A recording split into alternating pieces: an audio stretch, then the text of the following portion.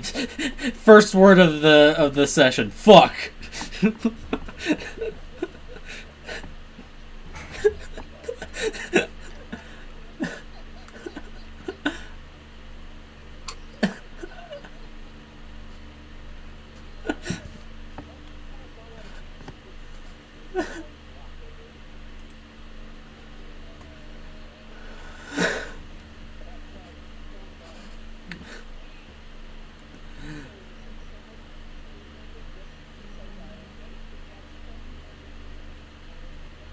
All right.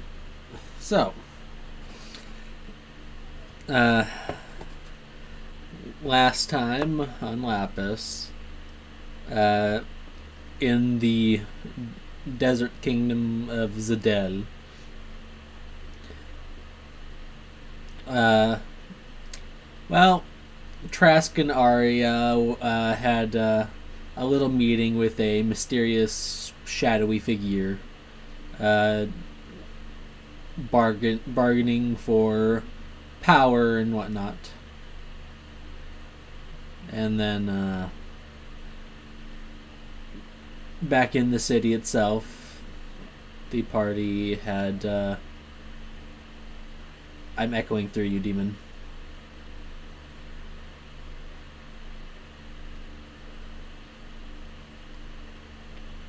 The party did some last minute shopping before heading out to the north gates of the city.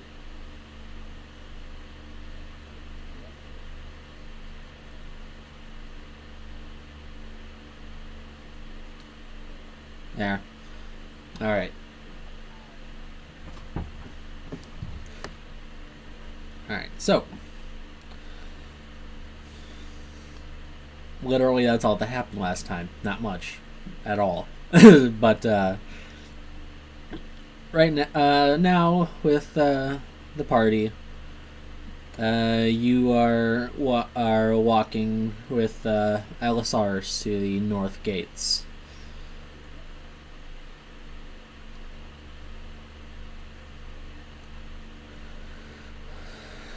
All right.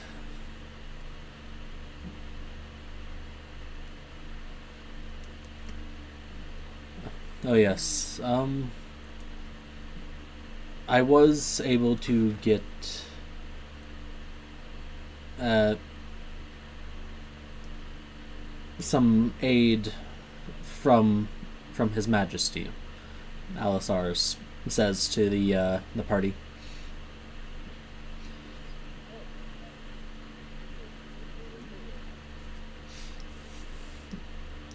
Um, His Majesty will be sending one of his royal guards along with us.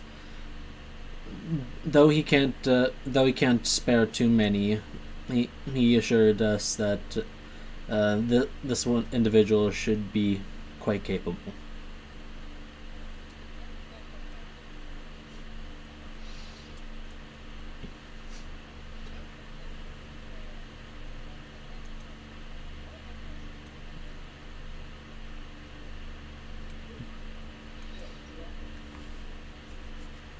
Yes, and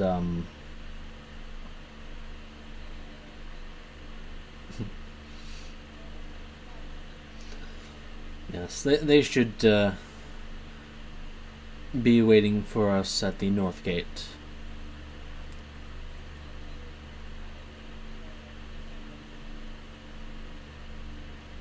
I would hope so.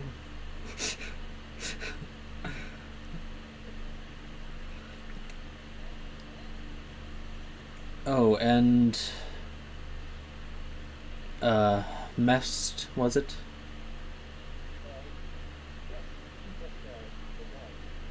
I suppose I should give you specifically a fair bit of a warning before meeting up with the others.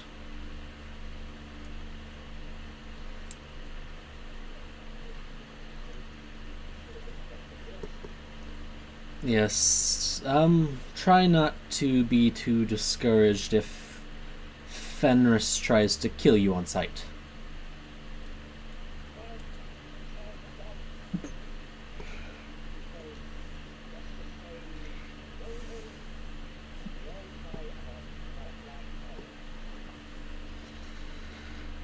Yeah. D- don't don't worry. I can assure that myself and Called won't let her do anything, and we know how to calm her down.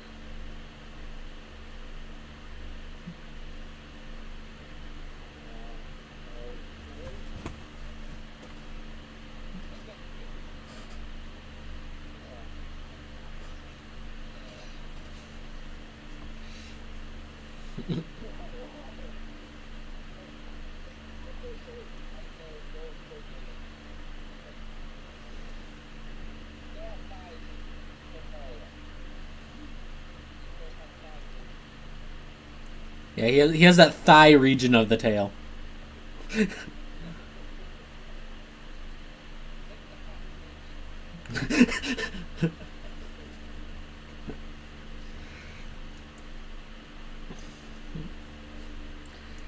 But yeah, as yep. Yeah, so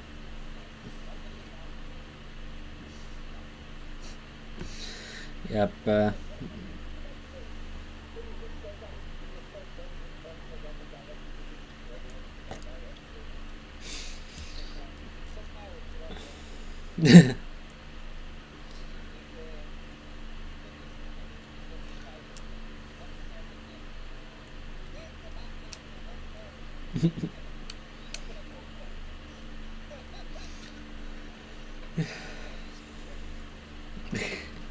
Yeah. So uh, yeah, yeah, making your way through the city. After a bit, you make your you arrive at the north gates, and just outside you see your dwarven fellow with his beetle carriage uh, at the ready, and you also see beside it, uh, you see hey, would you like to describe uh, him, demon?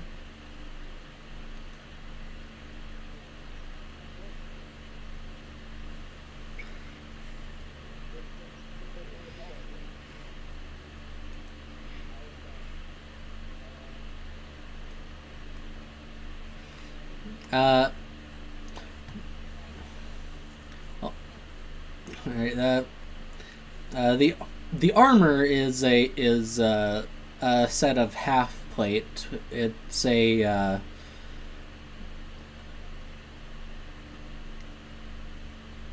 got a like it's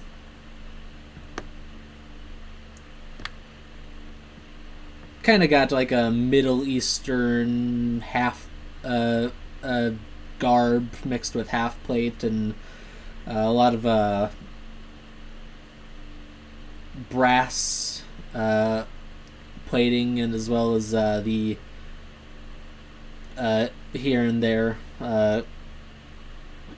with the symbol of the brass king on the like over the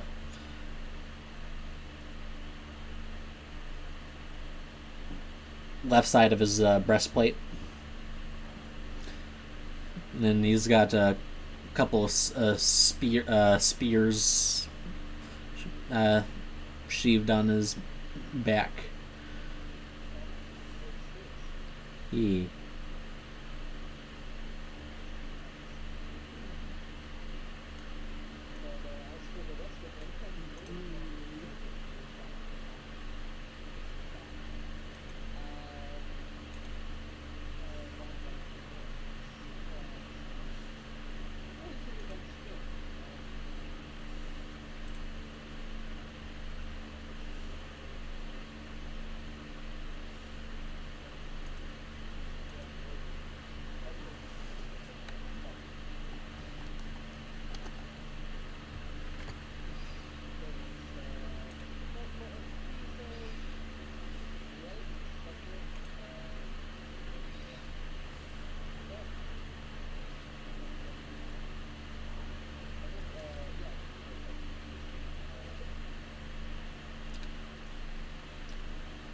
He has oh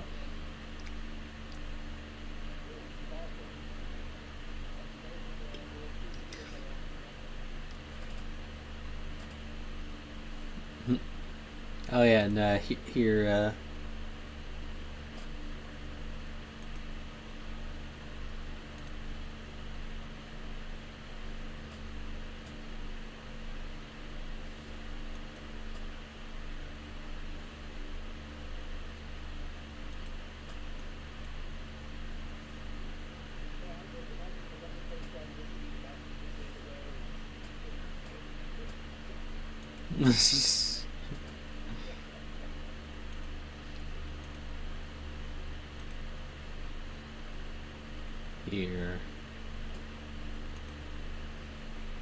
Yeah, there you go.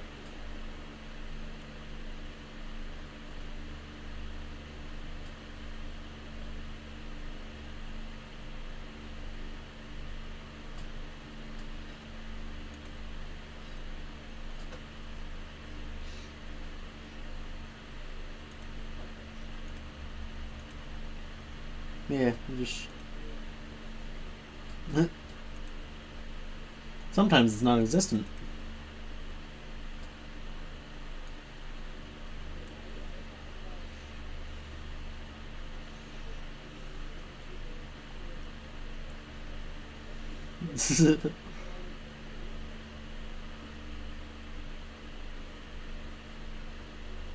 Yeah.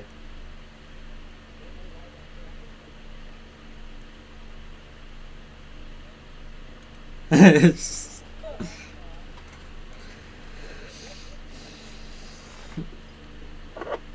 right. So yeah, the party. You walk up to this guy.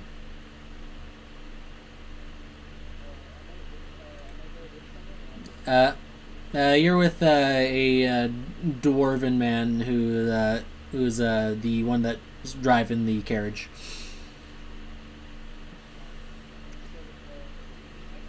Yep. Yeah, just yeah, basically just like small talk right now. Yeah, you see the group coming your way.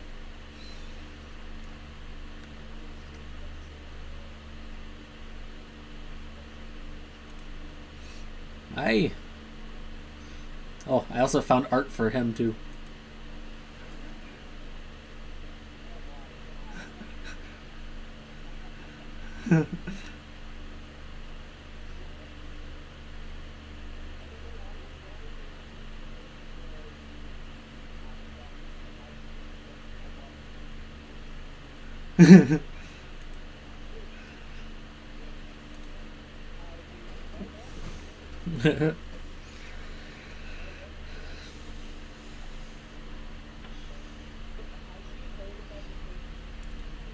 uh,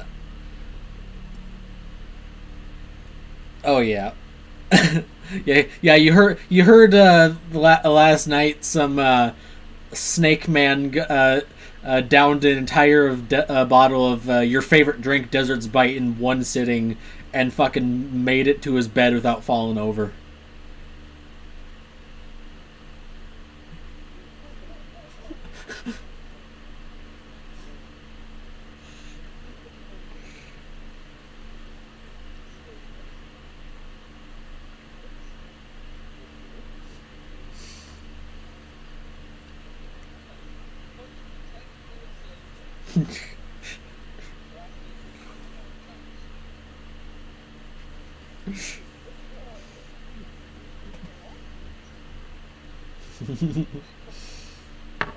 Yeah. So yeah. So yeah, you guys approach this scary yet somewhat attractive looking man and the dwarf.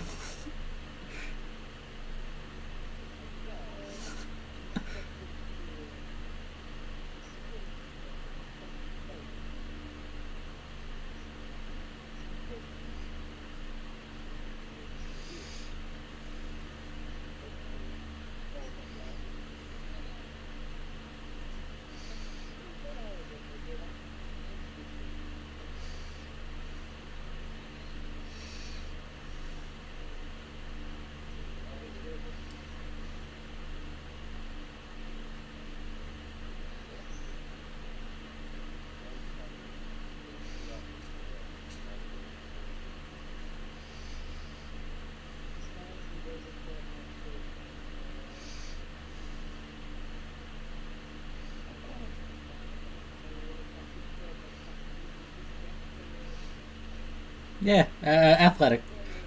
Yeah, yeah. Make it athletics.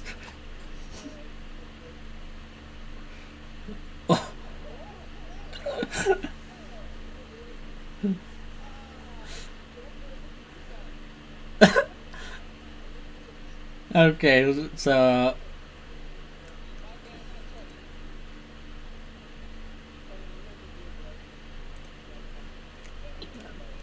I'll let you re-roll because you accidentally GM rolled it.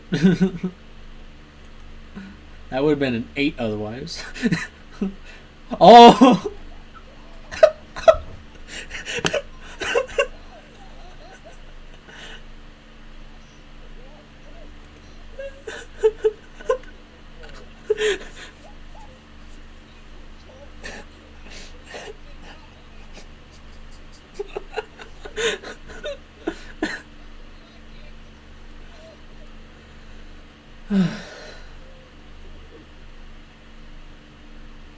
Fucking. That's fucking great.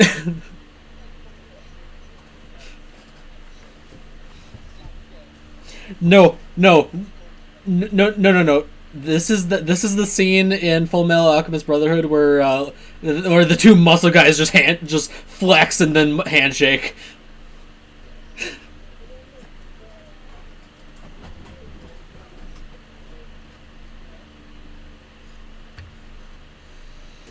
Oh.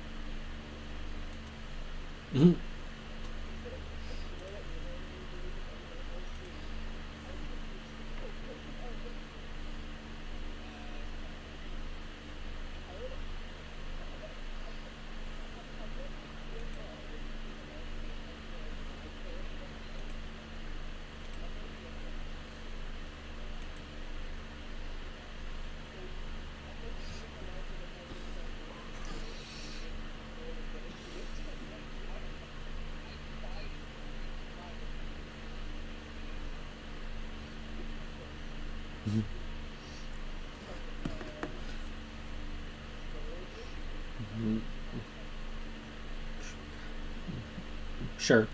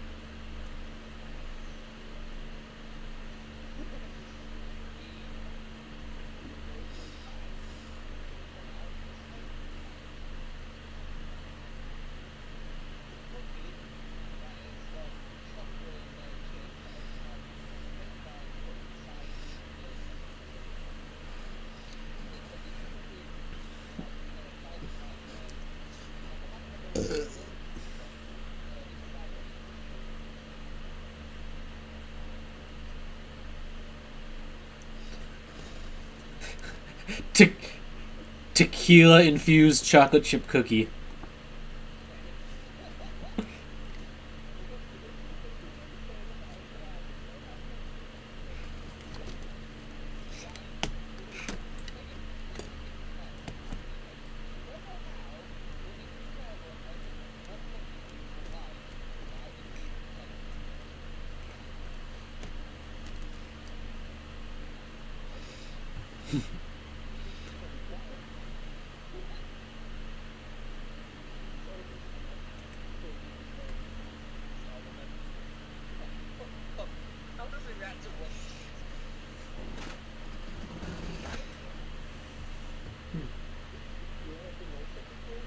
Nah.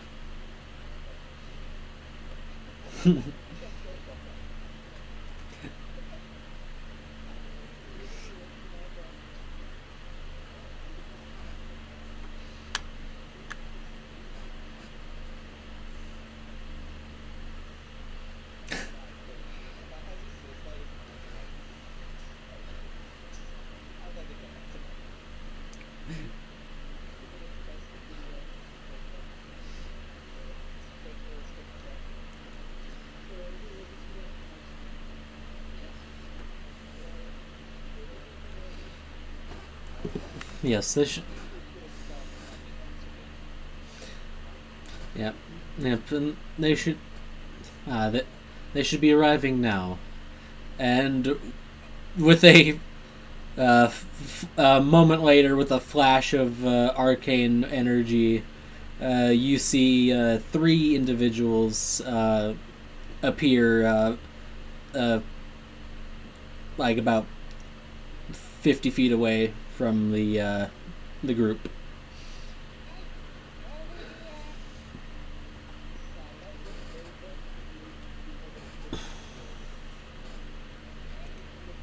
Yep.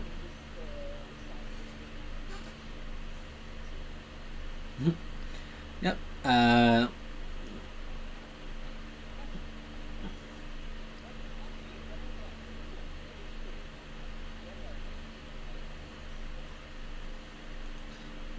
All right.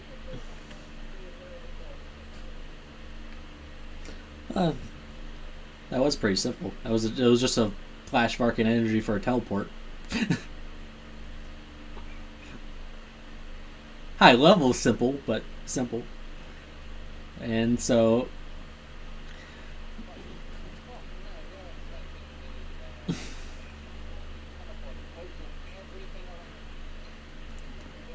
no, no.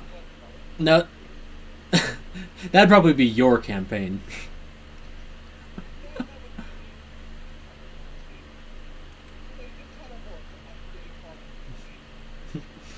All right. So all right. So here's what you see. Standing like 8 feet tall, clad in uh, full plate, this icy blue full plate. You see called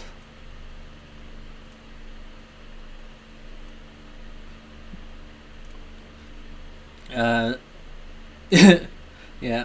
Standing beside him, you you see a significantly smaller woman with wolf-like ears and tail. Uh,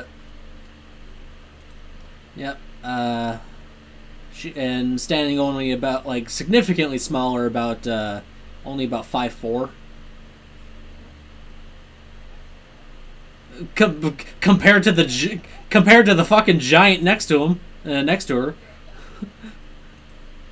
Yeah. You see Fenris.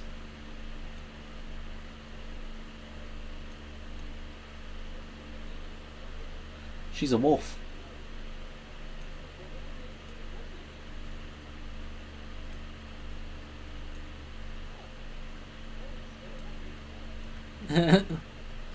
Yep. And beside her,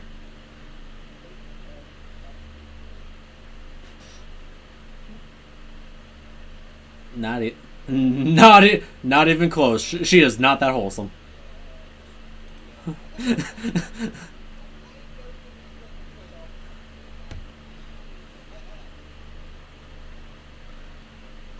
And then if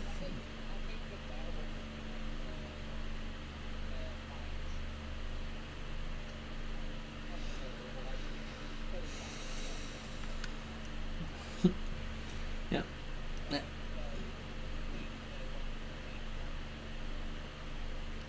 Yep.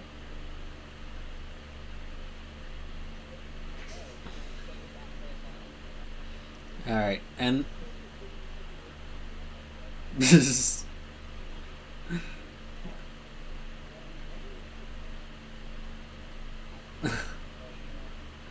uh,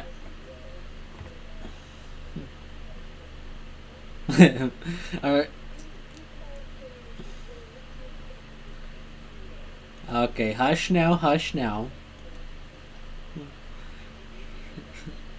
And the third individual is another beast-like individual, another individual with animalistic features. Although his look more feline traits. He's standing about 6'2". You see this handsome guy.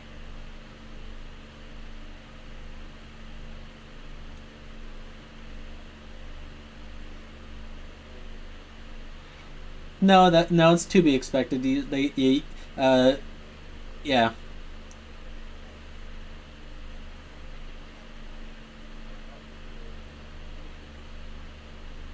Mm, yeah, learn how to count.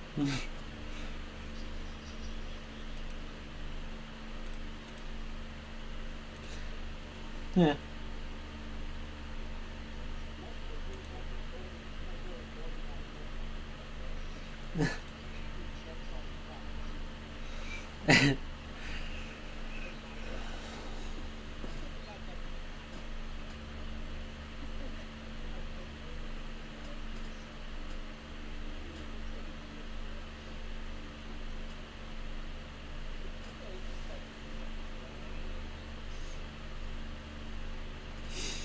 Yeah.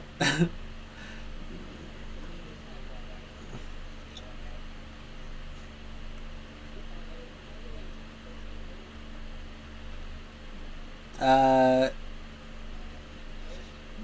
yeah. You've heard of them. You haven't met them in person, but if any, the only one you would have met at any point in time would have been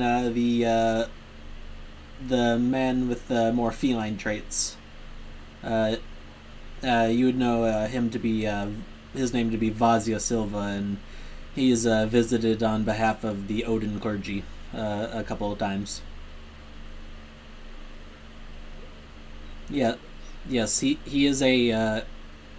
You would know he is a officer in the Odin war clergy.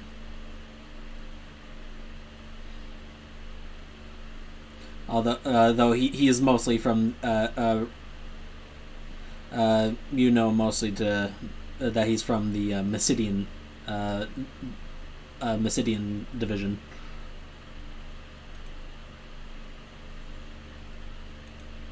Yep. And as they approach, you see Fenris is just kind of like looking up at Called as they're walking towards talking.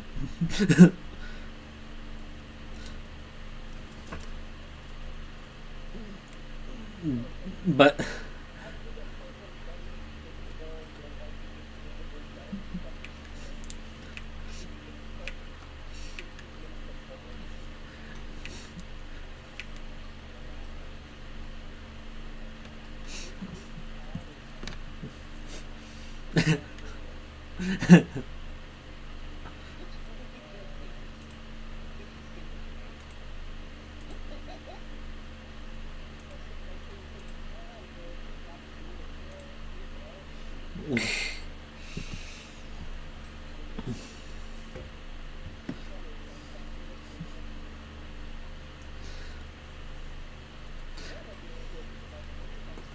yeah, yeah, yeah. Hey, Mest, make a perception check.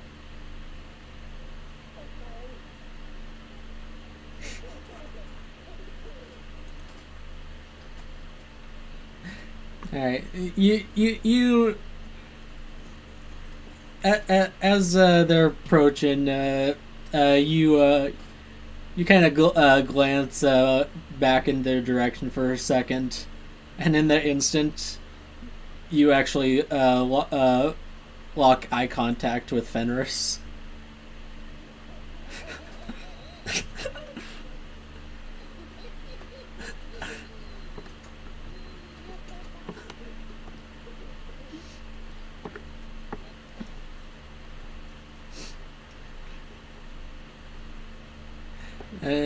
And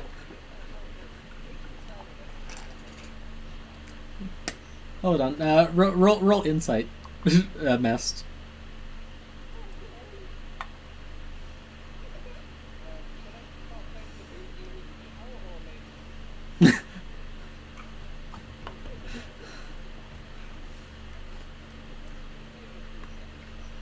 All right. Yeah. Yeah. You make eye contact, and in that brief instant, you can tell there's a lot of hatred behind those eyes.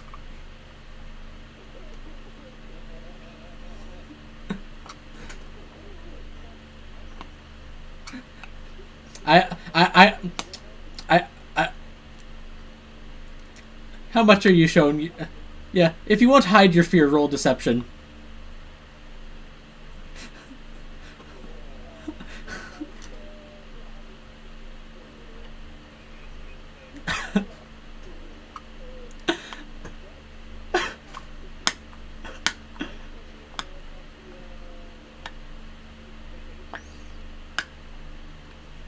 No.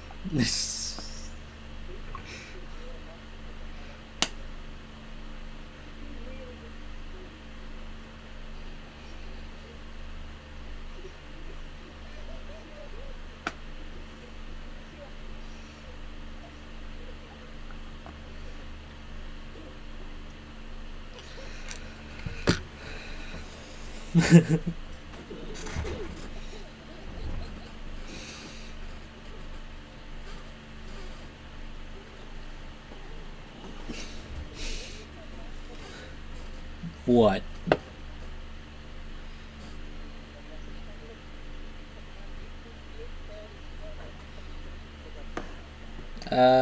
Perception.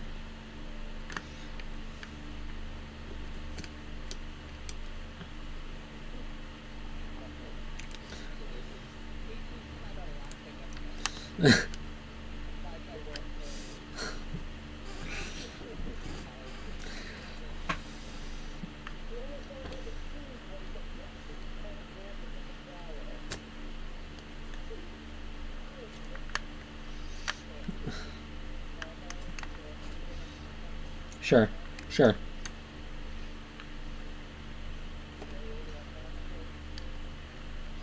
Yeah.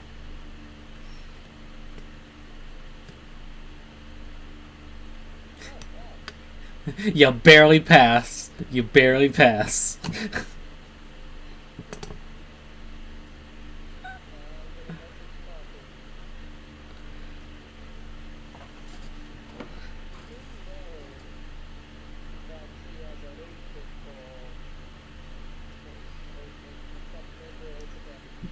You want to? Yeah, yeah.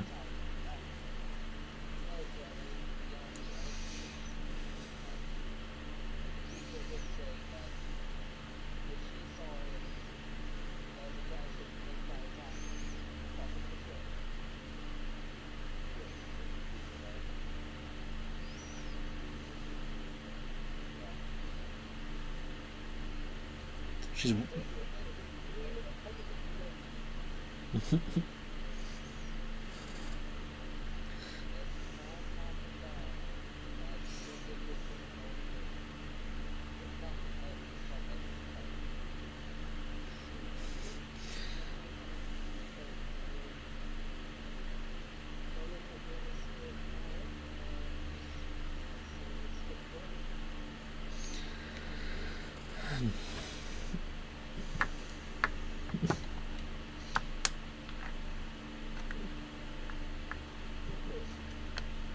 Yeah, you.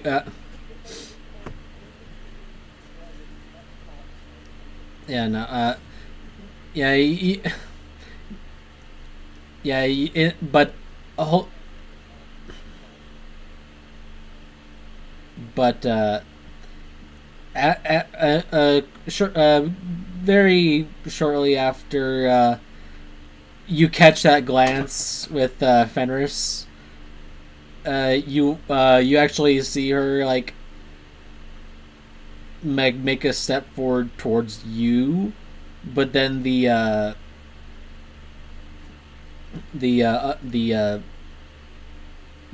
feline individual puts a hand on her shoulder and says something to her, and she she calms down a little bit and stops.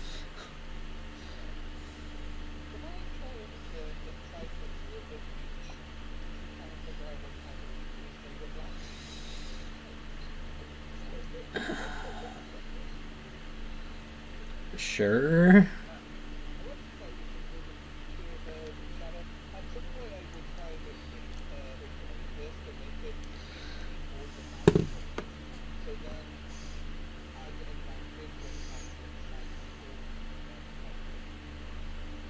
God damn it.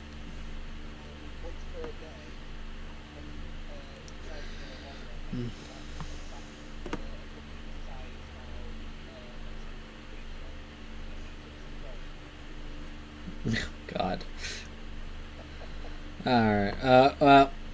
We'll cross that bridge if we ever get to it.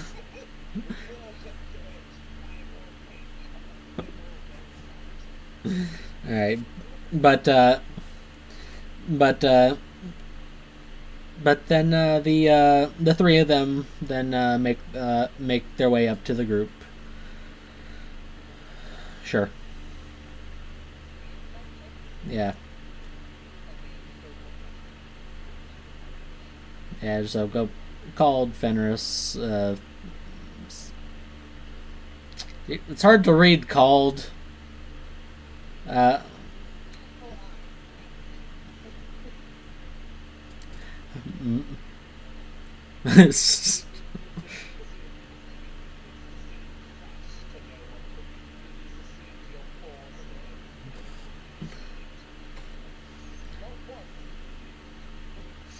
yeah, Fenris.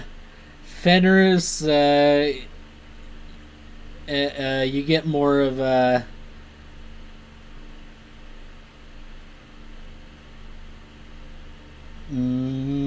a meat eating vibe.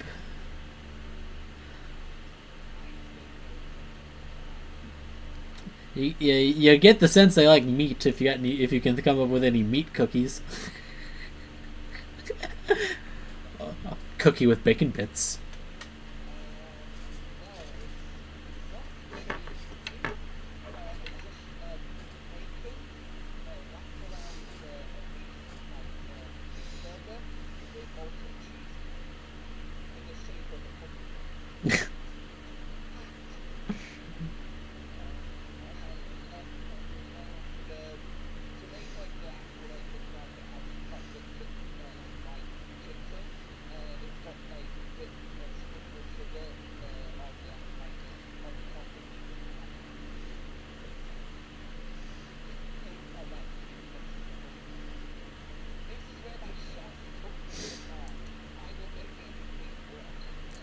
And for and for the other guy, you get the sense he likes his coffee.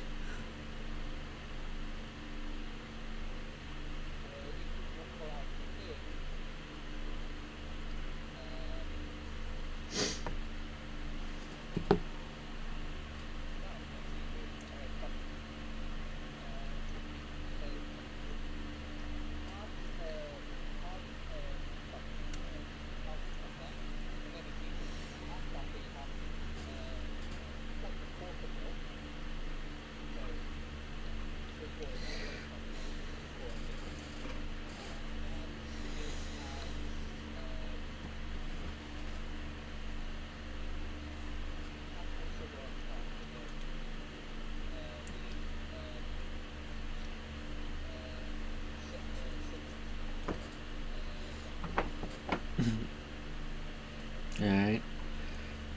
But yeah, as they approach, you see uh, called come.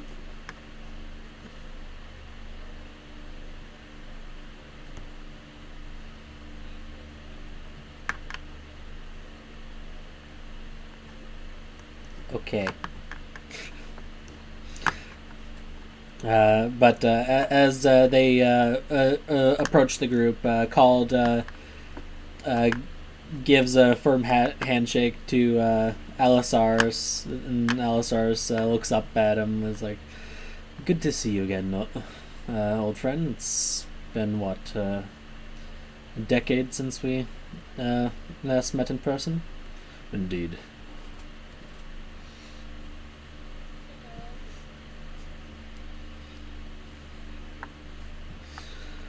Hmm. So so these are the fledgling adventurers you spoke of.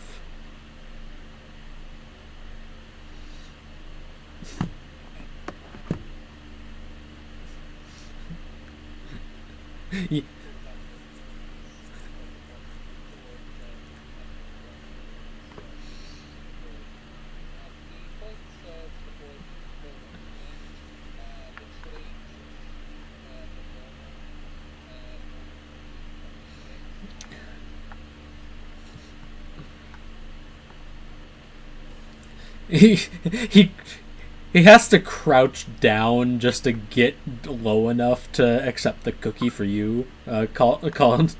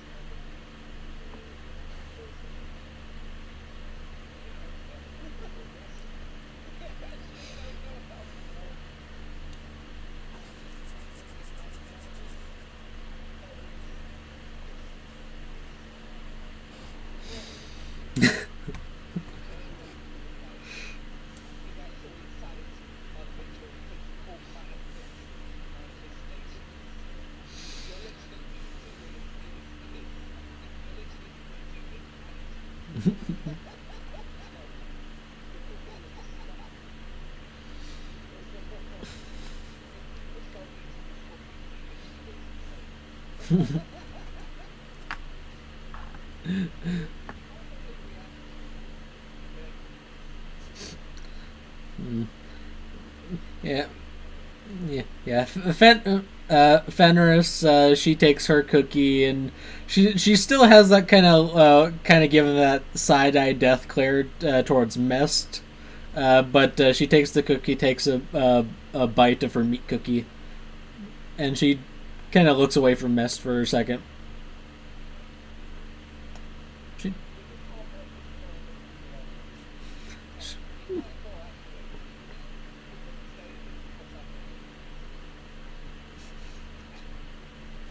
hmm, very good.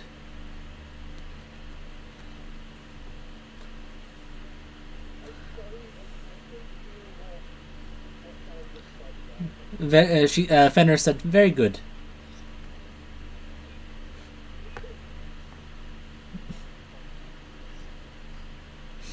She she gives she returns the fist bump.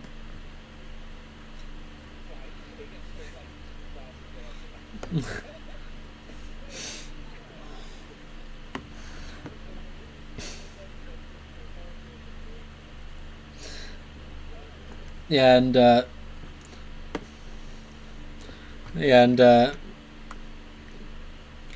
Vazia, he takes his cookie. Uh, hmm, very good.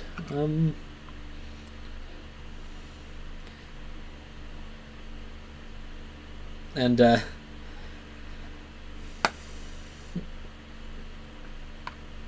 he goes to offer handshake instead. Yeah. Oh yeah. No, and he does give like the proper soldier handshake too. Yeah, you get the air of like military training from this guy.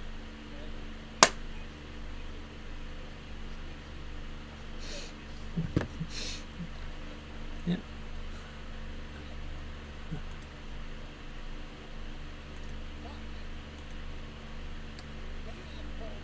Oh, that I he may have military training, but he's a wizard. You can.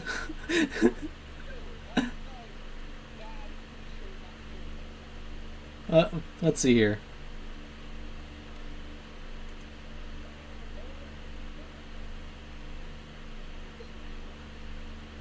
Oh, that's a seven.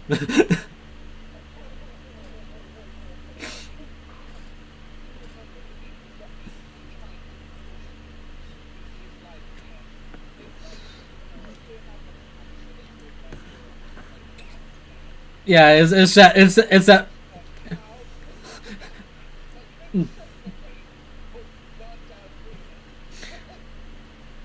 Quite firm. Yeah, the funny thing is he has a higher modifier to athletics than you.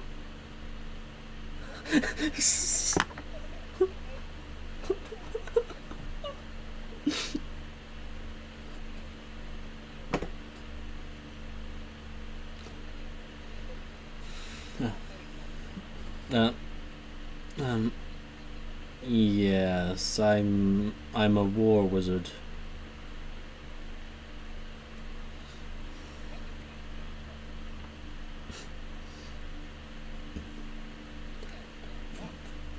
Yeah, and for cold, you watch X as he actually like he grabs the faceplate of his helmet with one hand, and the helmet itself actually like magically just like shatters away like ice breaking, and you see his yeah.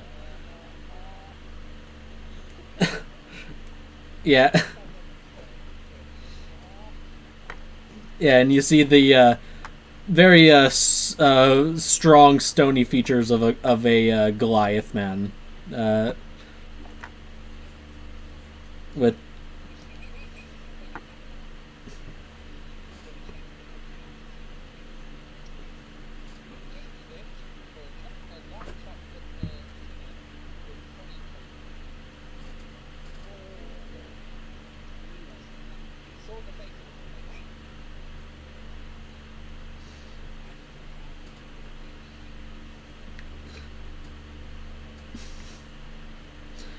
right.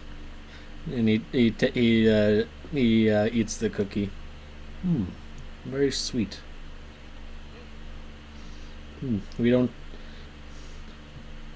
finding and finding any ingredients that can produce a flavor like this is hard to come by in Miss Idia.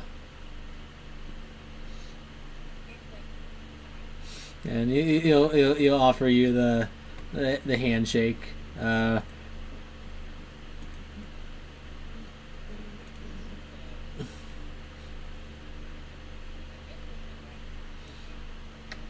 Now, if you want an athletics handshake from this man, be prepared.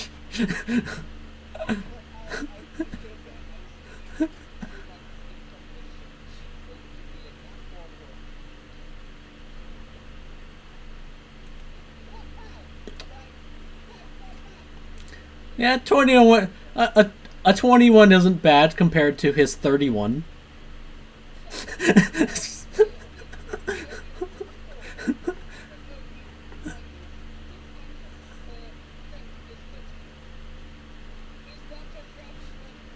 uh, oh yeah, he called straight up has a plus 17 to athletics.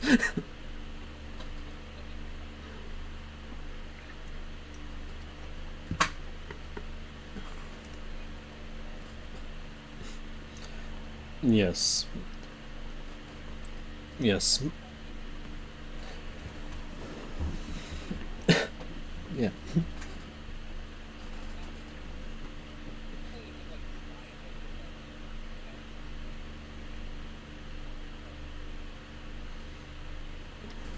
I I don't have any of them on me at the moment, though I do have something fun I can show.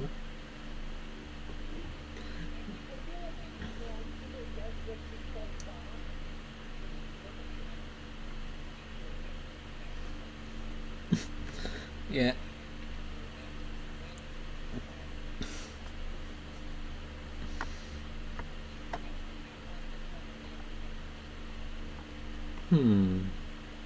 I suppose. Alright, you have a deal.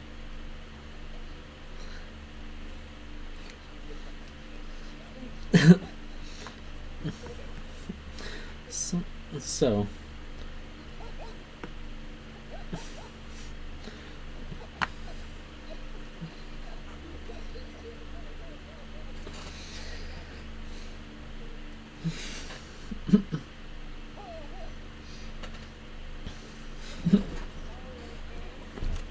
okay, so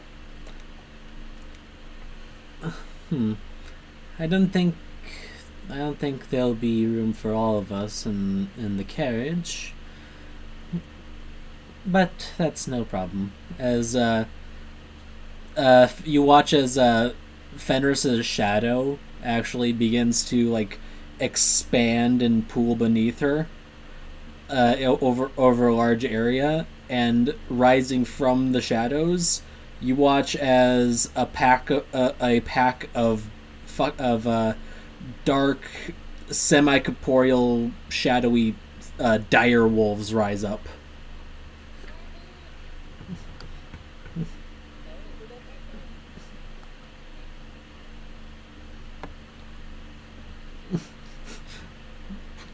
Sure.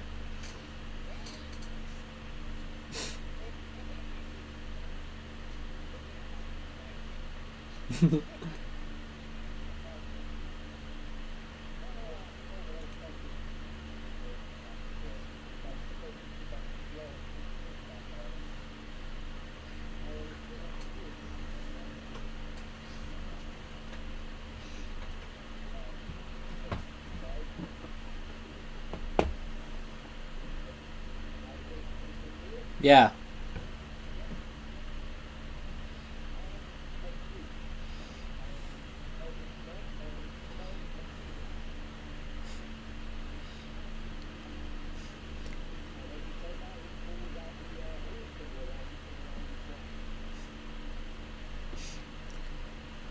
Oh, that's rather ironic from for a snake to worship a bird.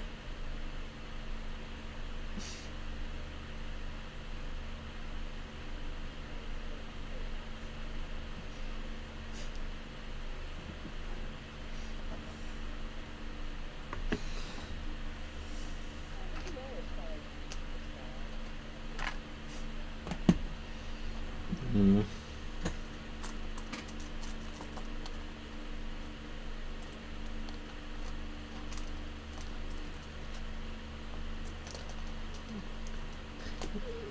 Yeah, yeah, right.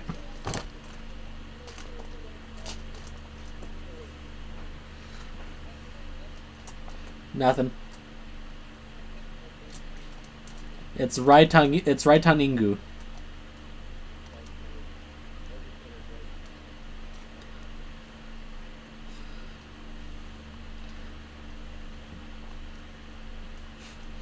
Hmm.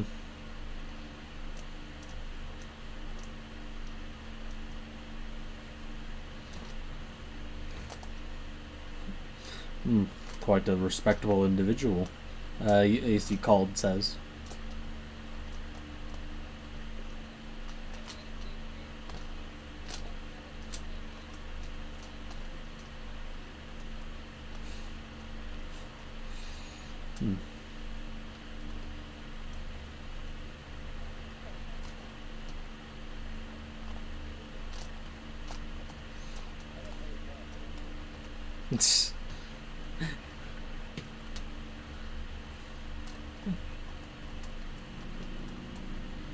Hmm. That's not.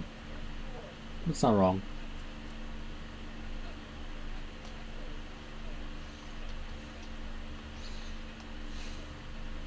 Hmm. Well, um, yeah, and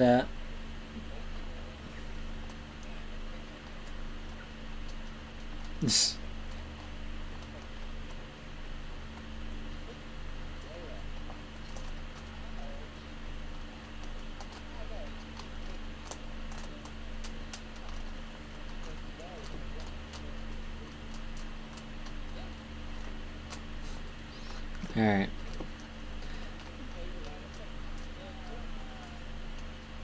And Hina, Elise, and Ramirez, they all introduce themselves as well.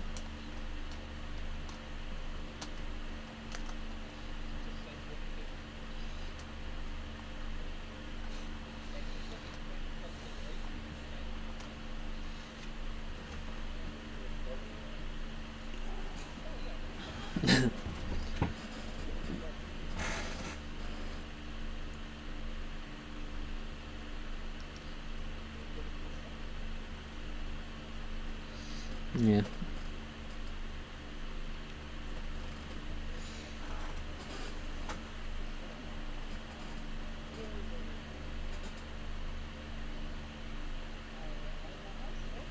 Yep. On the Haas. On. Yep. On the Haas.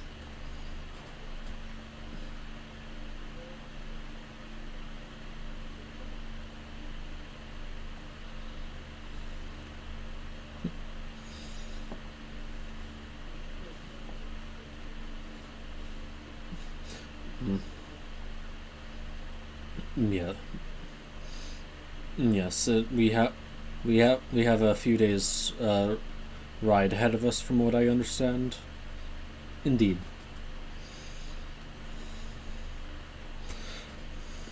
Very well.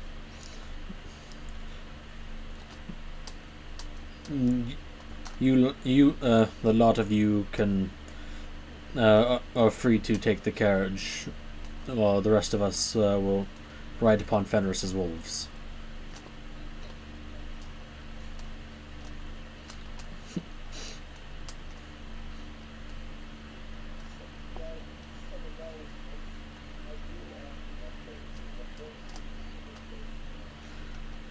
Uh, it's a, it's a magical, it's a magical war horse. It's fine.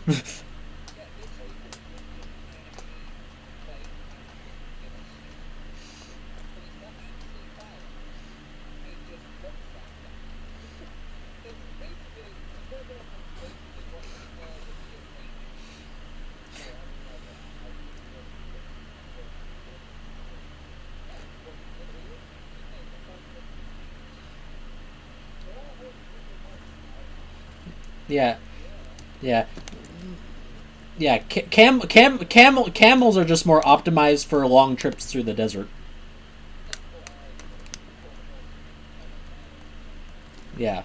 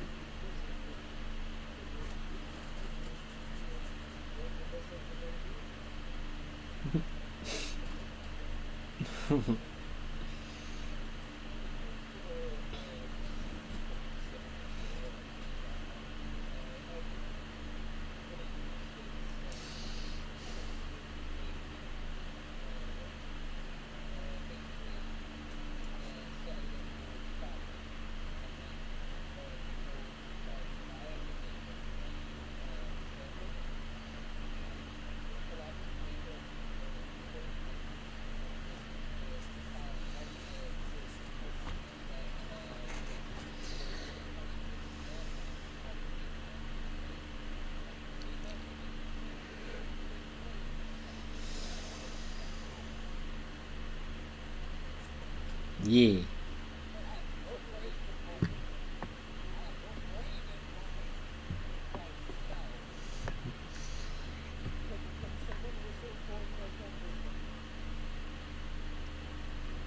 Yeah.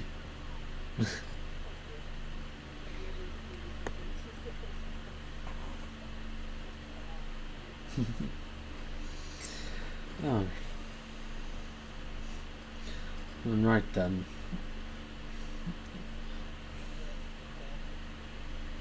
Yep, and called. He motions with one of his hands, like the putting the helmet on motion, and as he does, like the helmet like magically appears over his head again.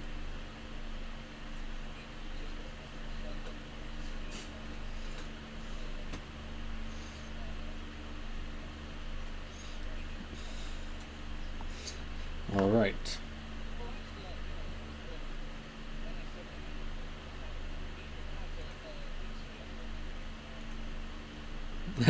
Nice.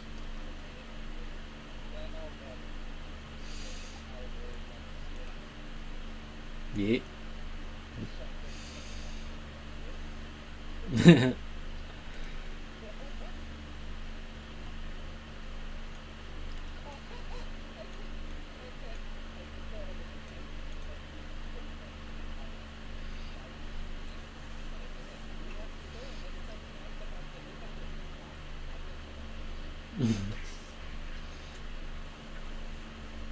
Yeah.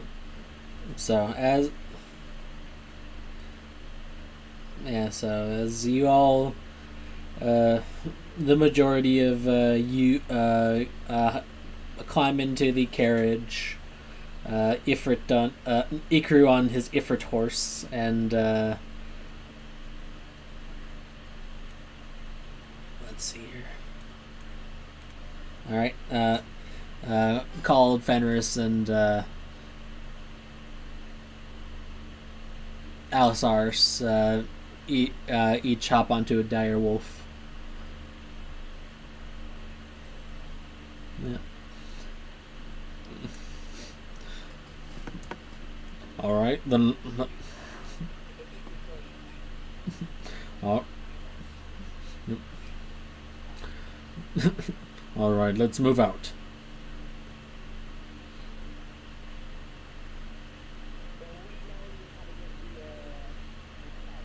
Yes.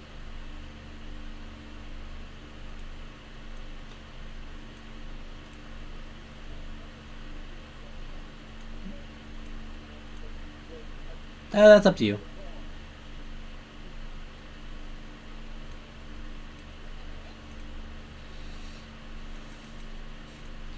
Uh, yes.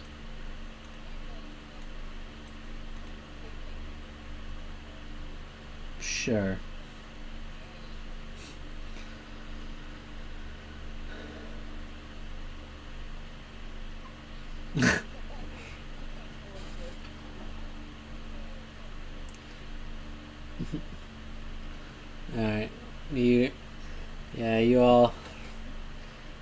ride off throughout the day. The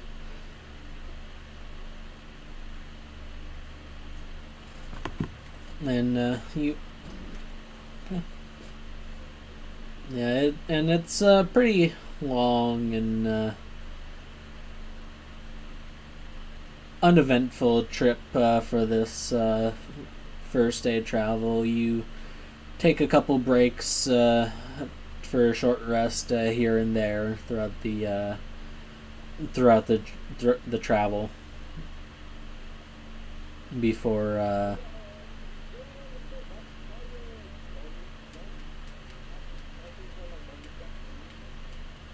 Yes.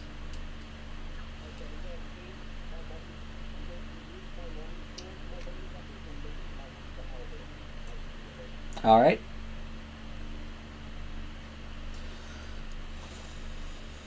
Yep, you can do that.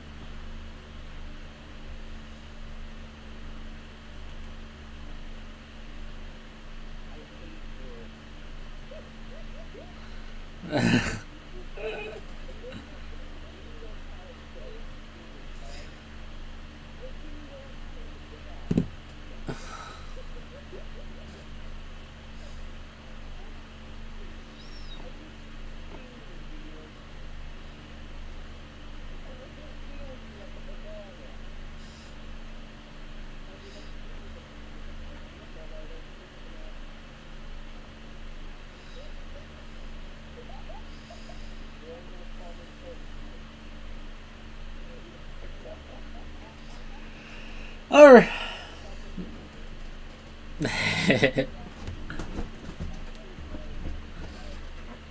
All right. So anyway, moving on.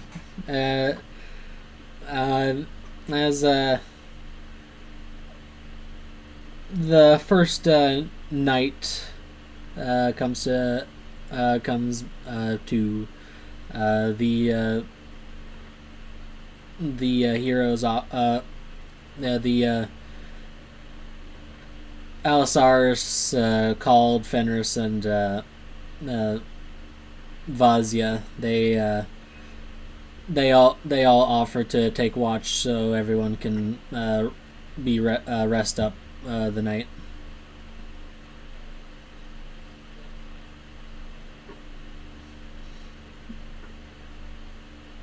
Yeah.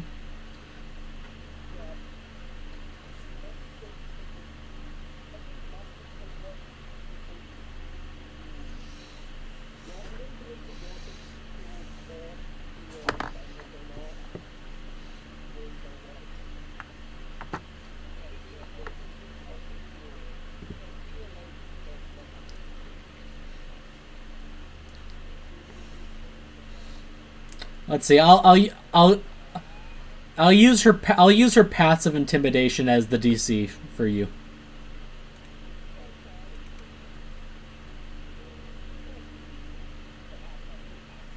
Her. Let's see. Her pat. Oh god, her passive intimidation is a 21.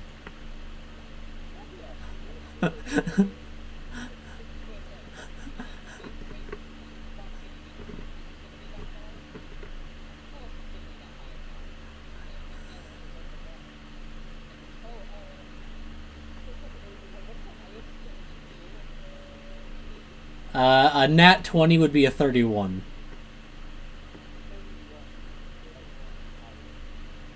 She doesn't have expertise.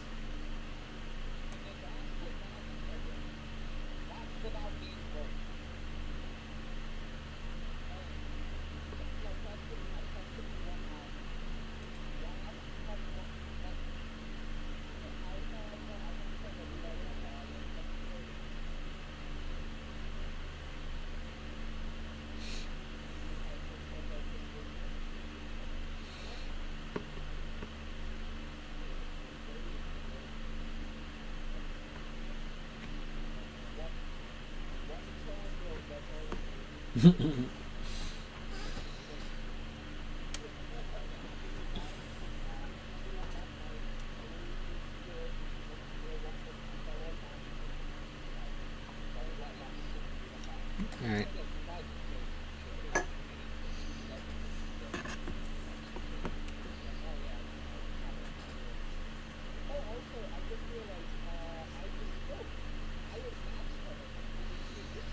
Yeah.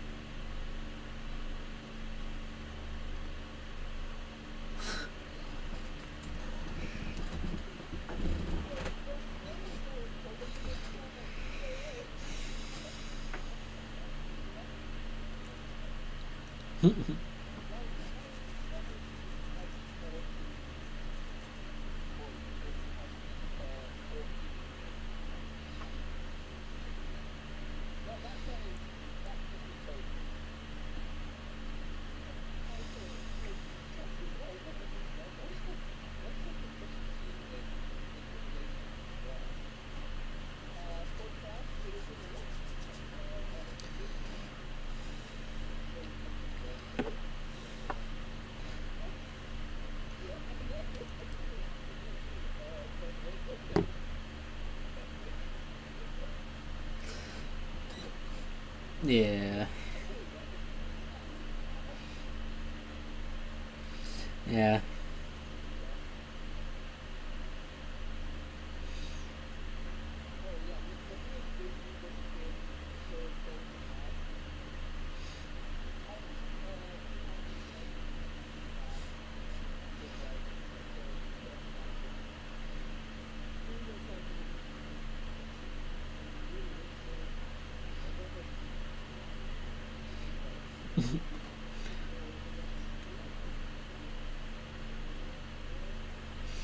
Yeah.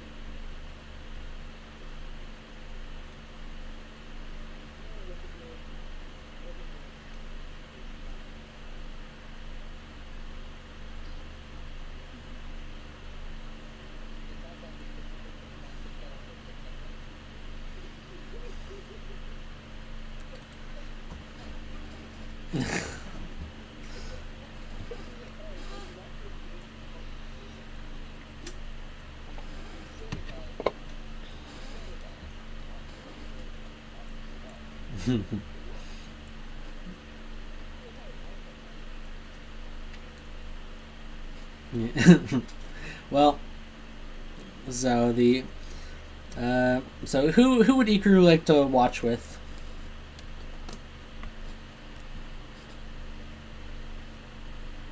Yeah, yes, I need to ask. Okay.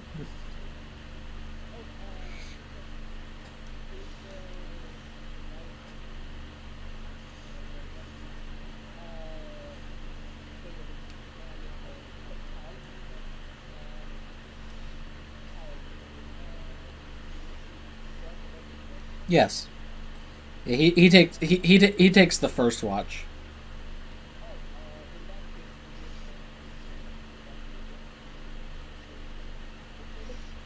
All right.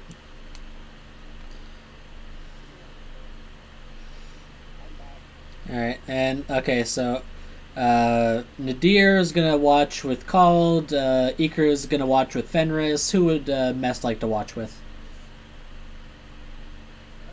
There's Vazia, the looks to be a snow leopard shifter, and Alisaris, the time wizard you've met already. All right.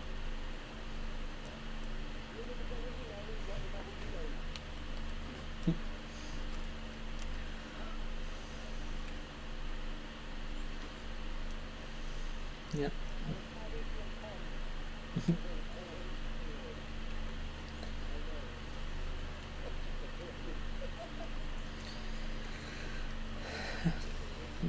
All right. All right. So with the first watch, Deer roll perception with advantage and any conversation you like. What would you like to talk to him about, real quick? Somewhere. The hell?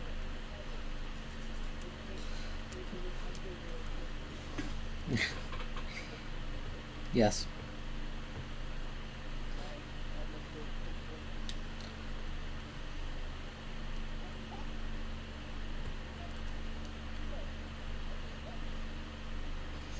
All right. You're just two of you are kind of sitting outside of the tiny hut, just kind of keeping watch of the area around, making sure nothing's coming far. You're still in a pretty open enough area that you could see a threat from a ways away.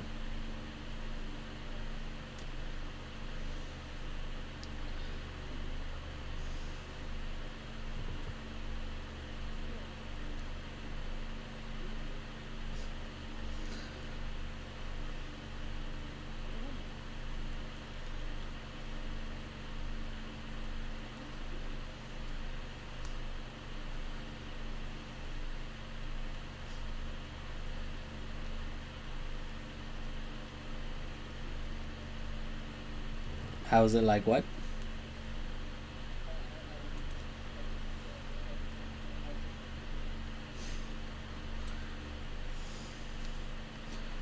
Hmm. How do you how do you mean?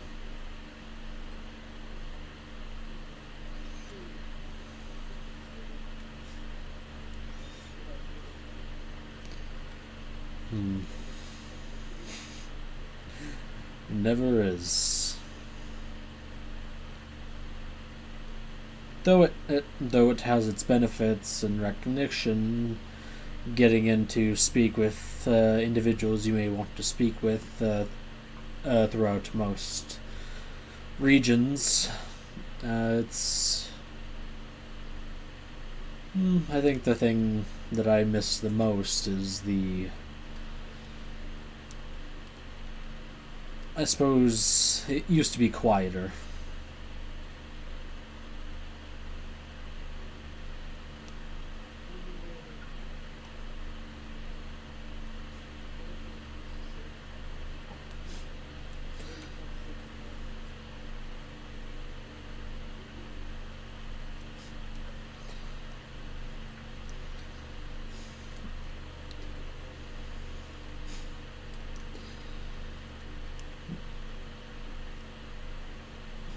It's a tough decision to make.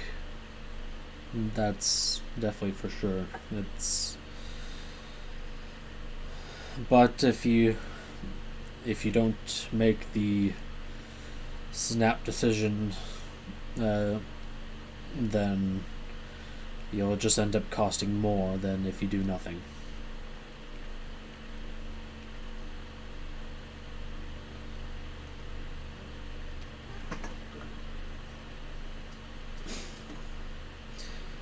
No, and there'll definitely be no shortage of threats to protect friends and innocents alike from just not even an hour before we arrived, we Fenris nearly got swallowed by remoras while we were still in Mysidia.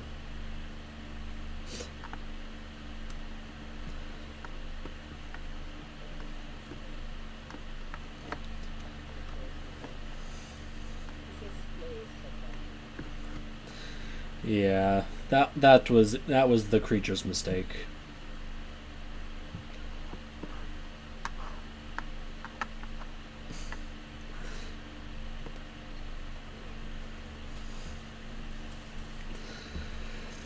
But then I uh, grabbed it by the throat and skewered its skull over a giant ice shard.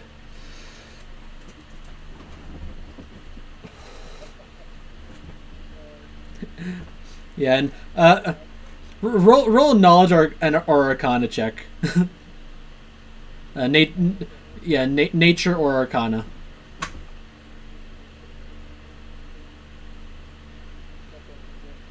Yeah. All right. Yeah, a Rumoraz is a giant fucking like fiery centipede. Like they are massive. Like They are classified as huge creatures.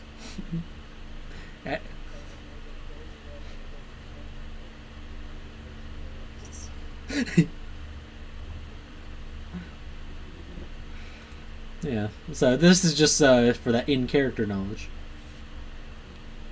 Yeah. So the fact that he was able to grab one by the back of the skull and do that to it—that's impressive.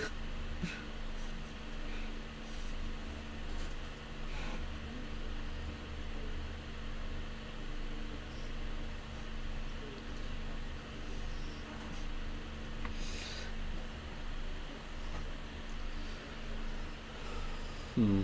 Well, mm, my armor and weapons are mostly magical conjurations from my regalia, as well as any ice that I can manifest. After that, it mostly comes down to my own strength and the power that I've honed all my life.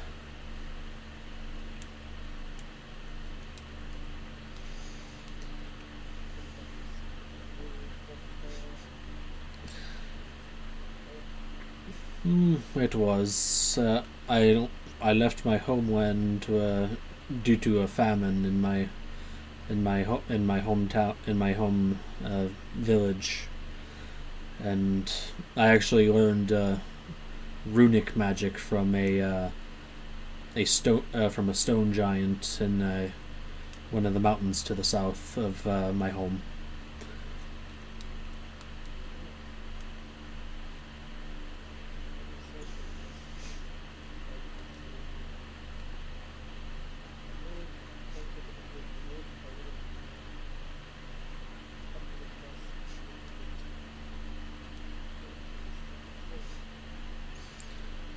Hmm.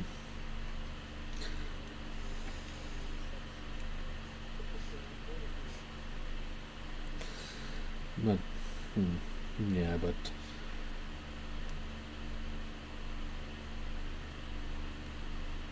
if you're ever wondering what it takes to become a hero, honestly, there's no one correct answer. And like I learned much of my training involved eating psychedelic cave mushrooms. It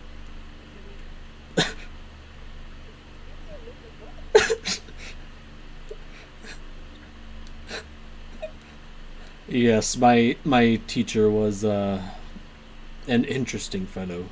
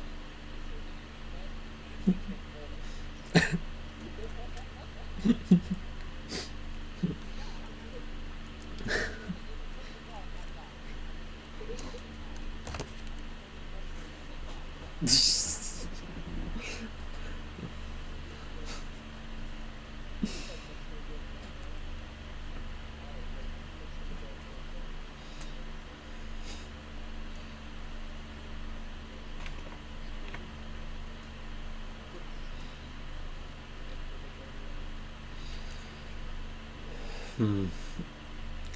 Well, well, it's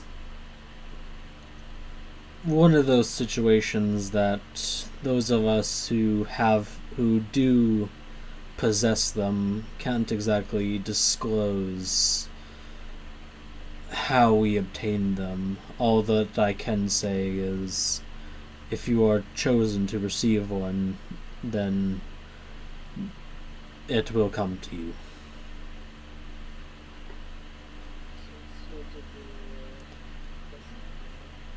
Yes, more of a grand boon, even above that of the blessings the gods give for conducting their trials. Only a handful of individuals that I know in the world possess them. My friends and I, as well as a handful of the uh, kings and queens that rule some of the more powerful countries of the world.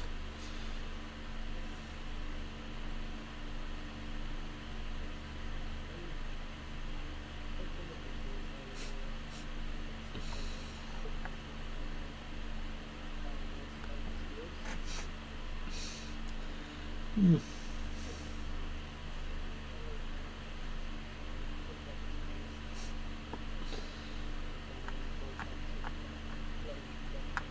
Hmm. Yes.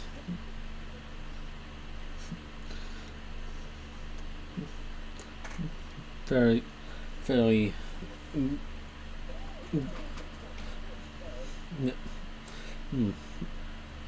impressive weapons enough as is. Uh, and perhaps one day you will receive. You just might be one of the lucky few, but only time can tell.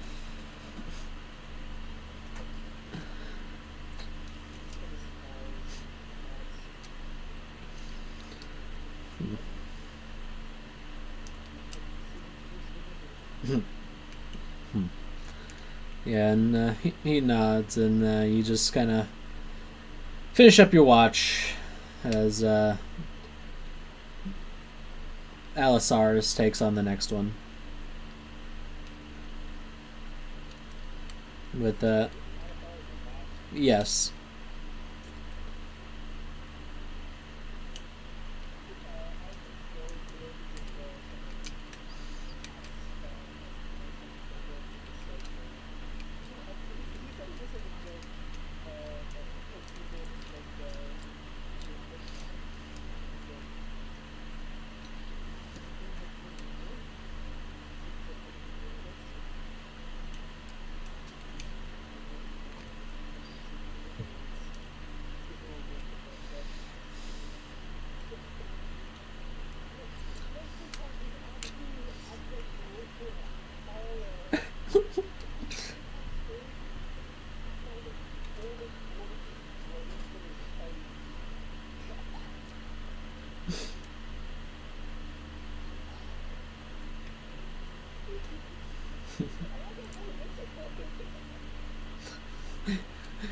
Yeah, you nuzzled down back into uh,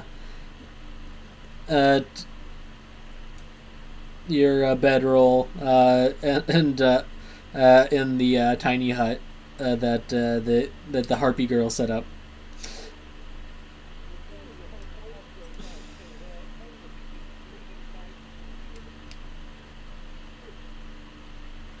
You actually see Fenris is actually cuddled up to the other shifter.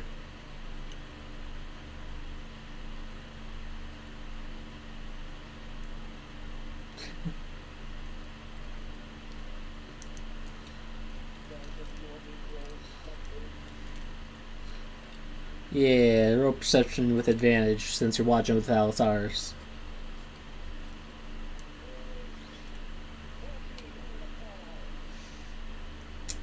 Wow, that's not that's even lower than Alisars' passive.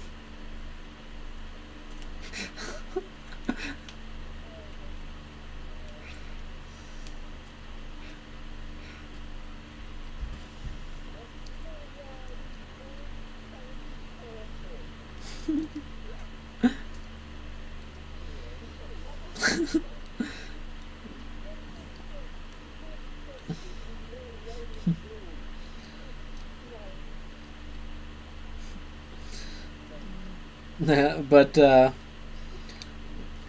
as you're taking watch, you're still a little unnerved from just the knowledge that Fenris is not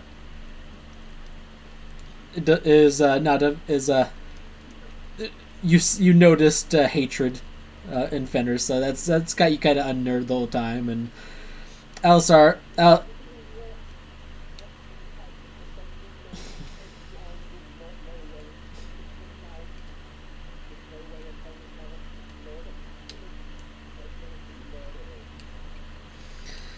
but Alisar's kind of uh, looks to you at some point. Well, it looks like you got lucky. She didn't try to behead you on sight.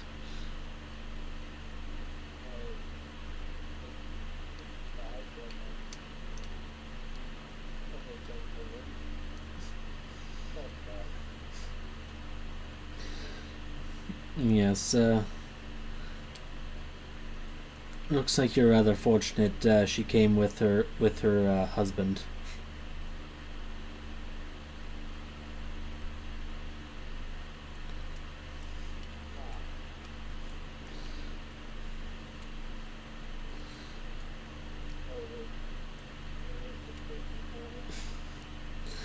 Yeah, though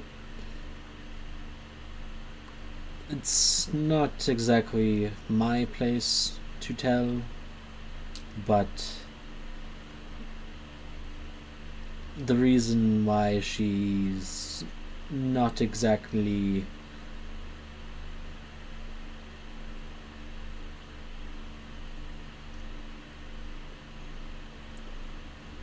doesn't exactly see your kind very favorably is because uh, when she was younger, there was a she lost someone to Yuan-Tai sacrifice.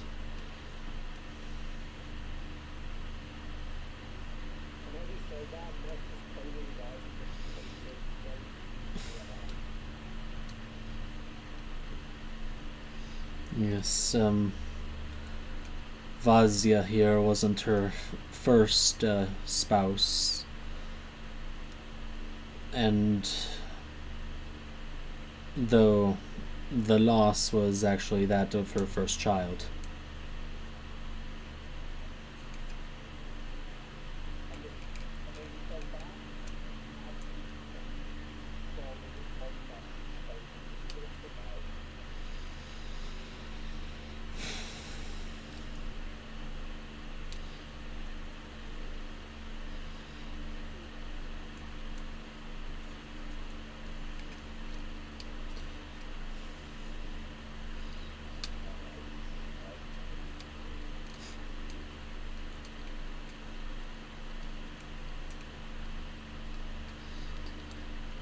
Yes, the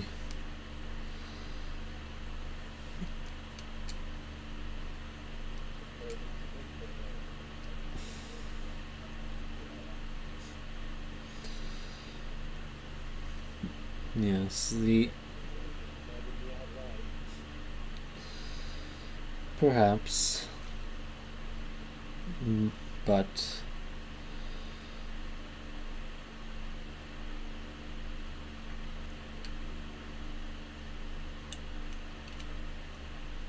that is why I did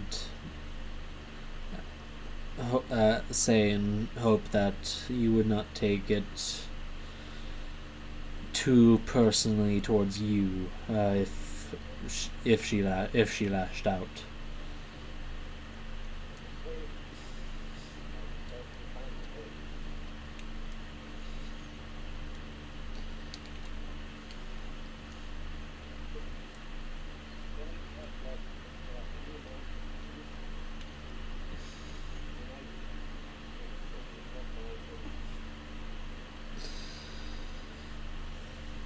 I'll actually be honest and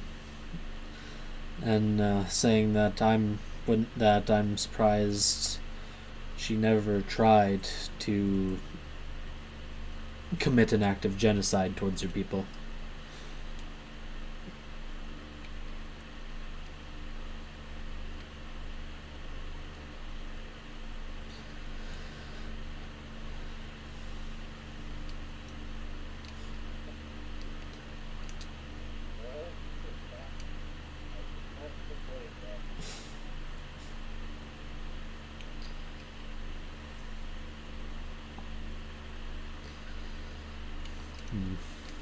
but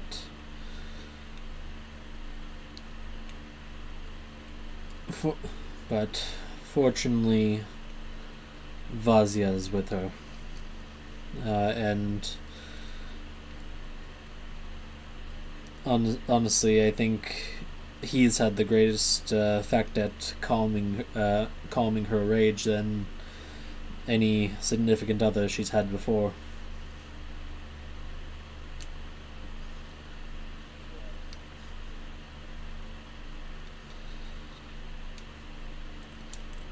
I think it's his sternness. Out of out of out of all of us, I think the one that of our original party that she listened to the most was probably Sephiroth. He was a lot more. He was a lot more stern uh, back in the early days.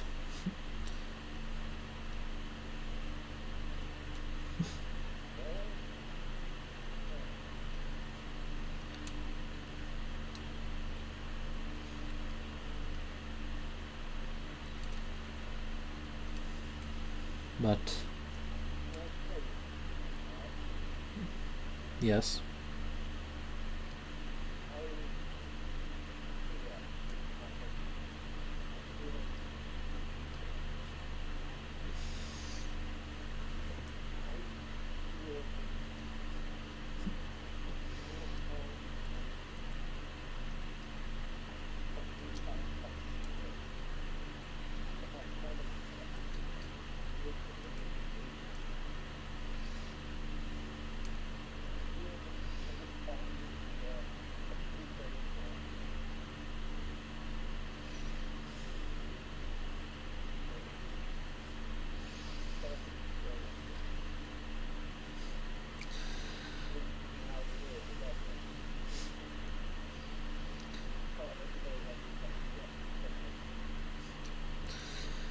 Well,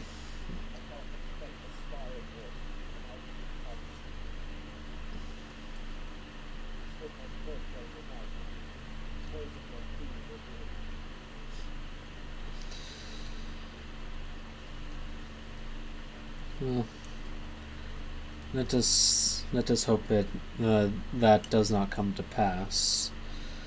At least, hopefully, you can have some peace of mind that here in Zadel, you have nearly an entire continent between you, and as well as a vast sea between uh, here and Gungan.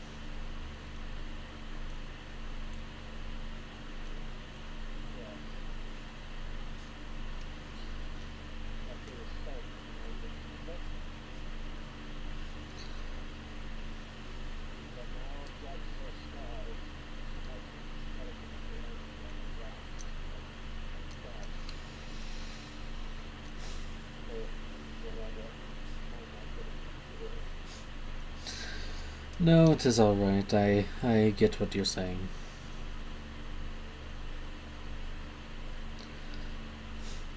But worry not, as I'm I'm I'm very certain that y- you should hopefully not have to deal with any of that here. At least not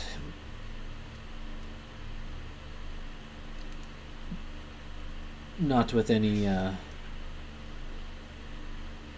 anytime soon. But it does not hurt to be watchful. Just a word of advice: try not to be so on guard you end up killing yourself via heart attack. It's good. It's good to be alert. It's good to be alert, but Take it from a wizard of all people. It's good to relax now and then.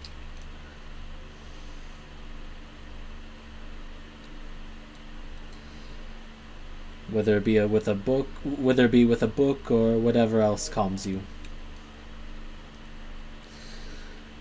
Then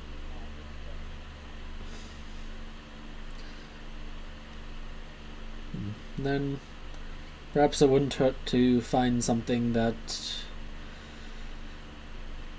you do find calming and relaxing to do in your free time.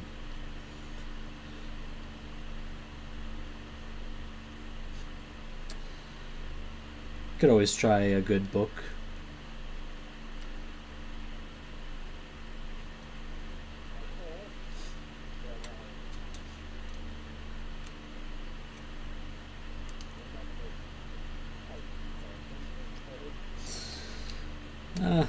What matters on that really is that you can read to begin with, which I'm fairly certain that should not be an issue, and whether or not you can derive enjoyment from the activity.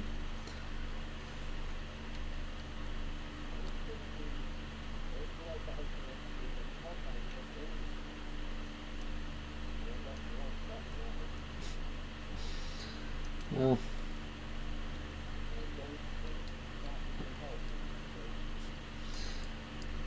any dwarf would disagree.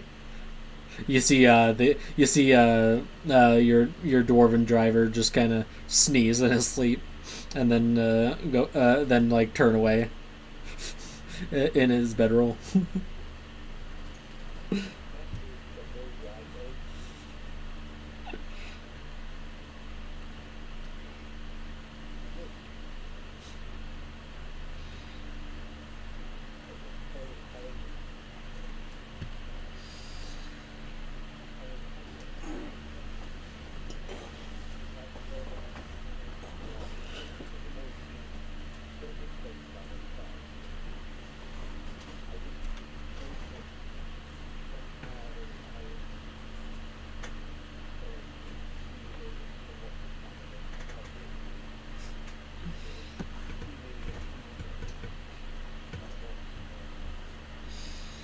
Hmm. Well, I suppose that bridge will have to be crossed when it comes up. But for now, I suppose our watch is nearing its end.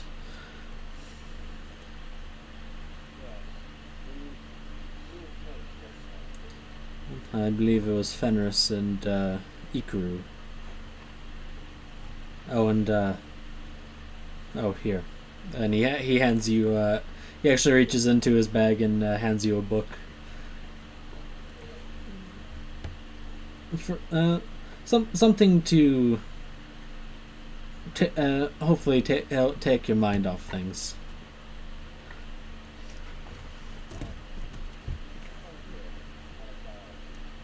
Yeah. Yeah.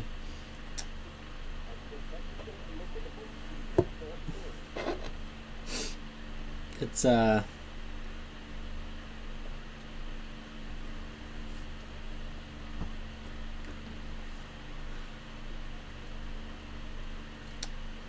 let's see here. What's a good title for this?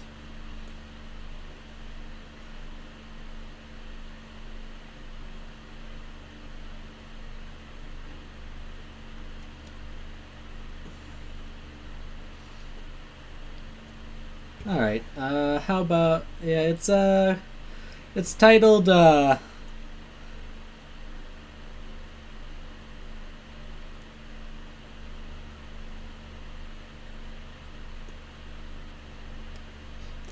Scales and Veils.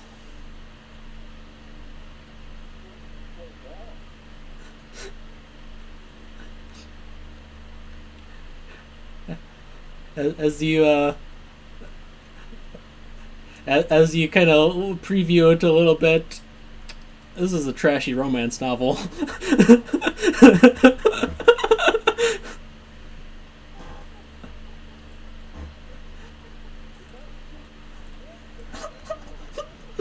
Scales and veils. About a romance between a lizard folk and a cleric.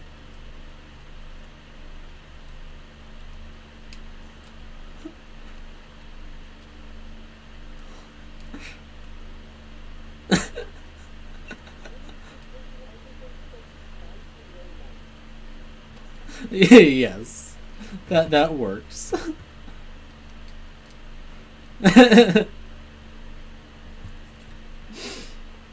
uh, so you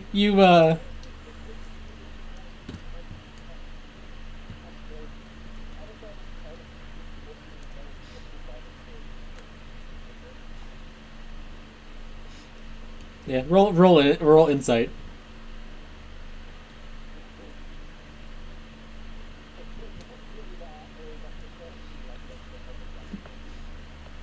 Yeah, he just has a smile on his face. Well, good night.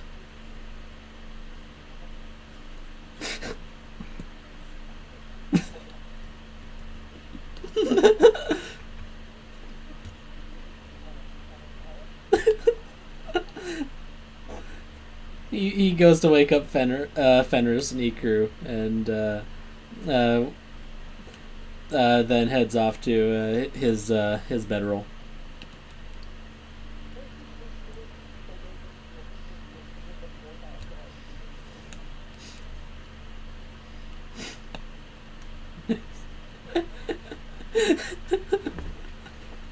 All right.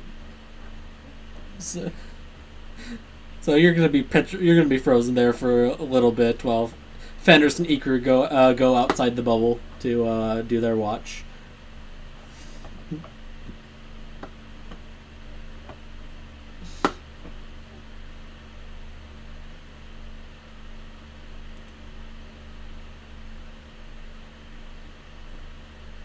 All right, Ikru.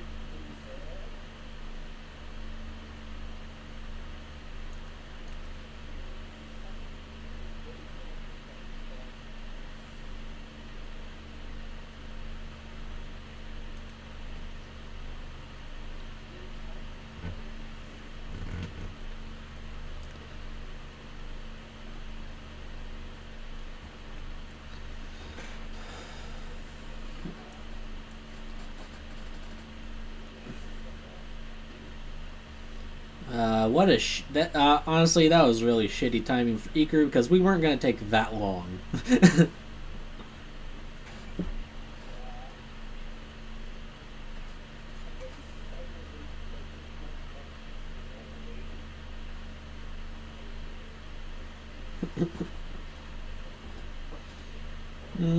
Fortunately, you're inside the bubble and you can't really see into the bubble. Only outside.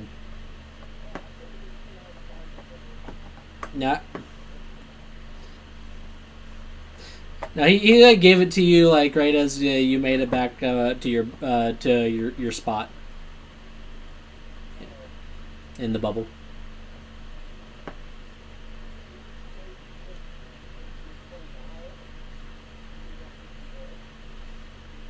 Yeah, she probably gave you like that side eye glance, but didn't really pay attention to that.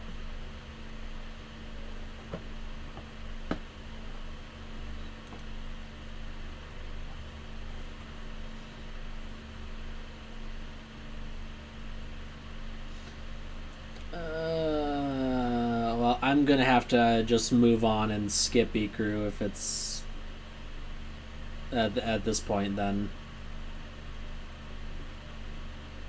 Because I want to carry on.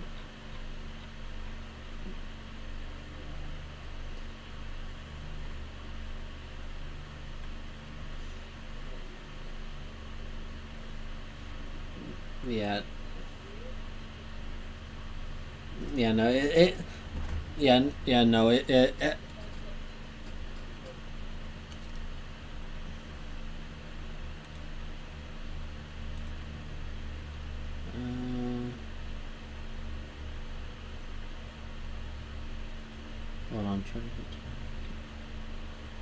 Okay.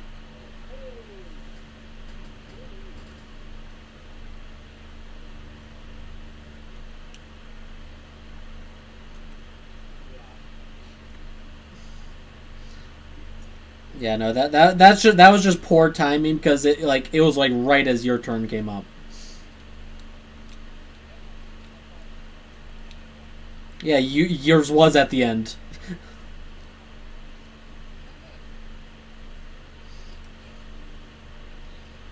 All right, so uh, yeah, roll your perception with advantage.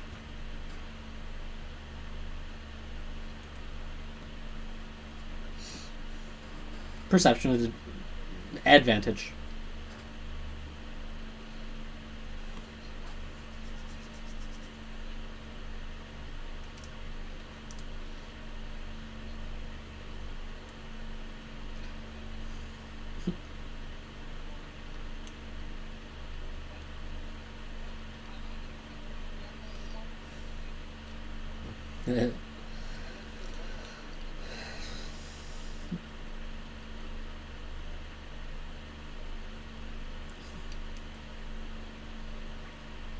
Yeah, yeah. Around this time, you actually see off in the distance, you actually see a pack of death dogs, kind of roving by, and I.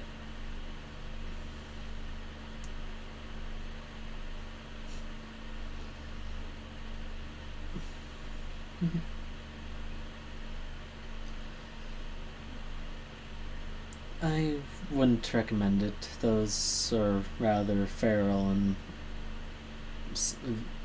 deadly.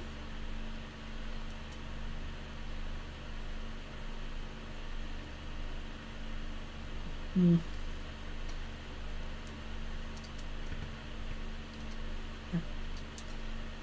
I suppose everyone has their tastes.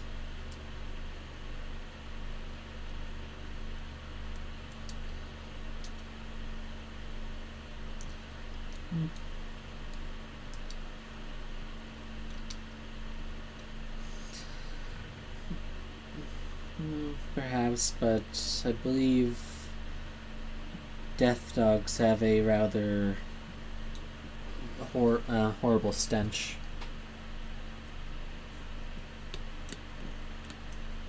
I'm.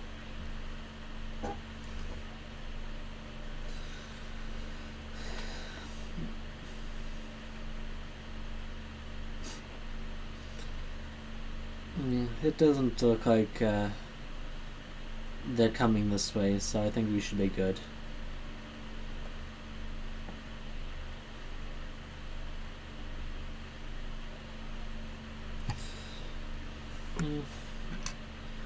Not, not really.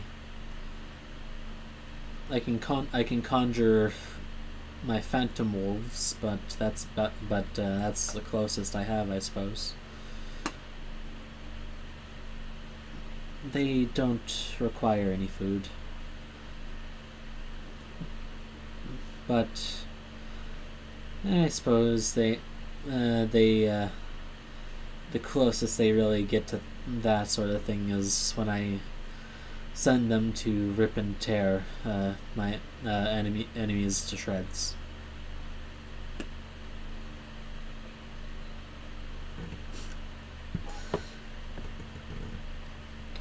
I suppose.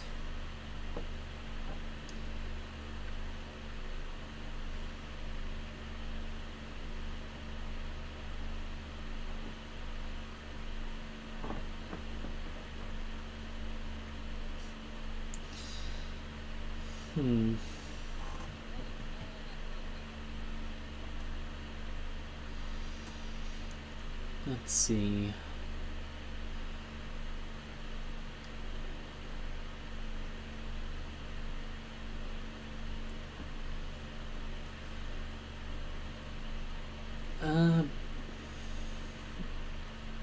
I suppose best fight was back in at the end of the war when my party and I had confronted Gil Ahmat, the former archmage who was manipulating the war from behind the scenes.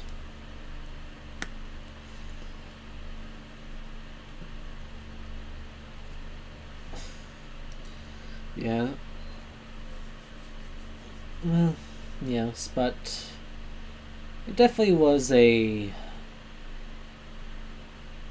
It definitely wasn't a boring fight, especially when he turned into a void dragon.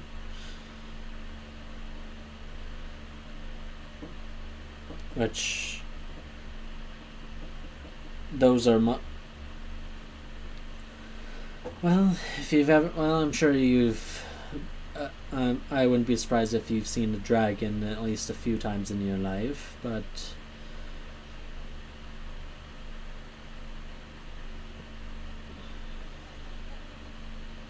Hmm. Hmm. Well, imagine like any other dragon, except their scales and uh, give a visual appearance of a starry night sky.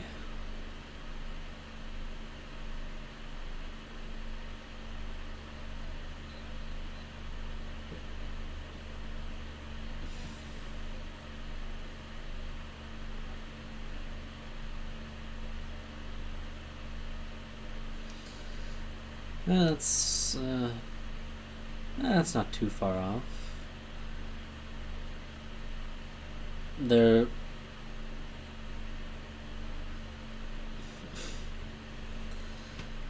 yeah they yeah they're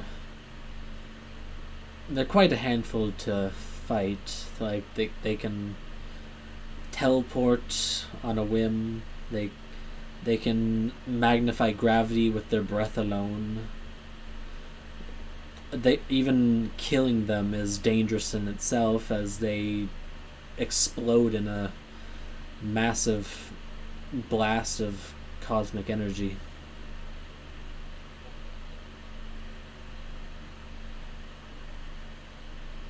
Yeah, see, they're among the rarest and deadliest dragons that in the world.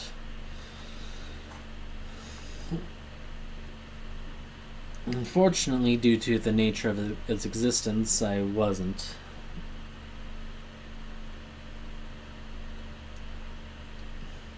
Any trophy that was collected was Alhamat's spellbook, which was taken by Gil Lapis.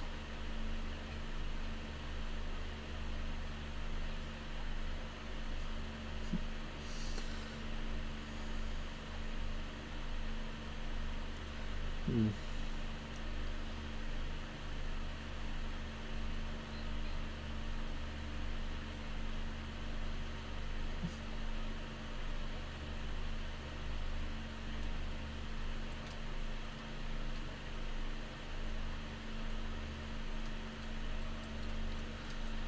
Oh, the spider drake wing. Oh, this is from a spider drake, right?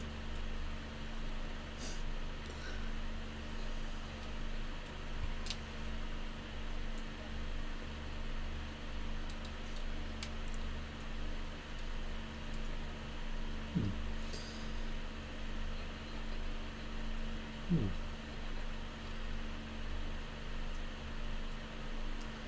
Yes. Yes. If I if I recall, I believe these things are found more commonly in deep forests, and I believe I've heard them. They can be spotted sometimes in the Underdark.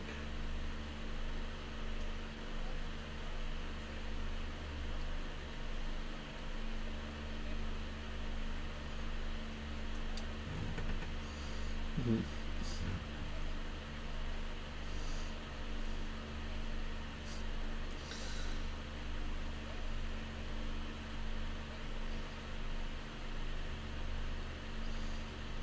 Spite. I can imagine.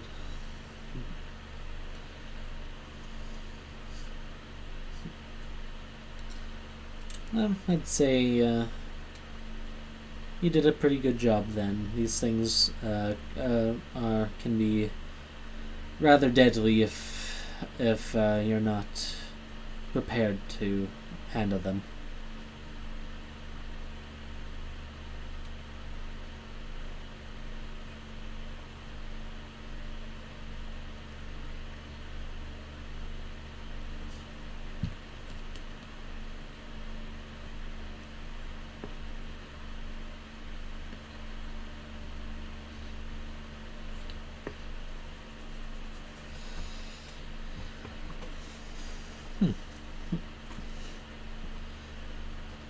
Hmm.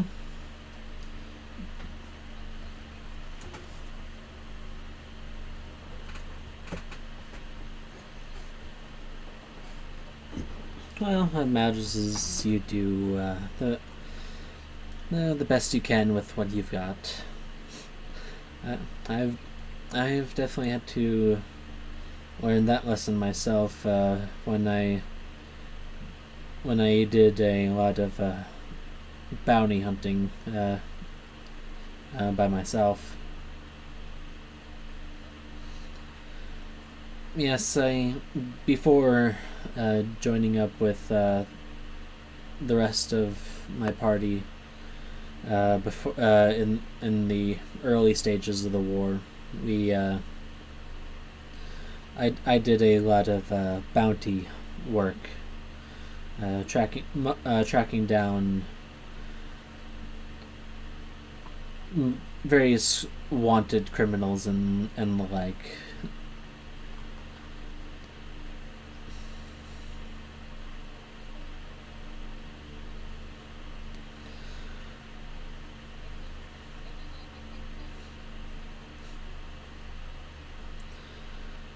Yeah, well,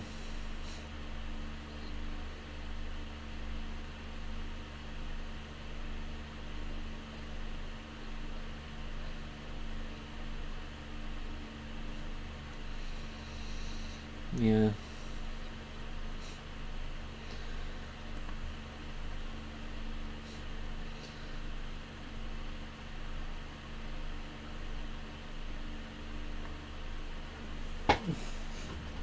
There's honestly no one other than my husband there that I I trust more than my companions.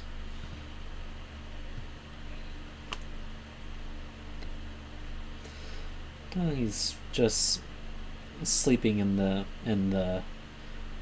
tiny hut right now. Well, you've already met him. You handed him a cookie, didn't you?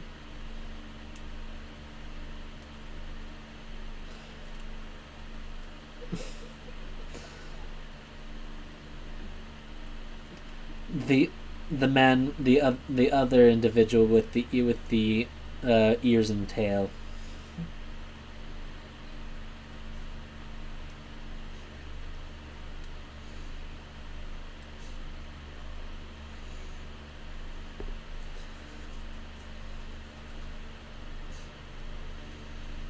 Mm, I think it's more him that appreciates mine more.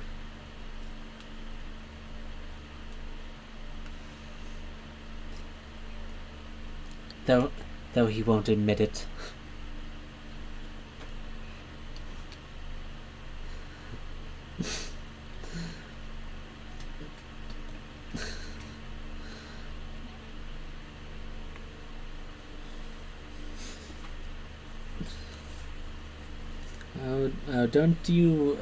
Don't you worry about that. I have my own methods for dealing with him.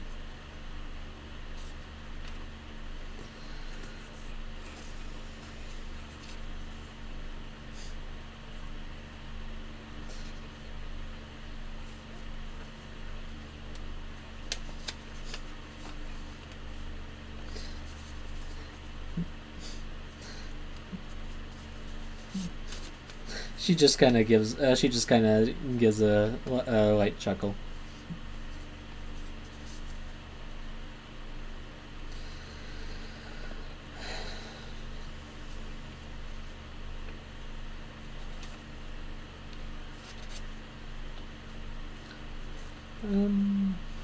Sure.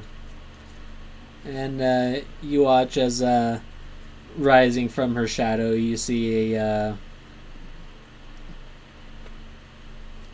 a uh, a long single-edged great sword rises out of her shadow handle first. The blade itself is black, with and the handle is white with steel pommel and guard.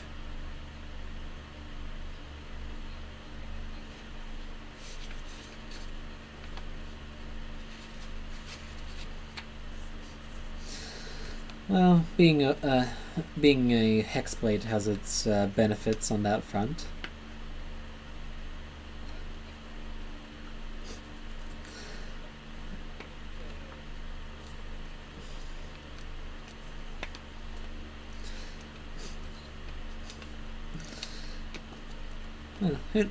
Who knows? Maybe you'll be one of the lucky few like us one day and get yourself a shotgun regalia.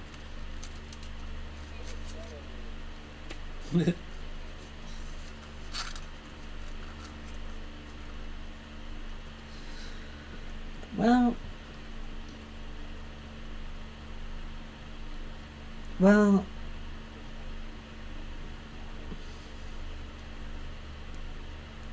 well. I can't say it's Ifrit is exactly the one you'll need to impress for a regalia. Though I can't really say much more beyond that. But any blessings you may receive from Ifrit in the future could very well reflect how your power overall would develop.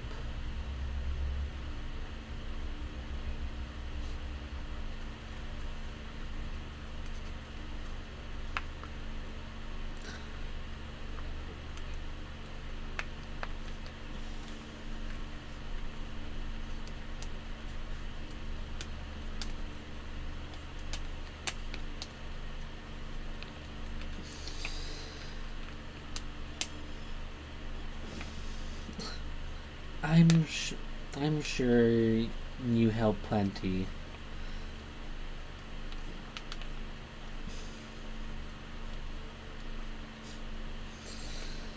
Just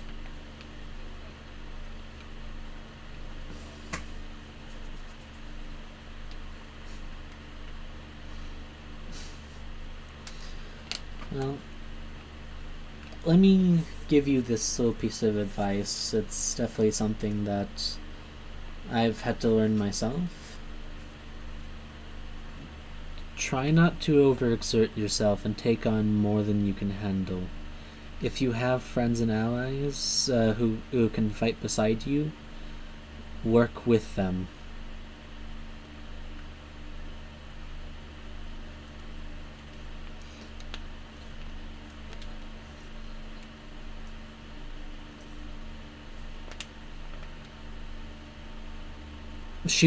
I will say she was actually referring to like when she first summoned those wolves before.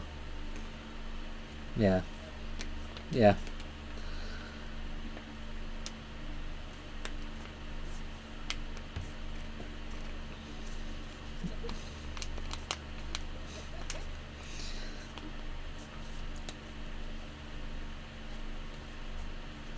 Well, I do have another fun little thing. I suppose I could show you. the the wolves are a one of the main aspects of my regalia, being able to summon an entire pack of direwolves like that. Uh, But it also has another fun little benefit, as you watch as she actually shifts into a dire wolf herself.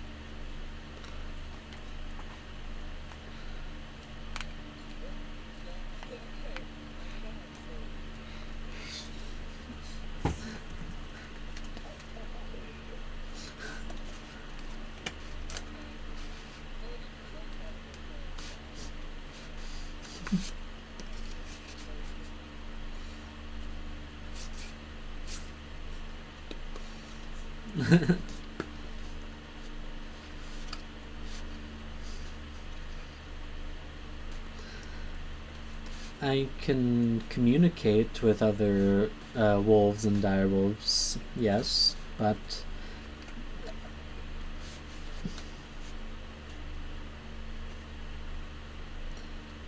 just so you know, they don't speak verbally unless it's a winter wolf. Most most beasts actually communicate via subtle movements and pheromones.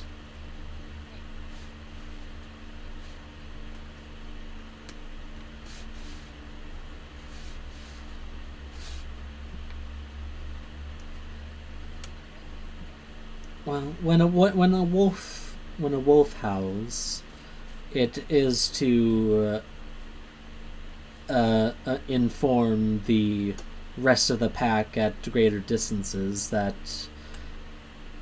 typically they found their prey.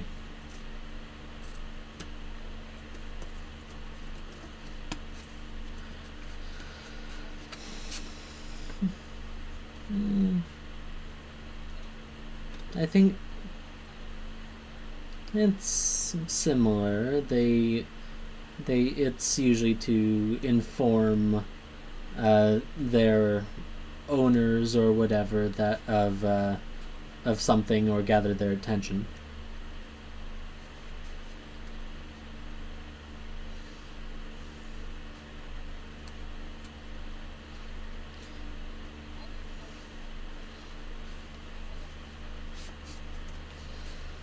Mm. Oh.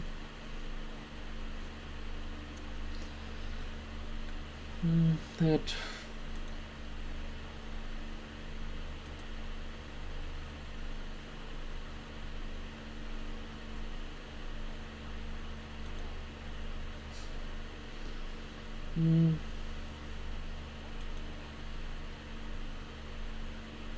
Yes, there was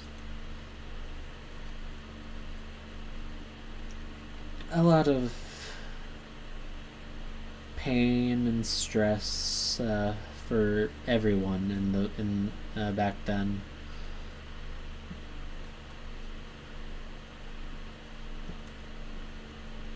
And back in those days, though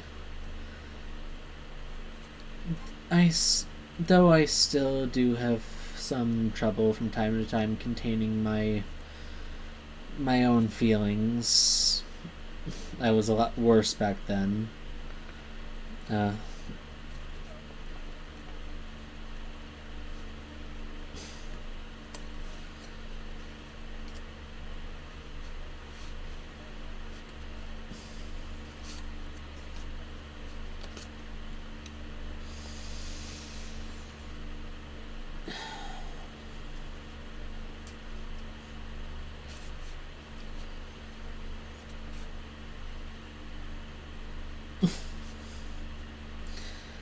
and now you're starting to sound like my husband.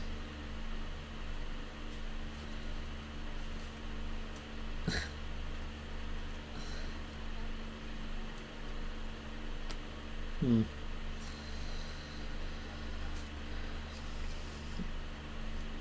Yeah, well,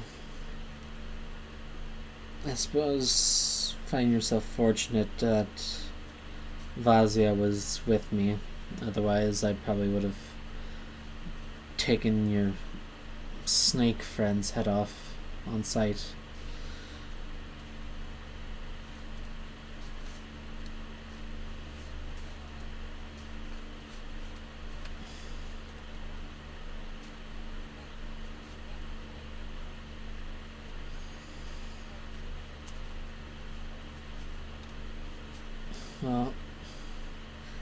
I'd, ra- I'd rather hope so.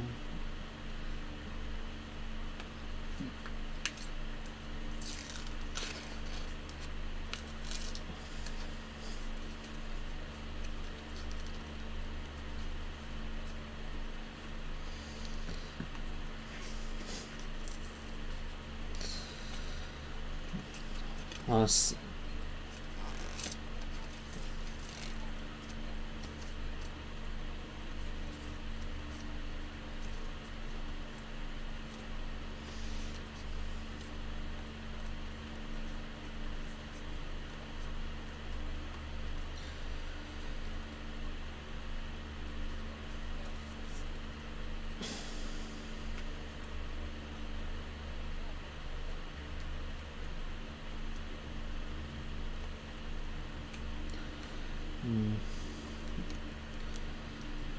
well,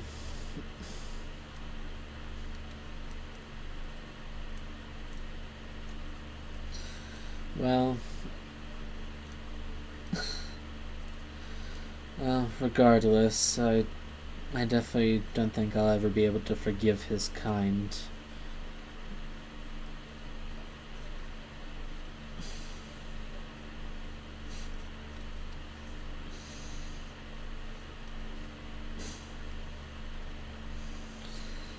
Yeah,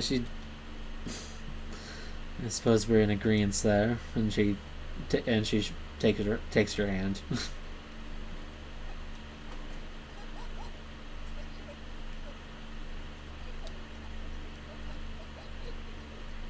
It's like she goes for it's like a handshake. She goes for a handshake.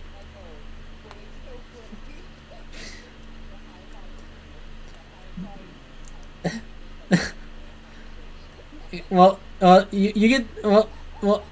As she does it, she's not really like paying attention. She's just kind of looking off.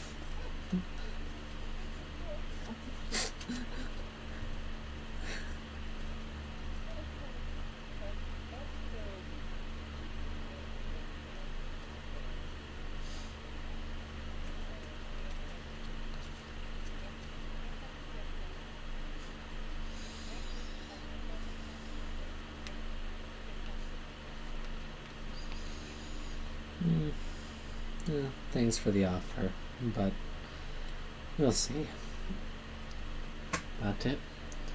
Anyway, it looks like well.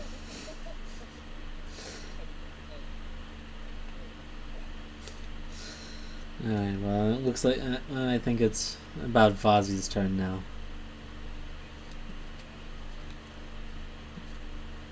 Sure.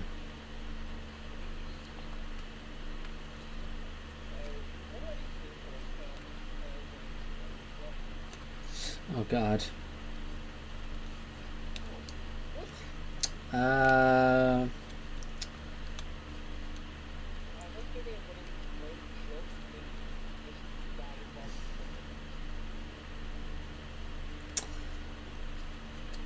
Okay, roll me two things. Uh.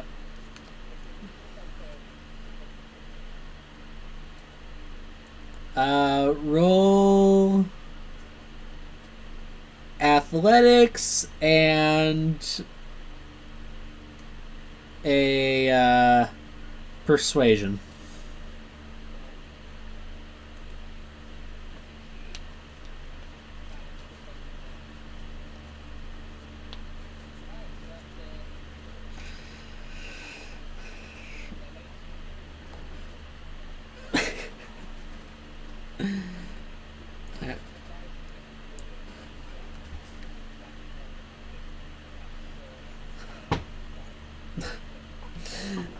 All right, so you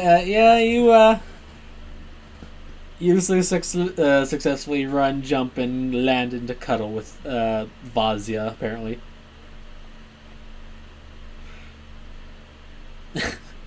I just imagine your face. I imagine you're face to face with him, just like.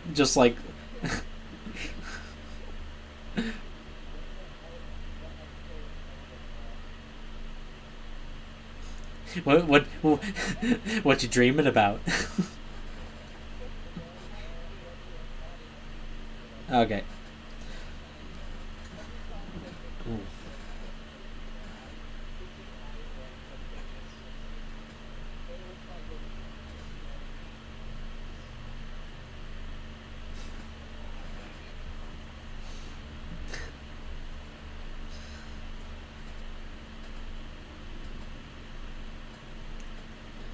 He just like slowly opens his eyes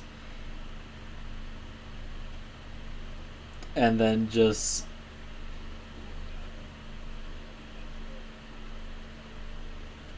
he just he just sits up and looks over to Fenris with a look of confusion.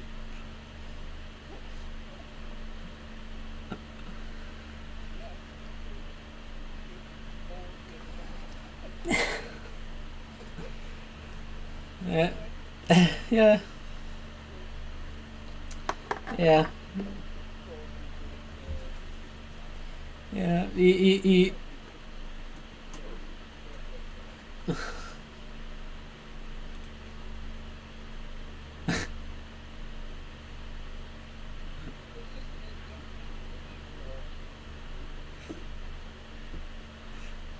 Yeah. So yeah, you.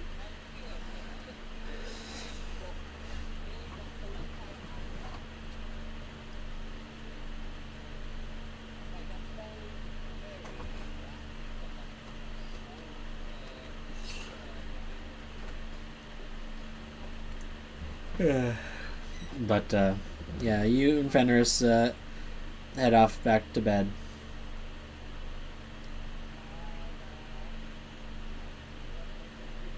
All right, all right, and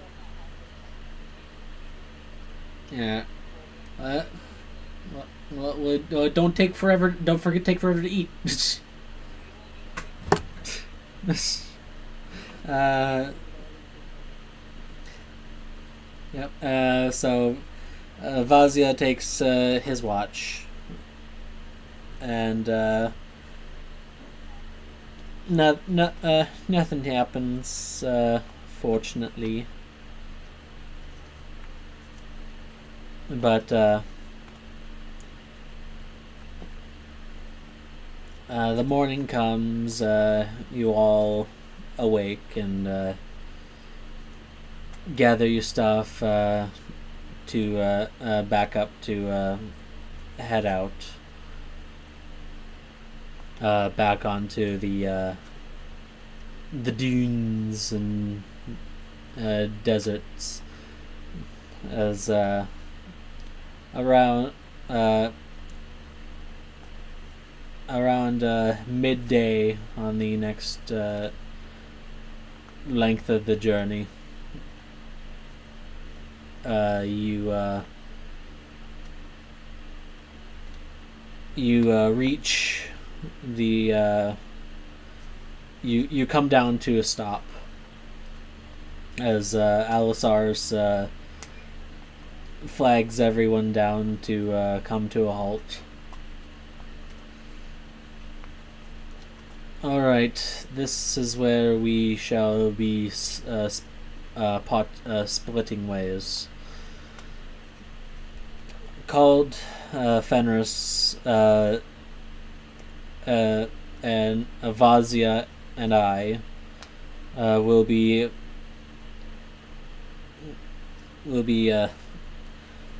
continuing to the northwest from this position, and actually, I would like Ramirez to come with us as well. I think this will be a good opportunity to show him some of the risks of our specialty of magic.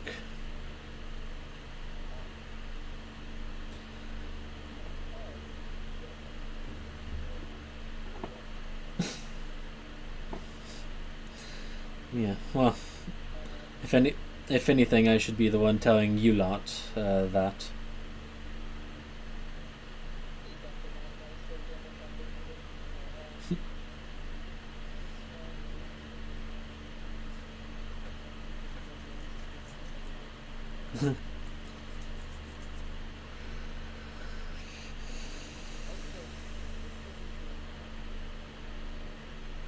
Yes.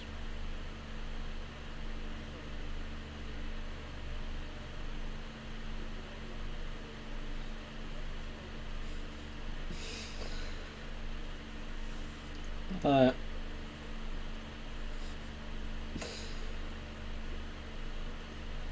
sure. Just try not to get too discouraged when if you can't s- surpass the mountain.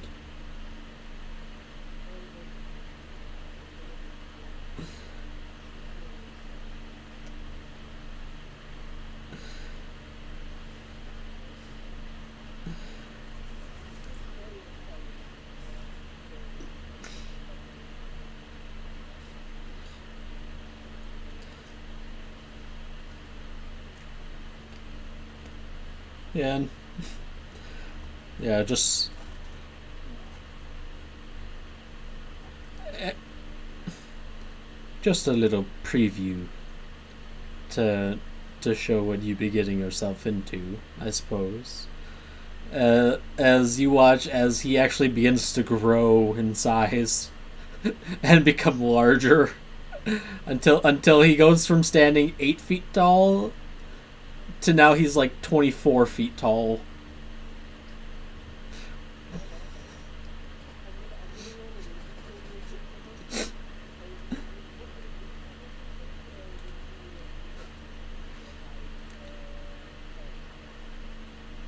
Uh, let's go deception.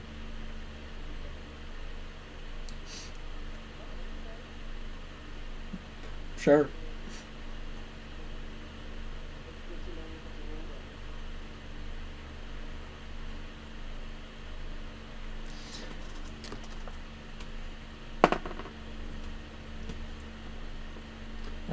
Yes.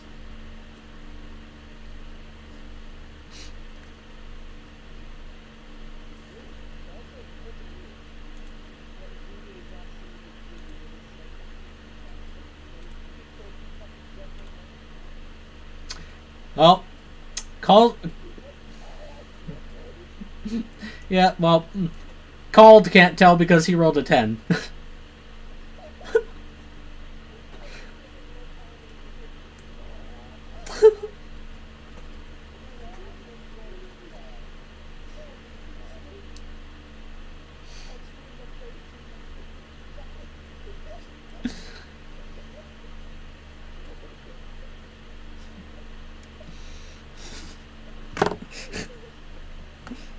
And now you can see why it's called the glacial behemoth.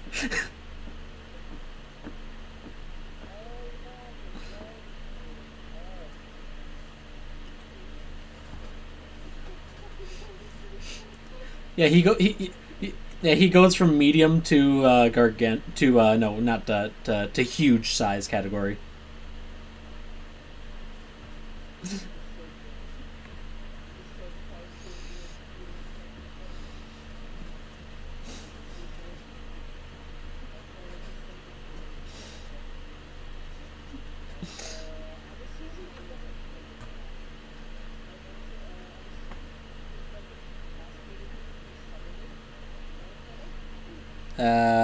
Yep.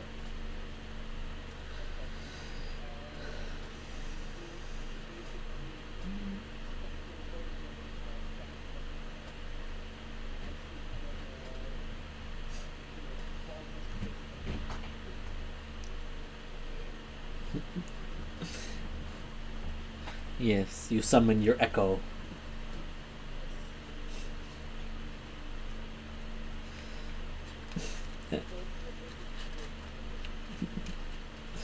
Yeah, and then he shrinks back down. Well, I look forward to seeing what you've got.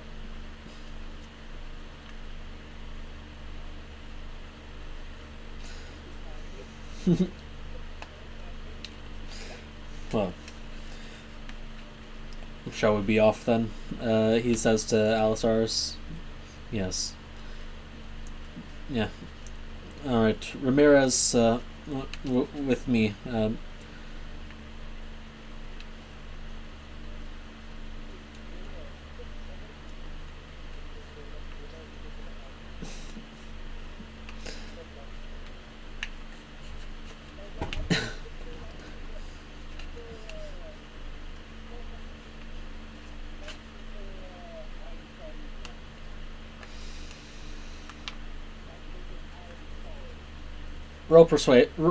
Roll persuasion.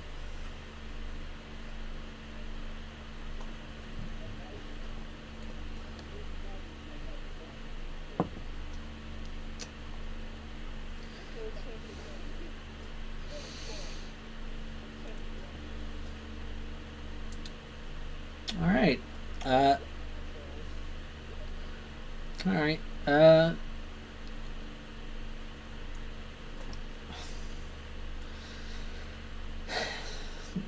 Yeah.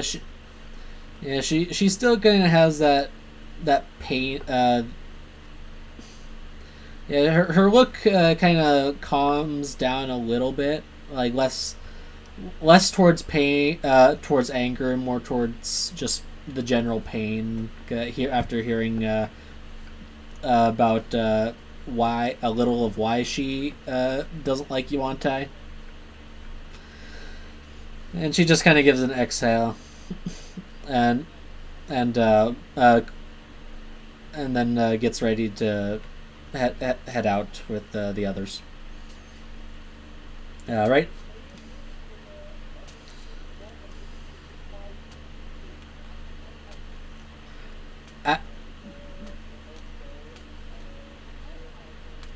Uh, well, here's the thing. Mest already rolled the highest he can without a nat 20. So he's good. I suppose with a little bit. You helped a little bit.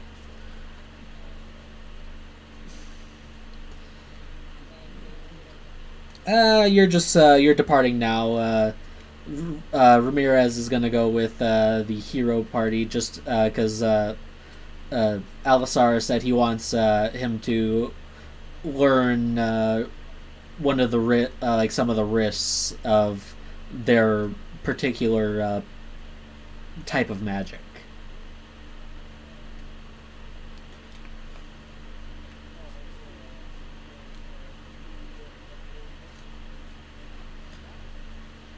Yeah, he is an Echo Knight. He summoned his Echo.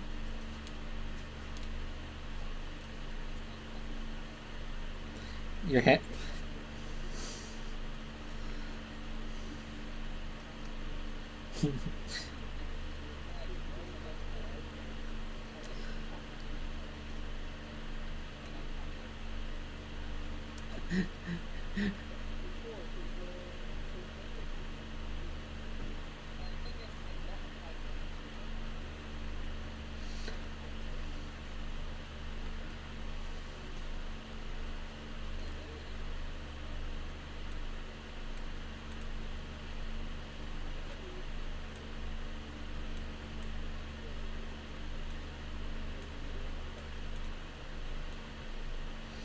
Yeah. Uh,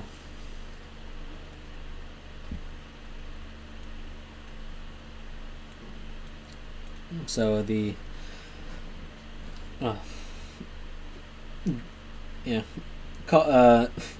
but as they're walking away, Called is the last one to turns back towards you guys.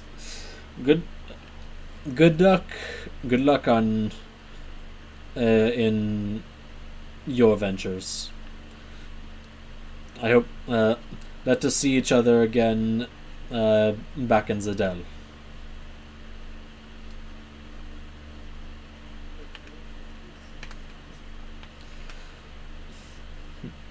And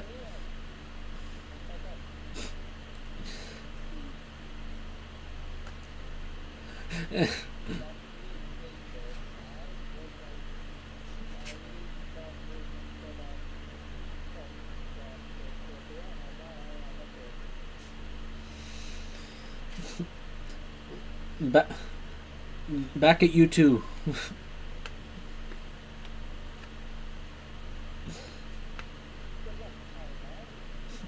But, and ti time, time.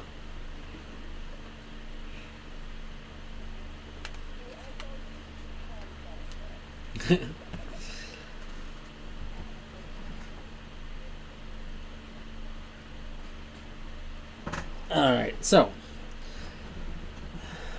as you part ways,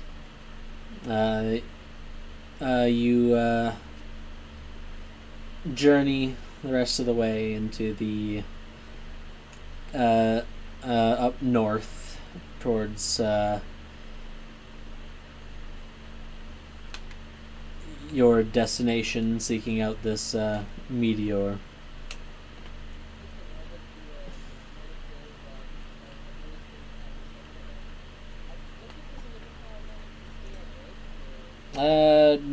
I don't think there is.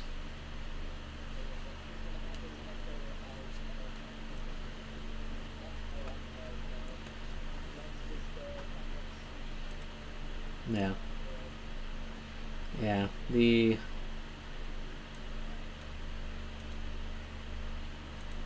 boop, boop.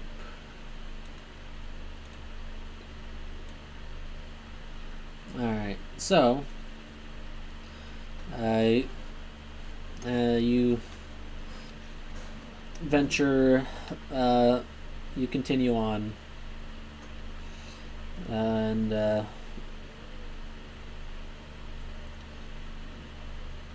let's see. Alberich, the your dwarven driver. Hmm. If this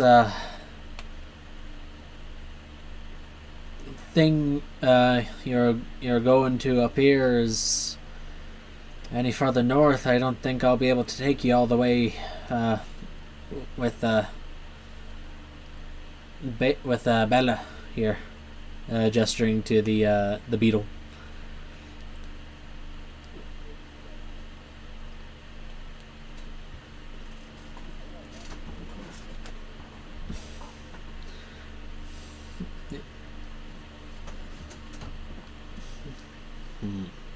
All right, yeah, you give him the general range. Yes, that's about as I thought. There's fortunately there's a stone valley up that way. It's too narrow to get the beetle and carriage through. You'll have to go on foot once we get there.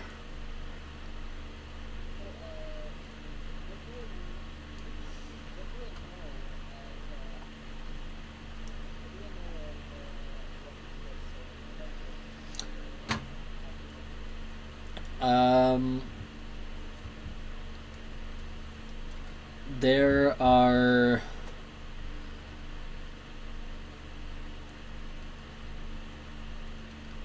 you've heard that there are just all manner of desert dwelling creatures. Probably the deadlier things that you can come up across would be there are a couple different types of drakes that live in the desert.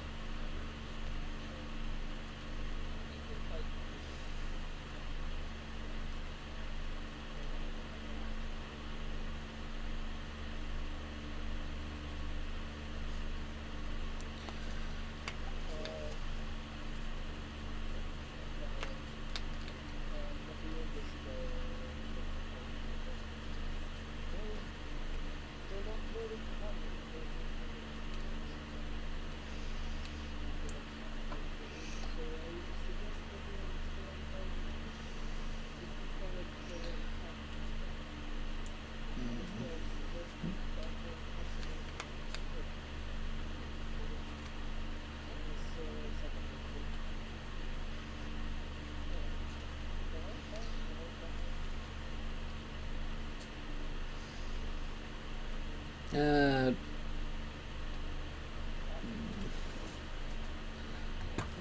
yeah. Uh,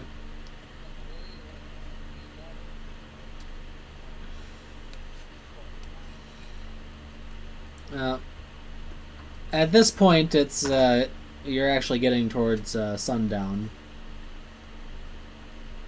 Yeah, yeah. The and around this time, you're coming more upon more rocky uh, area of the desert. There's more as you're you're nearing closer to the valley. Uh, Albert comes to a stop in an area that looks to have a fair bit of stone formations that can provide some cover around the group, kind of up against a like the underside of the cliffside for some of these mounds.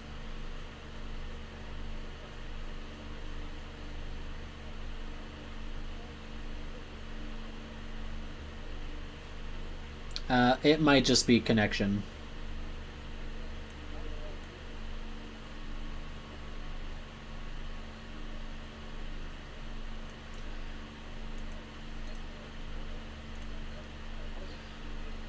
Yeah, it's rhythm is rhythm is just it's just you or groove. Okay, it's on your end. It's on your end.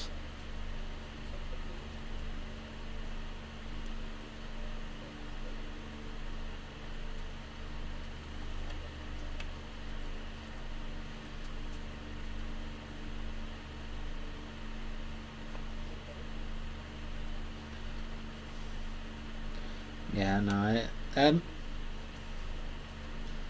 yeah, but all right. So now to as you make your next stop for camp, who'd like to take what? What would you like your watch order to be?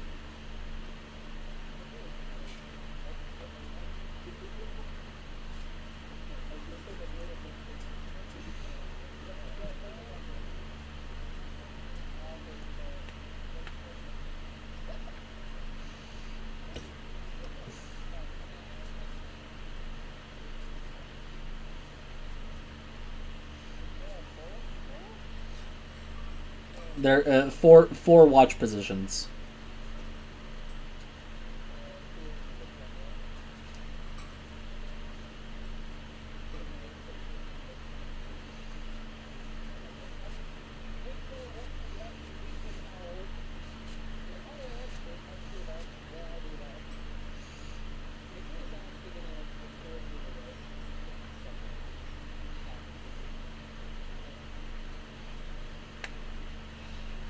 All right.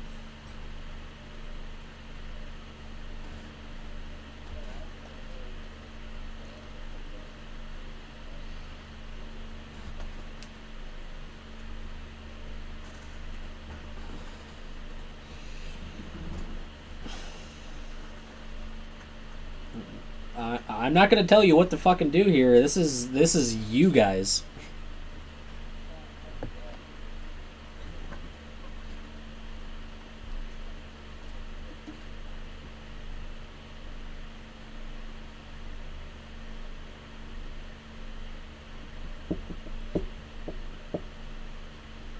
That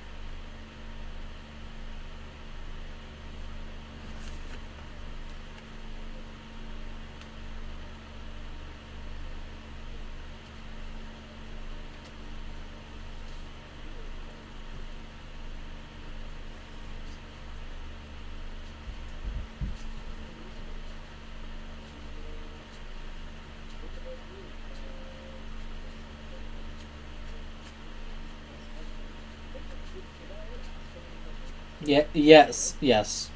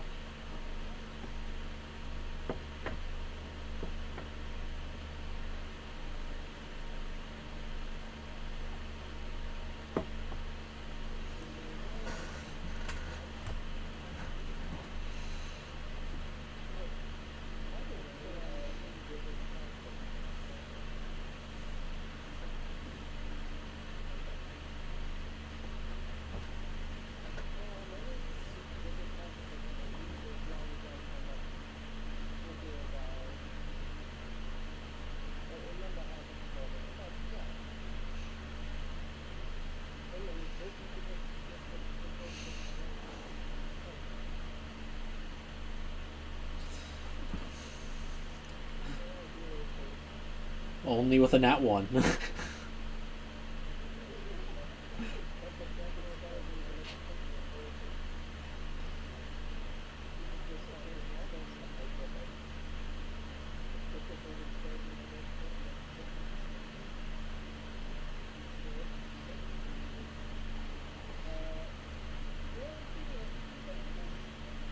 Elise and Hina and Ulbrich. Yeah, they would have introduced themselves.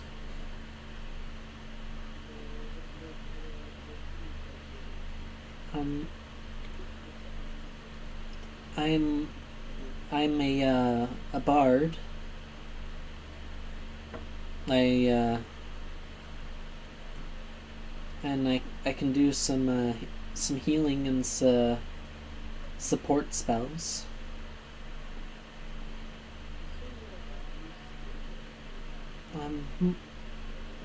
More instrumental.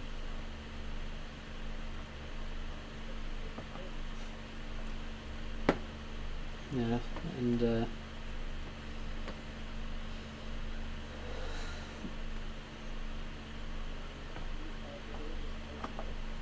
Elise. Yep. Um, I'm a warlock, though I'm not don't have too much for actual combat spells. Though I have enough to defend myself, and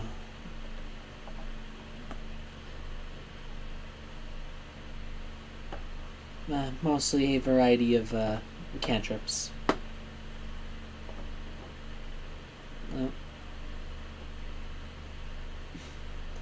And I think the dwarf is pretty obvious with the heavy armor and the battle axe.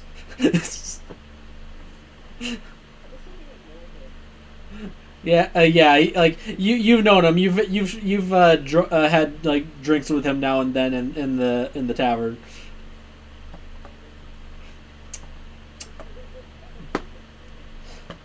Roll a d100.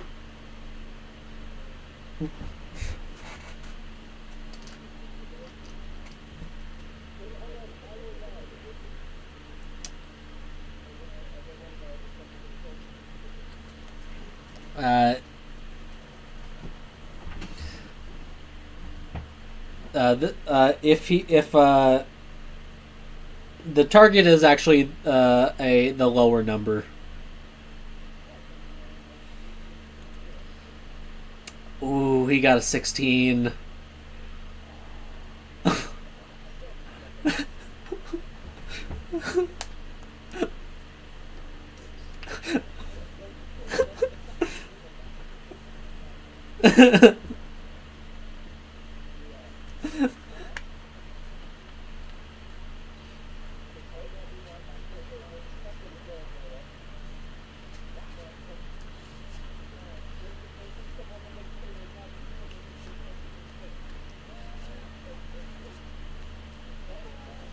Okay, that's an enough. Hush.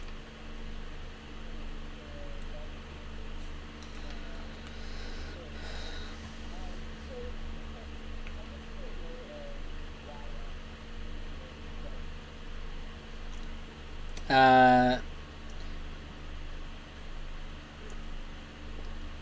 Basically, you were told that that these lot were going out on a mission, and you got the kind of the finer details from Alisaris along the way. We'll say that this group is going on a rescue mission to go collect some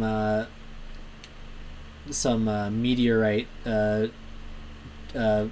to in exchange for their friends that are being held hostage.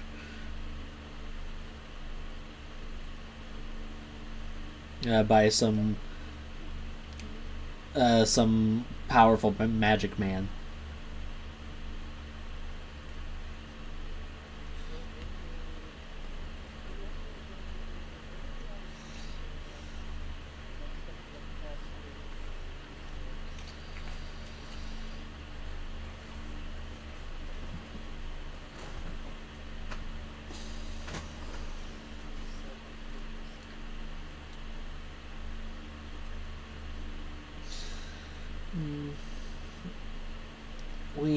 Hina kind of speaks up. We honestly don't know. He just kind of shows up on occasion, and often during when it seems to happen when we're doing something that seems rather important.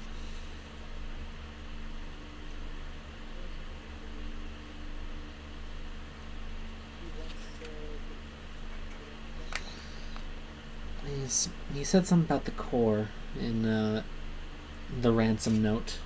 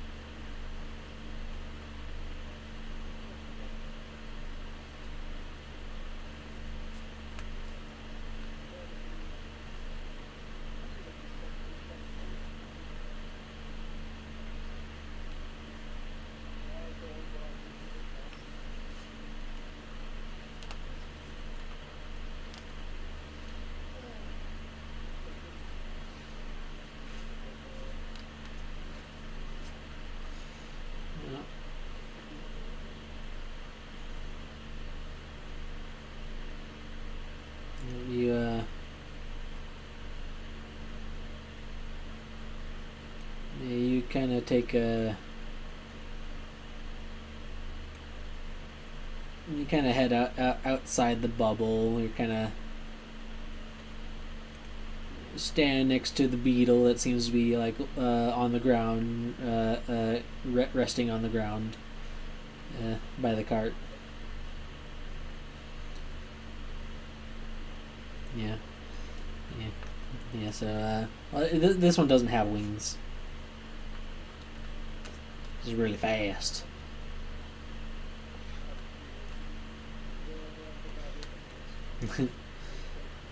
Yeah. And yeah. So roll a perception check for first watch.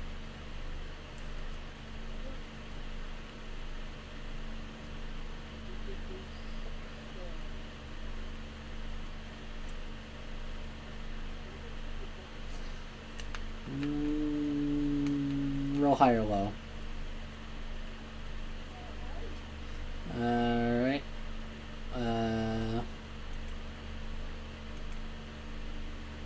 Nope. No. Yeah, no, and unfortunately, during it would seem a little sandstorm decides to kick up. Nothing major, just like a bit of wind blowing sand around, making it hard to see. It's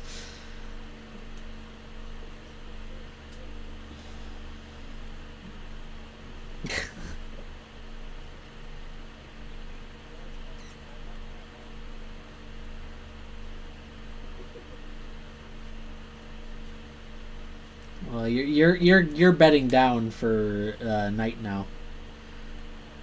Yeah. Yeah. Yeah, and then yeah, your watch comes to an end. Unfortunately, you're not able to see a whole lot coming. The it lightens up towards the end of your watch, but overall you don't really see anything.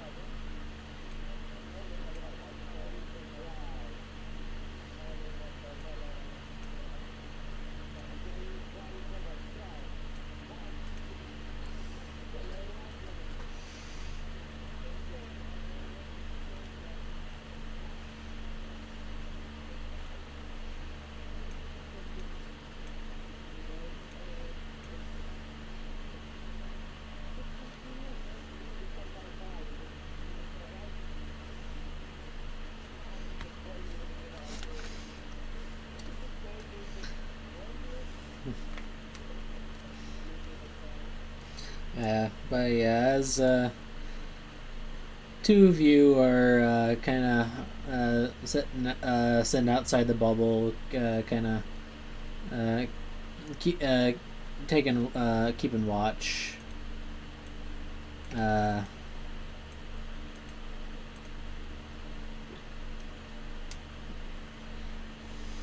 it's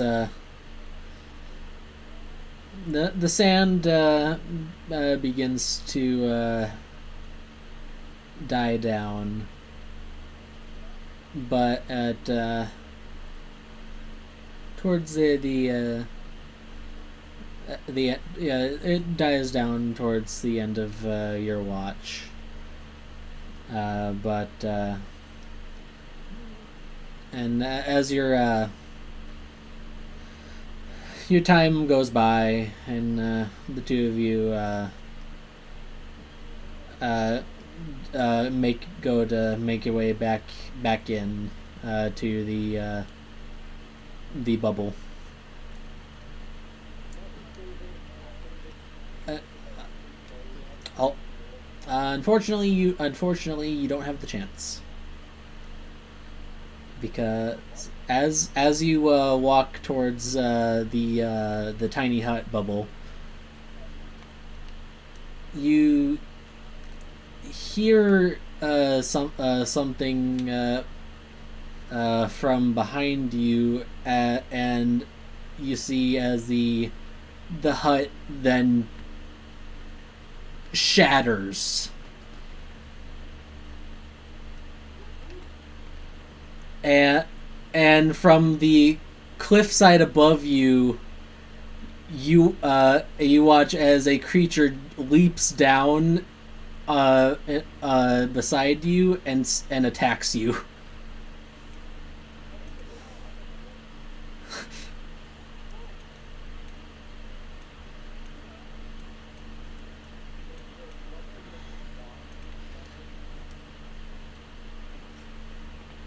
Nope.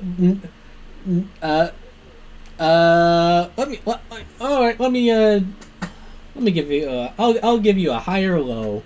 Uh, high it goes after Mest. Low it goes after Ludwig. So let's see what happens. Oh, sorry, Ludwig.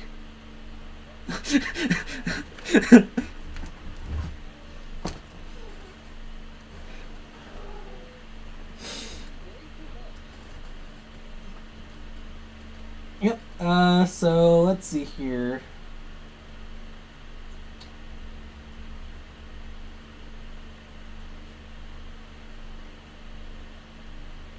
Alright, it is going to go in for a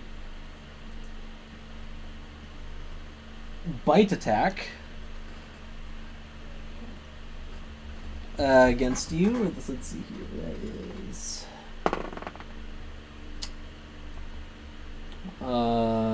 What's your AC?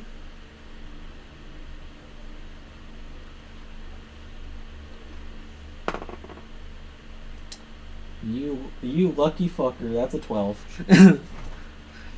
Even with advantage for being hidden.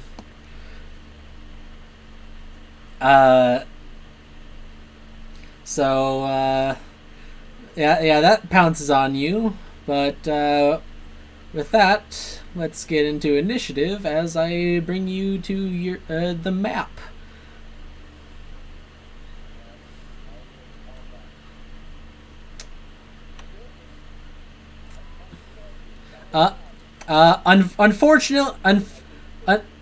Unfortunately, I was unable to get an actual proper night map for any fucking desert shit.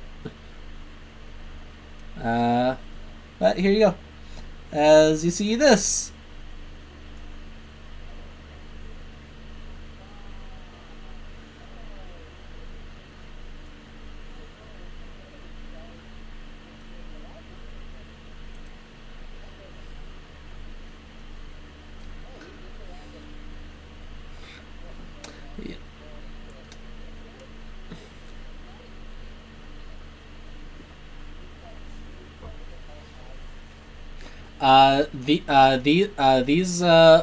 This little formation is 10 feet up.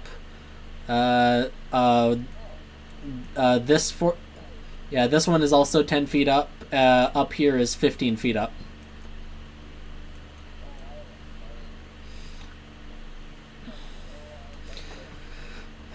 Yep. Yep. Hold on. Before you get your initiatives, let me get the tracker. Yeah.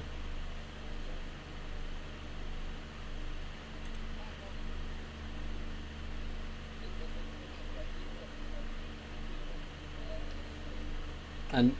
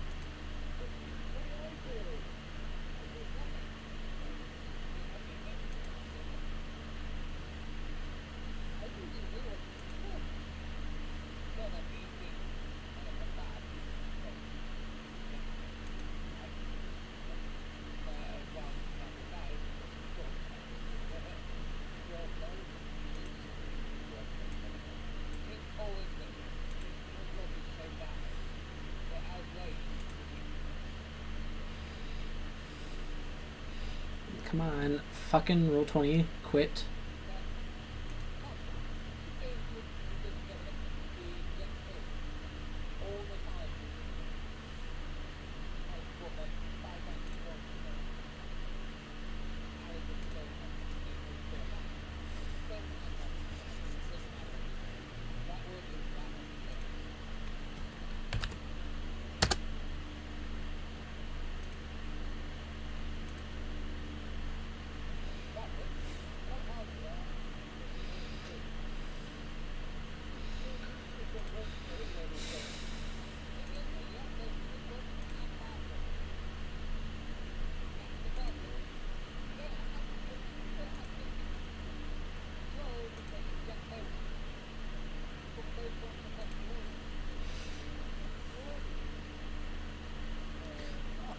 Oh.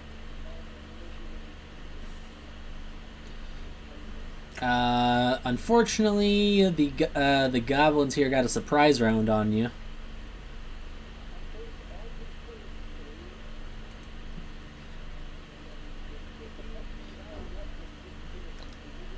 Yeah, so let me come on, get Hina. Come on, let me fucking click initiative. God damn it! Oh wow. Yep. And then Elise. Oh.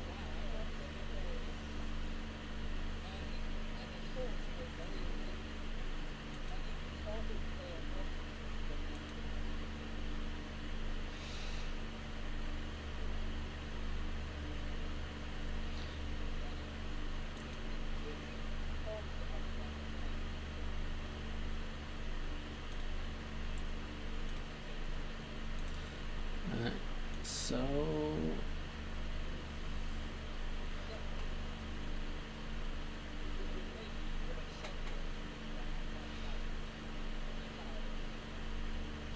alright, so alright, and now the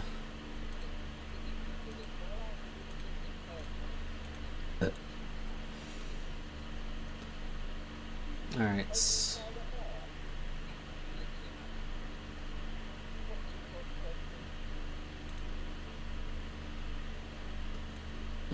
Alright. Alright, so let's see. What?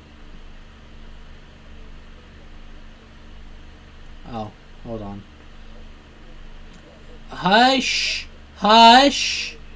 Hush! I will neuter you.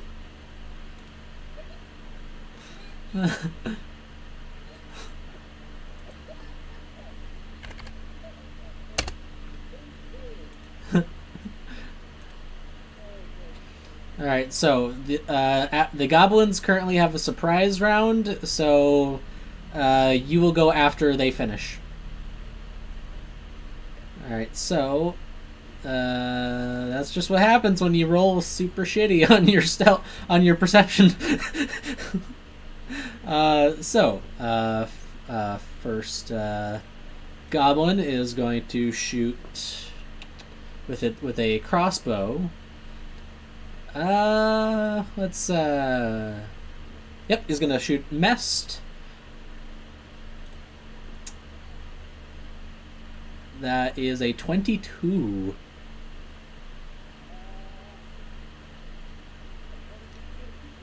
Yes.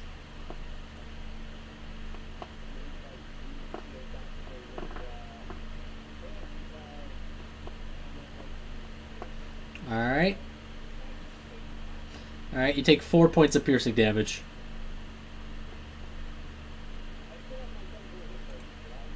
Yes. Yep. Yeah.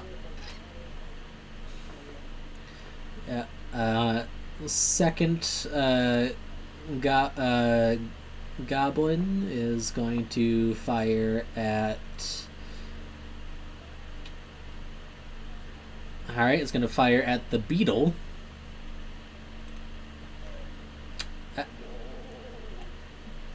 It just bounces off its shell. That's an 8.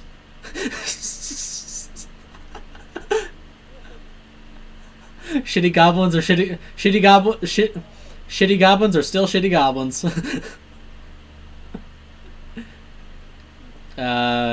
Third goblin is going to attack Elise with a 14.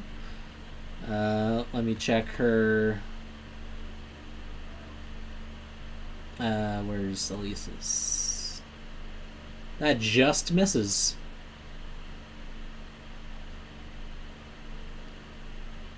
Because she too put up her mage armor before bed.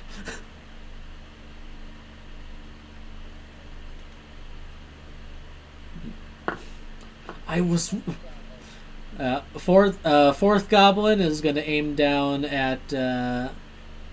Let's see. They're going to go after. Ooh, they're going to go after Hina. That's a 10. It just goes right over her head.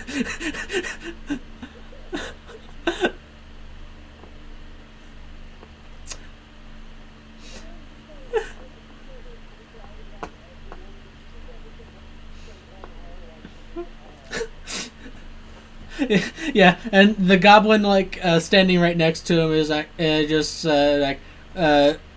just kind of says something to him in goblin, and you could just tell it's that was fucking horrible. Watch this as he goes to fire at Hina as well. That's a 22.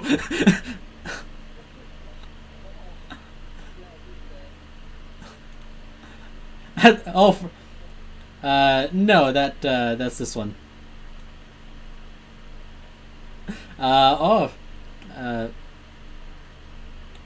The one right next to the horse.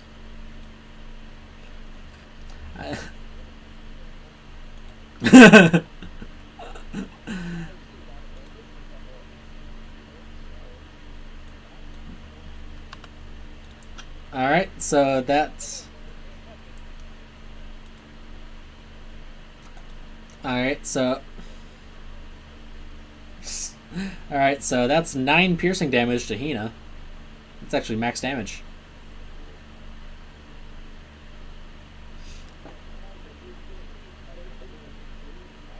Yep. And then that is the end of their surprise round. It is now Nadir, you're up.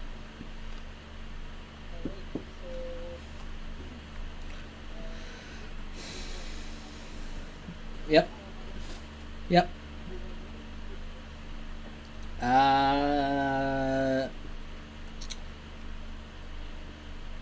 Arcana. Roll Arcana.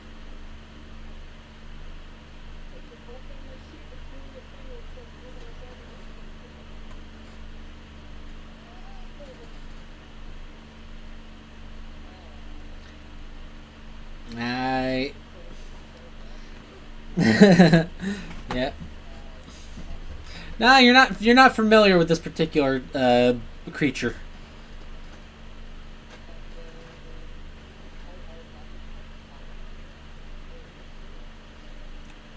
I would say, the goblin. There are goblins more westward, but it's not entirely. It wouldn't be the craziest thing in the world for them to move, because the goblins in this region can be nomadic if they don't have a solid cave in to make home.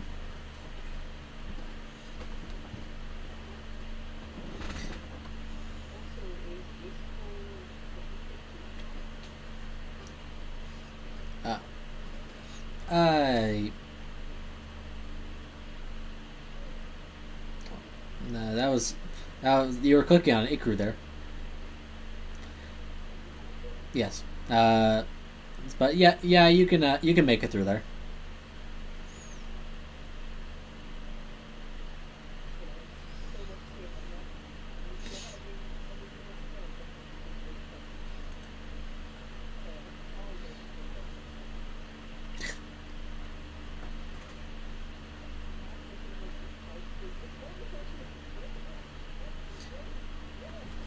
Summoning your echo is a bonus action.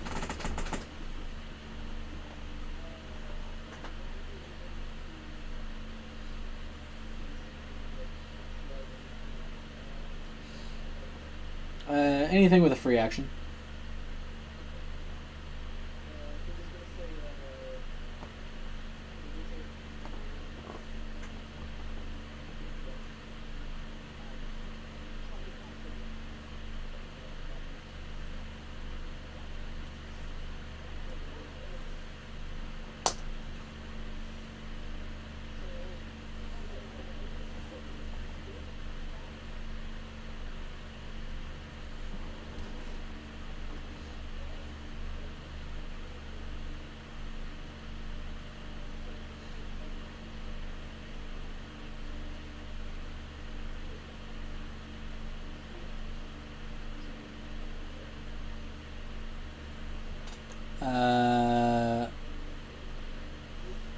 Yes.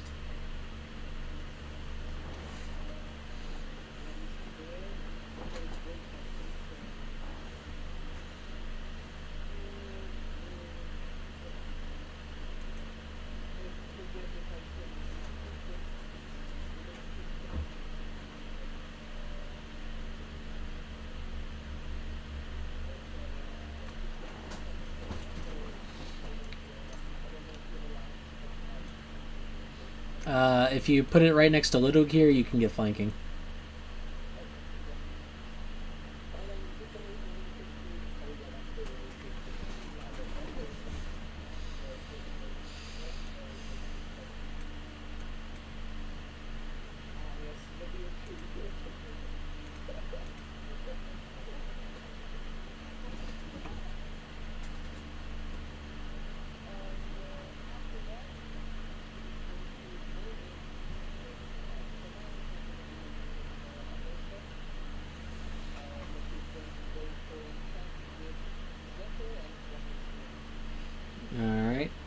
So advantage on Zephyr, straight on Storm.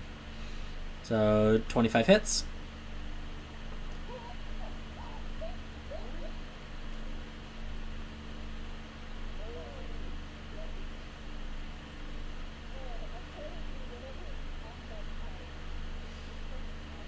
Oh, and don't worry about that text about the magic item description, because I'm gonna rewrite that because I've been making some changes. I forgot to do yours, so they just do their elemental damage passively now. So you don't. Yeah, I'm making some modifications to this stuff.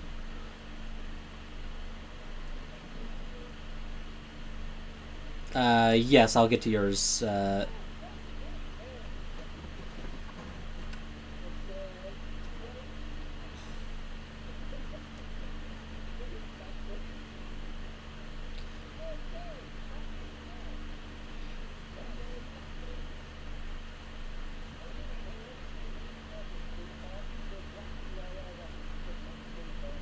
Good.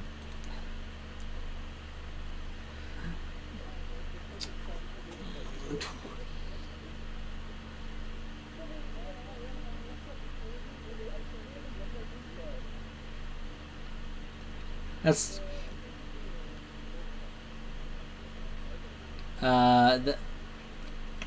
that's a free action. That and actually that's just your first round of attacks. So that was 31.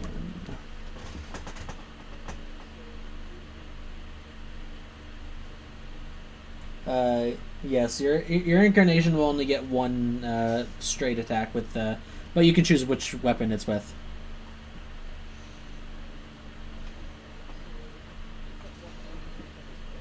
Yep.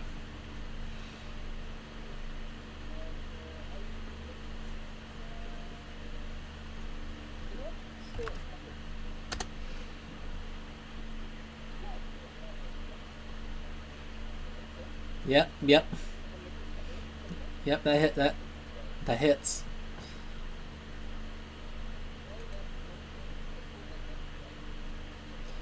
Alright. That works. You still have one more round of attacks, too, with your extra attack. No.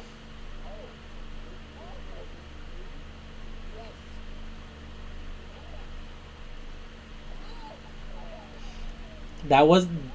That one had... That one had advantage, so it wasn't a nat 1.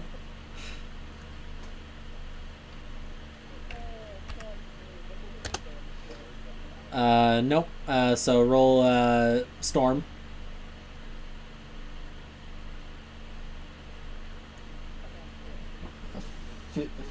15, that misses.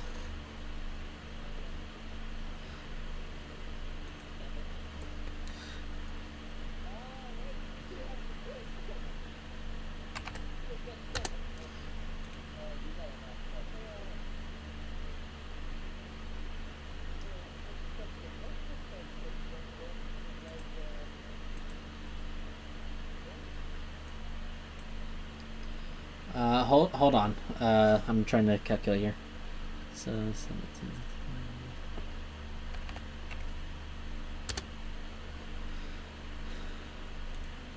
All right. So for when doing measurements, I want people to start getting in a habit of snapping to corner instead of snapping to center,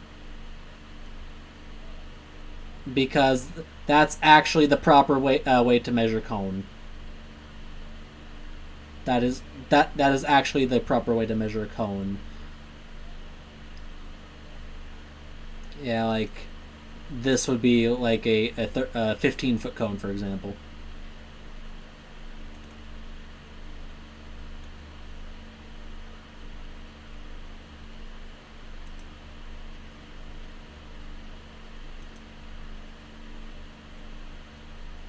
That's weird.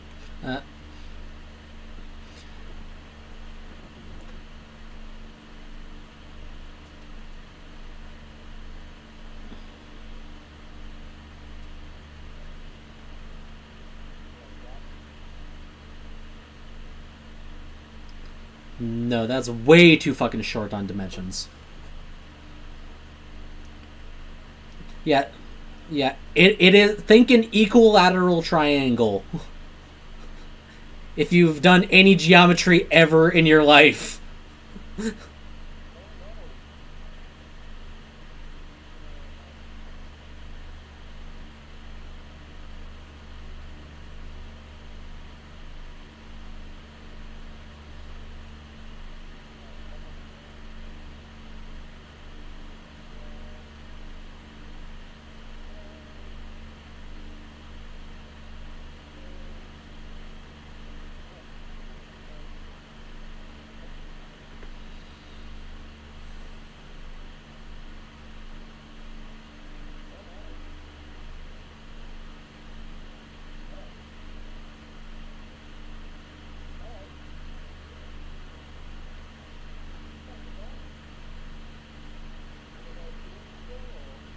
Yeah.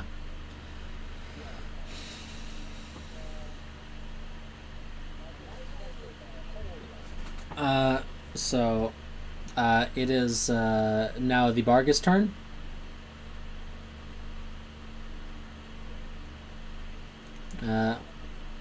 So, let's see here. That is.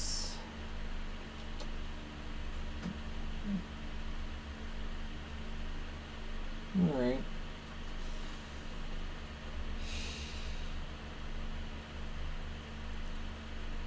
Alright, so the Bargist is going to turn to you, Nadir.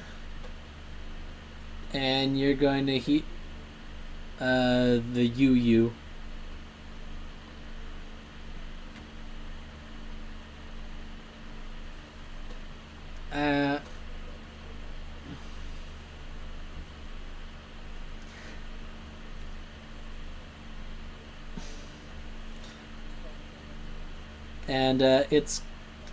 And it's telepathically going to say to you, Uh,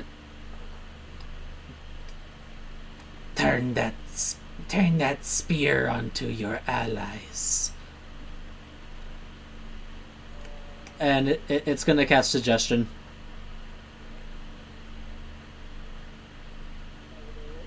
Uh, wis- wisdom save. No. Wait, actually, yes.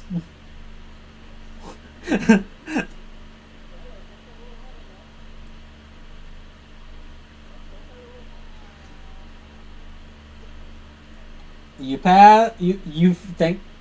Oh that. Oh yeah. That's charisma. You need wisdom.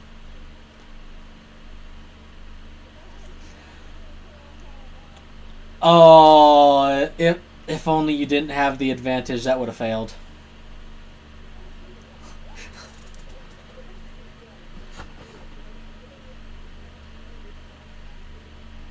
Sure.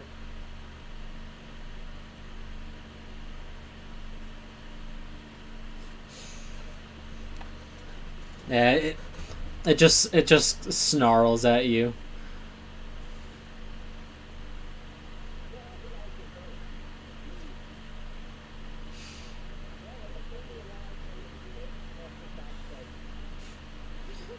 Yeah, and now it is this goblin's turn. Oh, what the fuck? Yep, that's and there. Let's see here. Where? There we go. Let's see here. They are going to.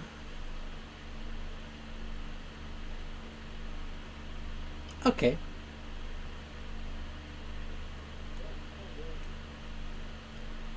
Alright. So this goblin is standing there, is going to cast Call Lightning.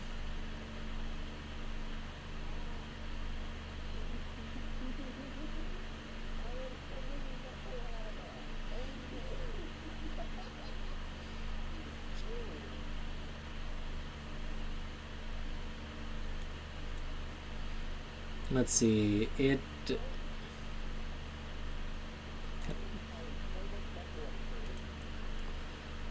Let's see here.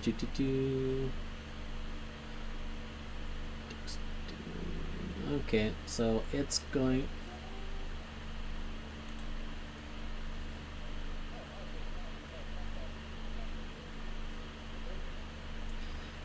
Alright, so. Alright, so it is gonna call down.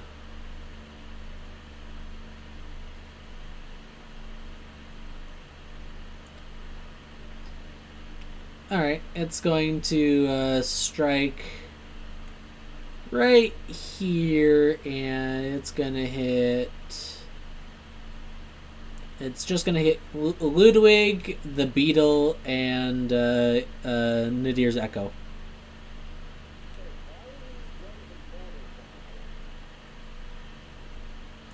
Would you rather it? Would you rather it hit you and Aldrich as well? I can do that. You know what? Just because you said something, now it's gonna hit you. Uh, so you're welcome. So now Mest, Ludwig, the Echo, the Beetle, and Ulrich all need to make dexterity saves.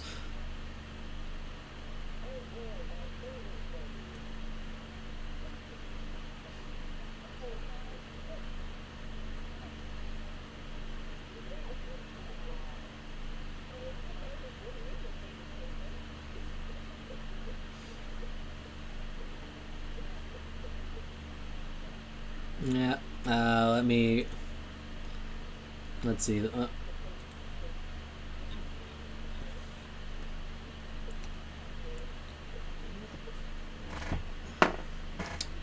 That's a fail from that's a fail from the beetle, and that's a fail from Aldrich. Yep, that's a fail from Ludwig. So yes.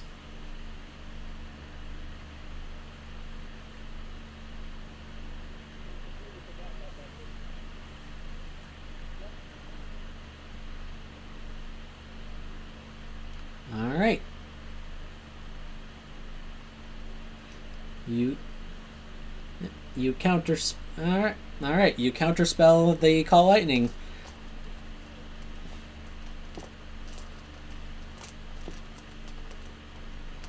So no one takes damage, and the spell just fizzles away. Yeah, you watch the storm cloud begin to form overhead, and you just nope it away with a counter spell. And the goblin druid now appears to be female, from what you can tell, as it looks pissed.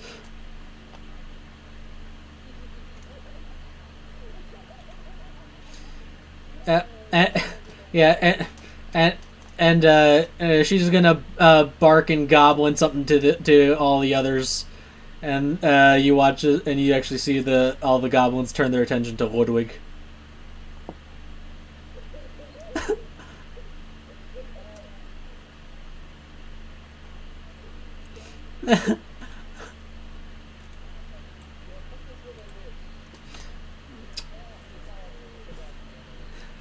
Yep. So you know. So you now have five. You're gonna have five crossbow bolts fire at you now, as the other goblins. He already used his reaction.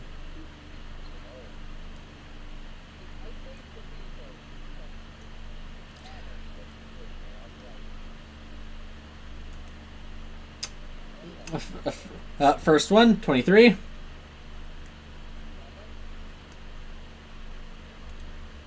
For 6 piercing. Second one is a 12. That does not hit. Third is a 19.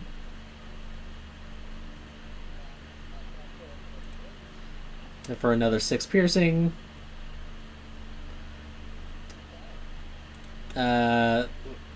Fourth, that's a 24. For another 6.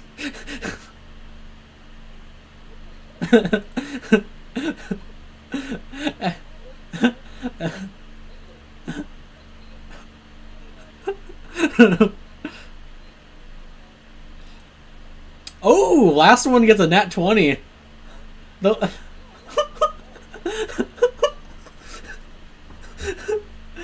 Yeah, and it's the it's the goblin that hit Hina too that got a nat 20 on you.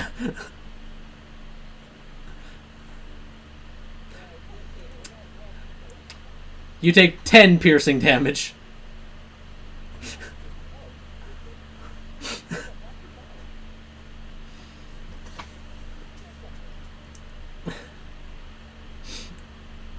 All right.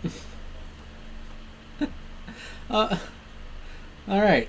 So now it's Elise's turn.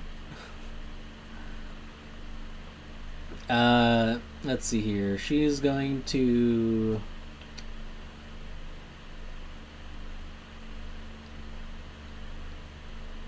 Alright, so she is going to use her bonus action to summon her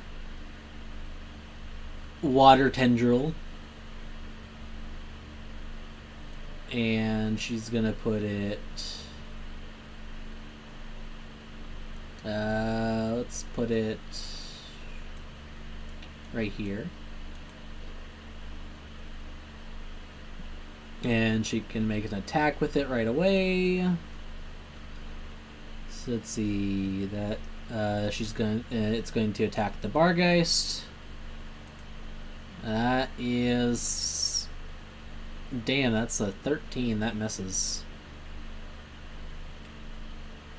And she is going to then turn her attention to this goblin here. And she is going to cast a Ray of Frost. That's a 23. That hits.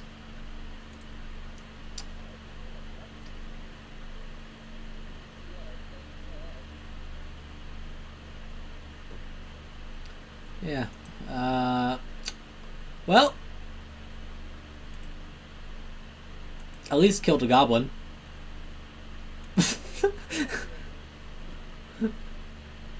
She actually rolled its exact health for damage.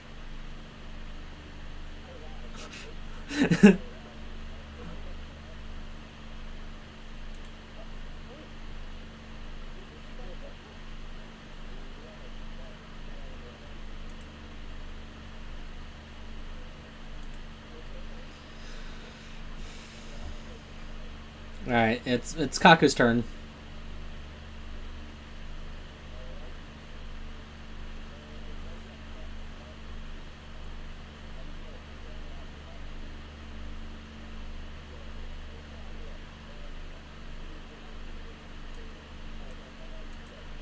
All right. Let me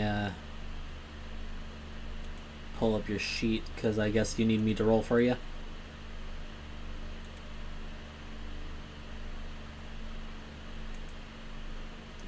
So let's see, lightning lore. All right, yeah, you go lash out the lightning lore to yank it down. Oh, you get a 24.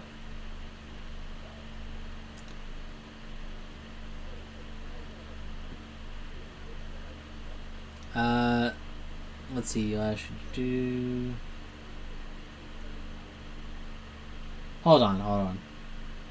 Okay.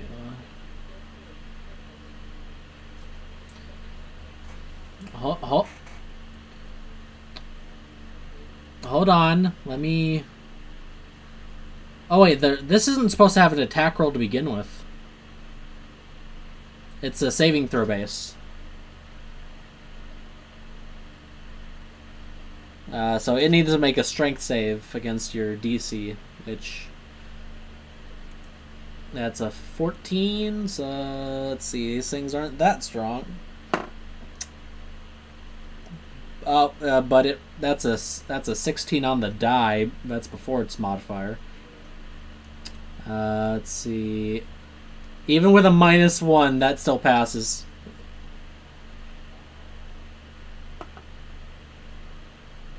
Yes.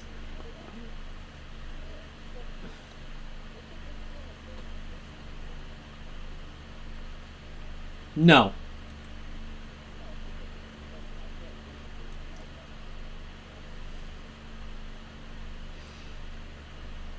Alright, so, is that gonna be your turn?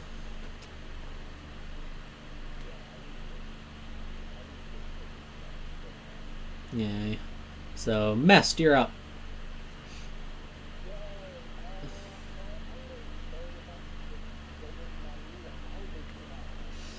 Alright.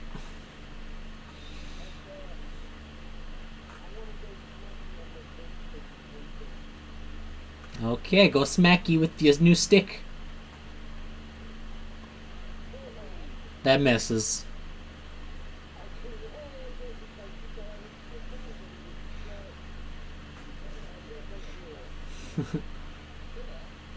Yeah. Oh.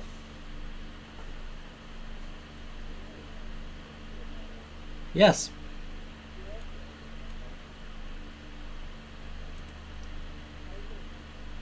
Okay.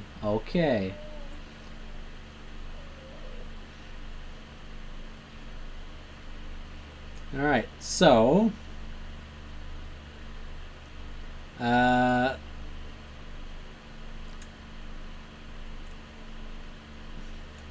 All right, make a make a strength save.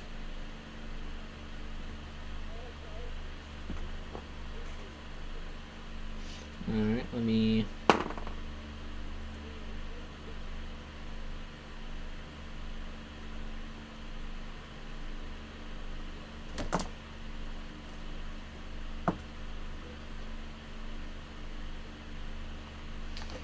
All right, all right.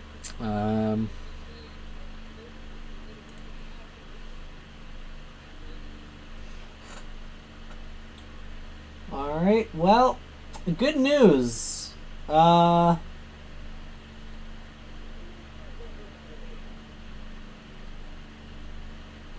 what?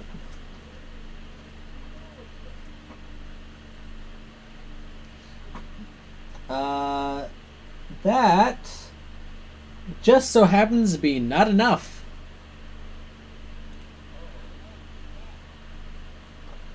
Uh, yep.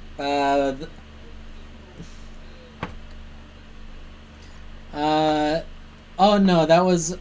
No,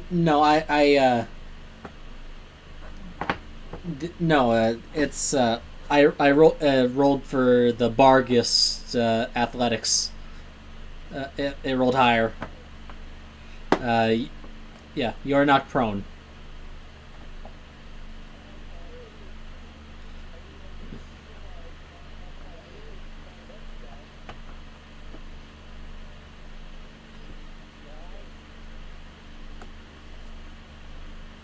You could, but you could, but that'll burn your uh, that'll burn movement if you want to try to escape.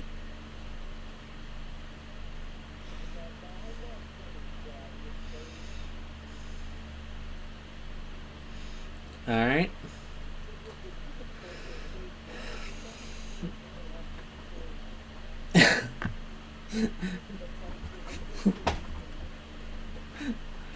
All right. Yeah. So, do you do anything else?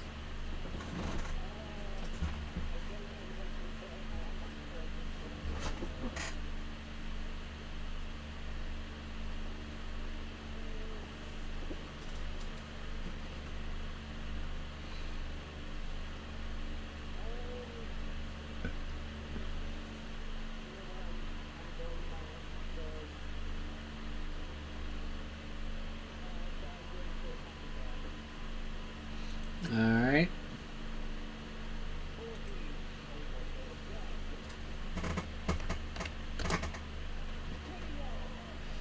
Fine. All right.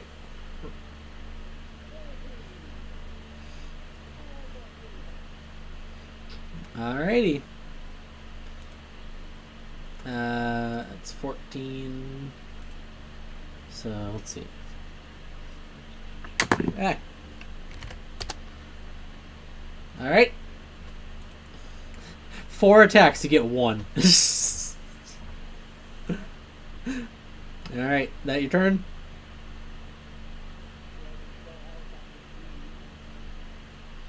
All right, Ludwig, you're up.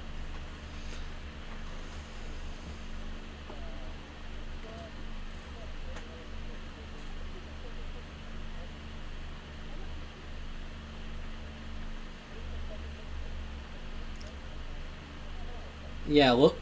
See the. No, uh, it would. Yes.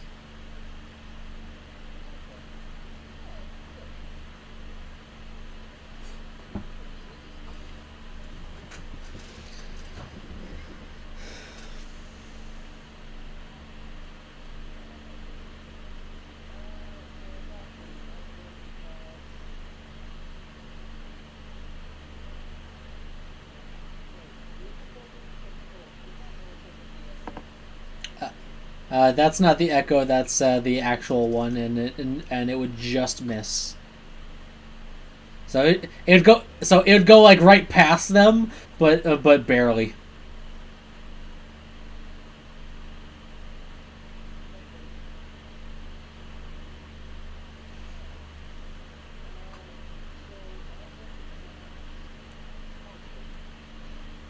Alrighty. Yep, click the spell.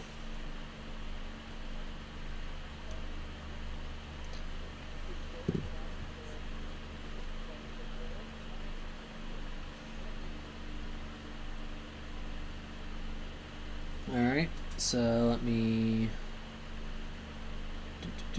so basic bitch goblin.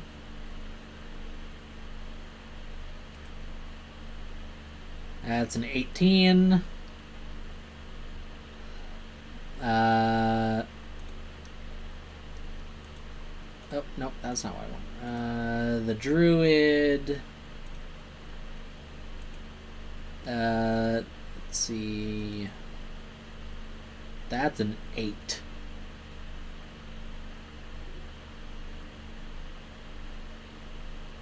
And then the Barghest. That is a 17.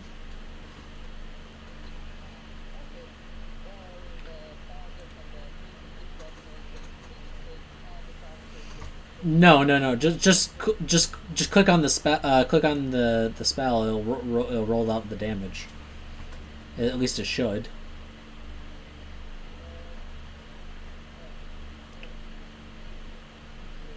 Yeah. Yeah. That'd be 10. So yep. So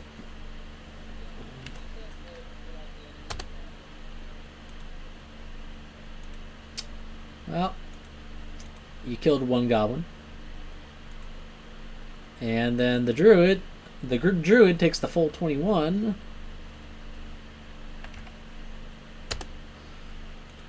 All right.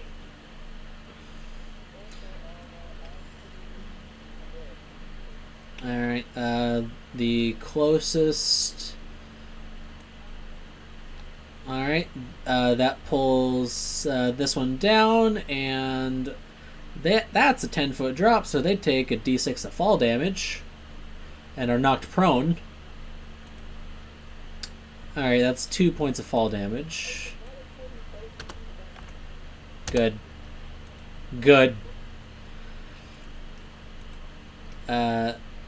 So boo.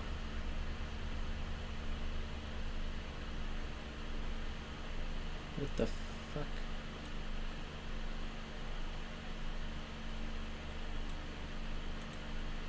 There. All right. Is that your turn?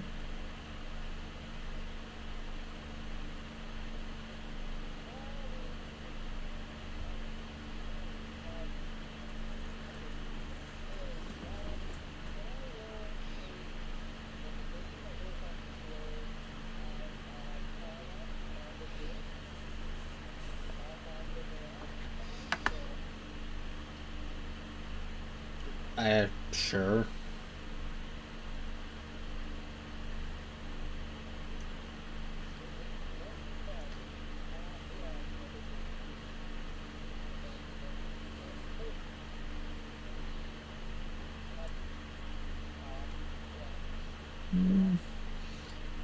At most, you gauge that the Call Lightning might be among their most powerful spells.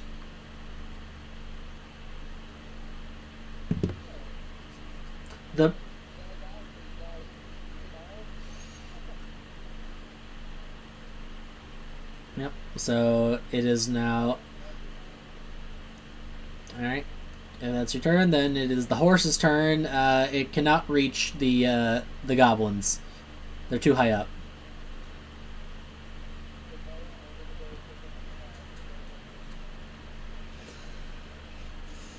So,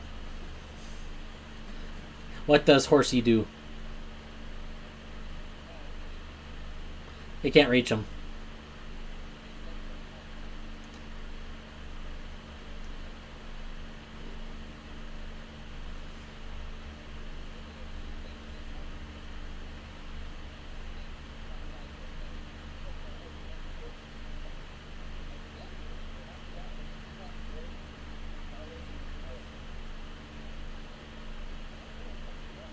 Yeah, it's not that big.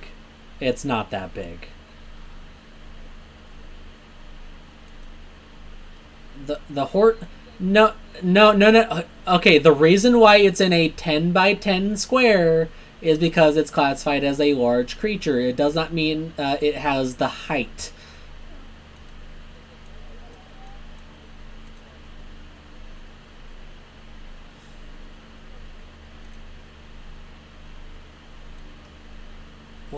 Look at the fucking stat block of a warhorse. It says large. It's because it's bigger than the human.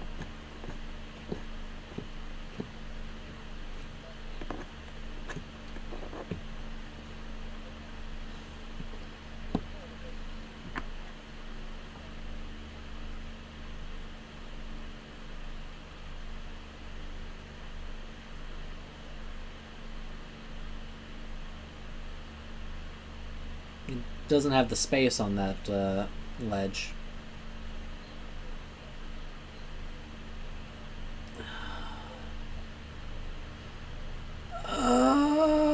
It's. I'm just gonna say I don't want to fucking explain this right now. It's not gonna be able to get up there or reach them from that position, but it might have the speed to maneuver for something else.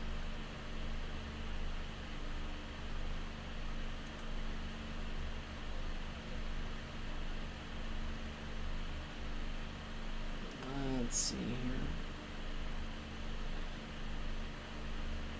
Let me see here. No. What the fuck? Why is... There we go.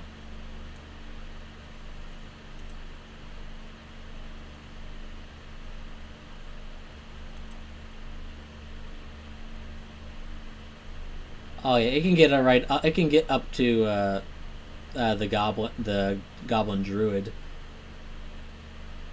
They can run around the beetle carriage and get to the goblin druid, and eat the goblin druid.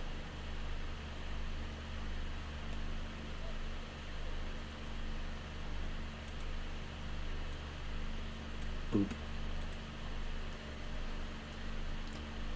It doesn't. It doesn't.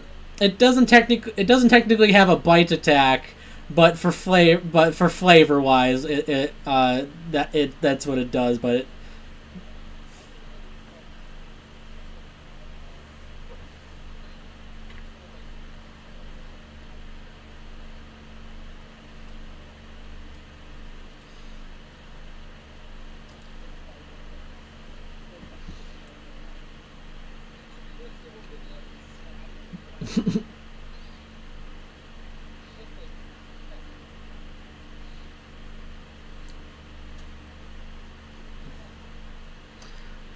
so it's gonna automatically fail that strength save to not be knocked prone because it's already prone.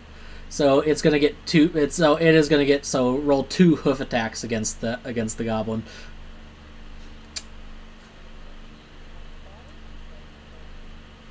Let me check. Both hit.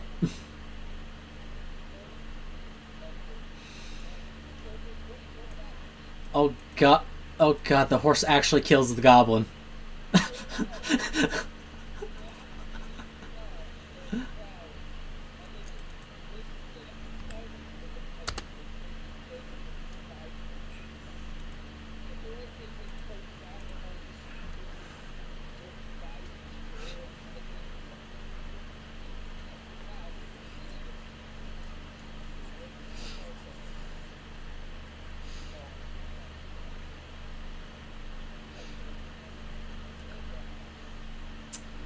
So there, the horse actually got to do something fun.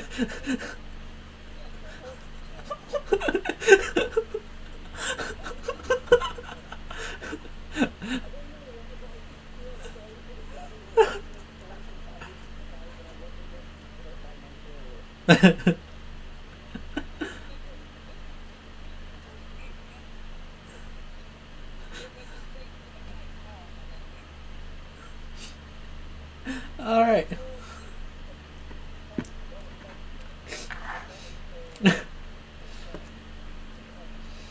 Alright, so that's your horse's turn. Ikru, what do you do?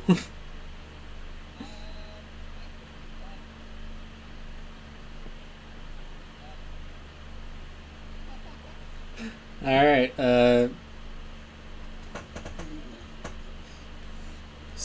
spread shot.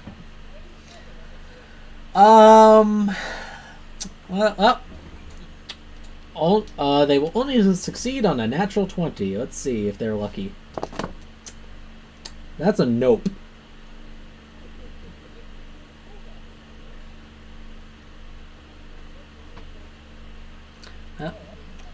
But no need.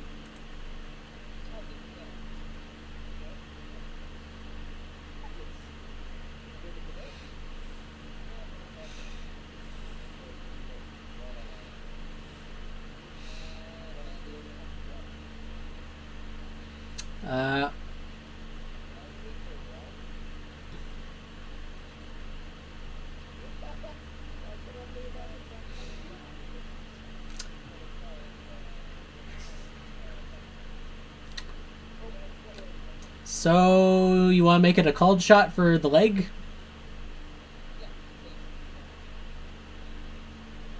All right. So roll your attack with disadvantage.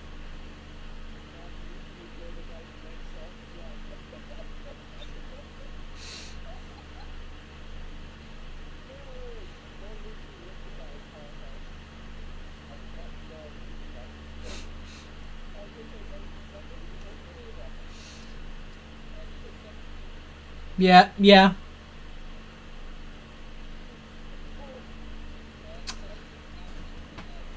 All right. So okay. So because of how much damage you did to it, I'm gonna do a roll here, see if they survive or not. Yeah, but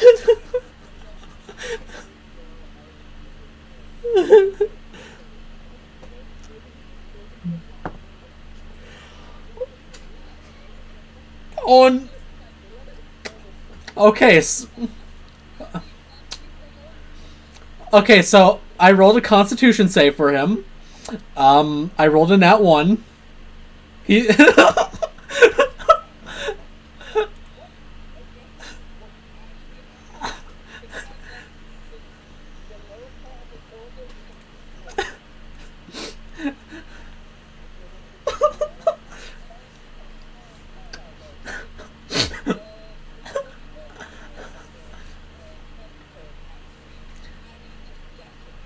yeah. Yeah, you did over double his health. Yeah, you blow his leg off and he just screams a bloody murder and just bleeds out instantly.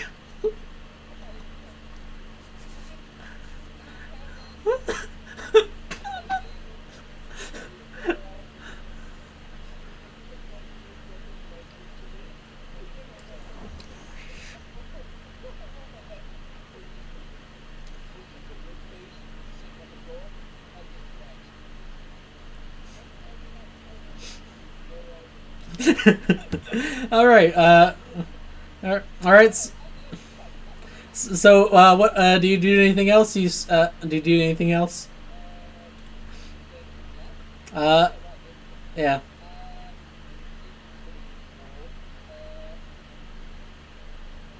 Uh, that's it will have 3/4 cover if you fire from that position.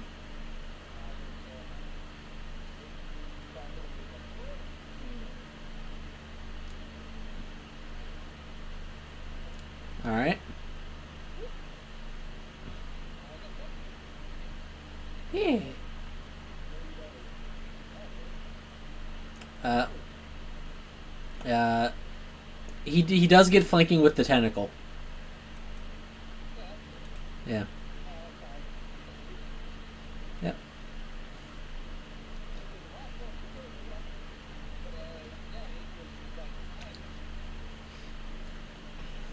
All right.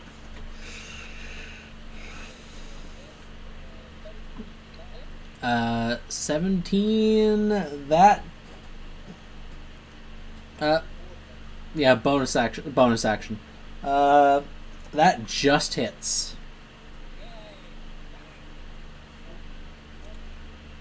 All right.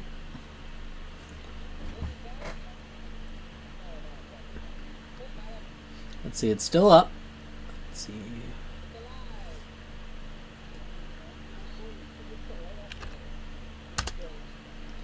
All right. So. Yep. So.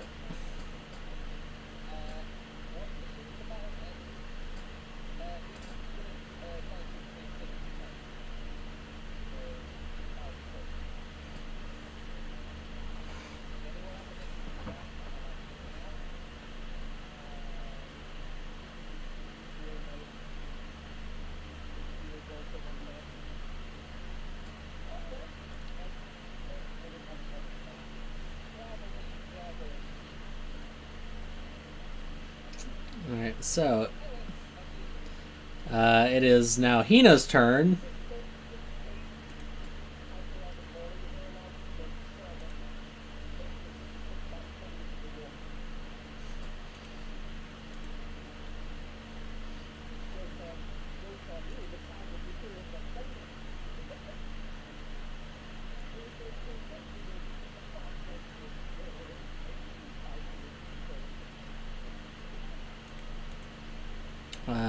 Let me check something.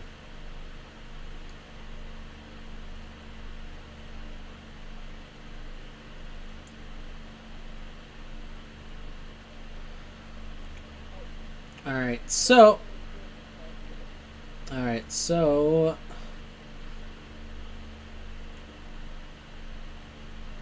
Hina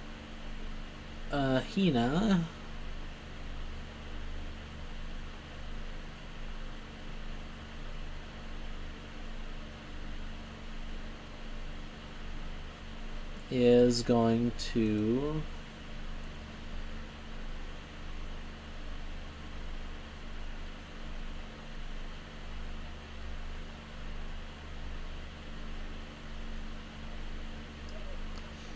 Alright, Hina's gonna try Vicious Mockery. See, will it ever land?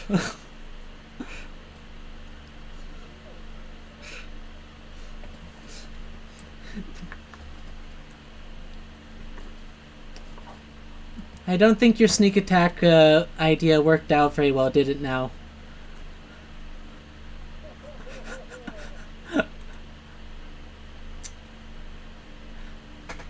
Let me...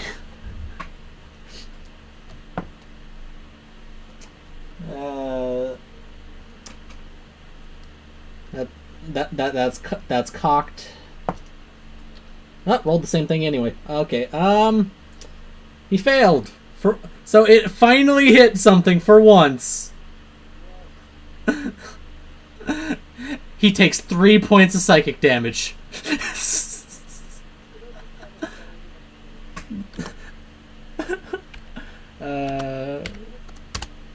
All right. That's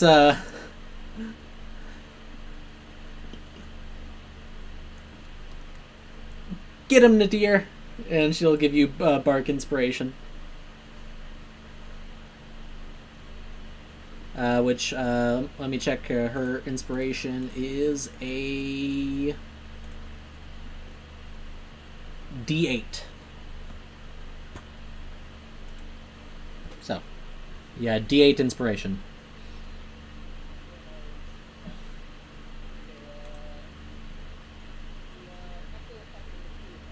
Yep. All right.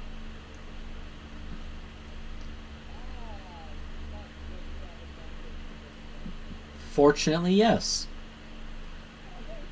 But that misses.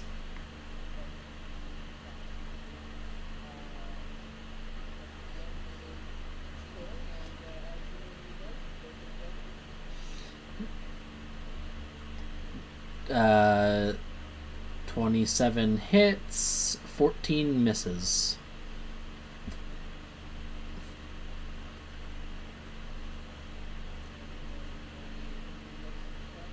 Would you like? Would you like? What? Real quick, I was gonna say, did you want to put your inspiration on that on the storm spear to see if you hit? Yeah. Yep.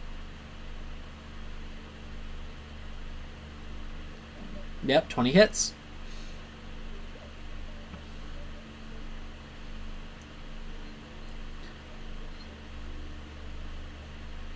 All right. So.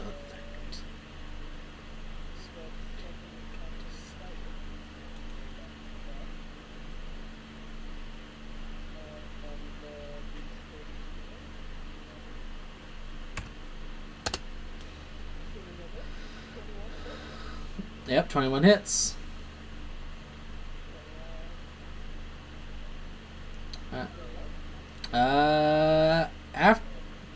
After that, hold on.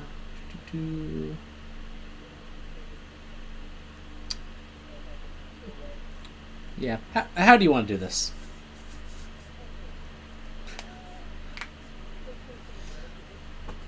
Sure.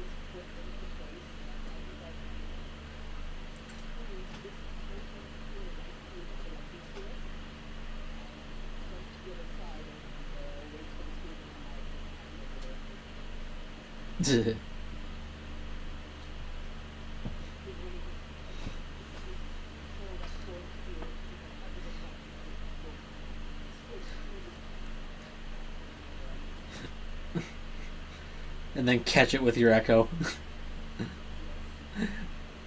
Yep. That thing is very fucking dead.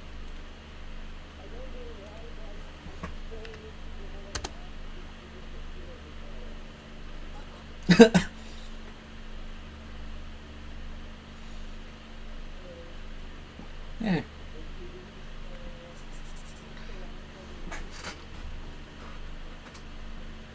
And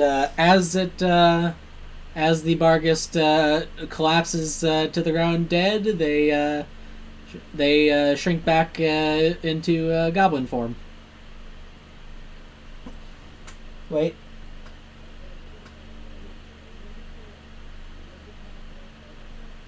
Oh. Oh wait, no. Oh wait, no. What? Oh. Oh wait. Oh, actually, no. Bargist form is its true form. Never mind. I had it the other way around. I thought it was the goblin form was its true. No, Bargist form is true form. So, yep.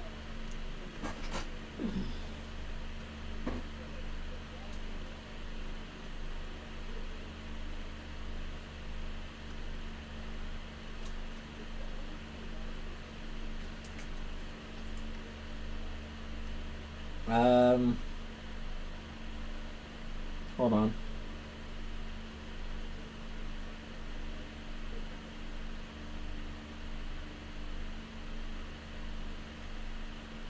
All right, so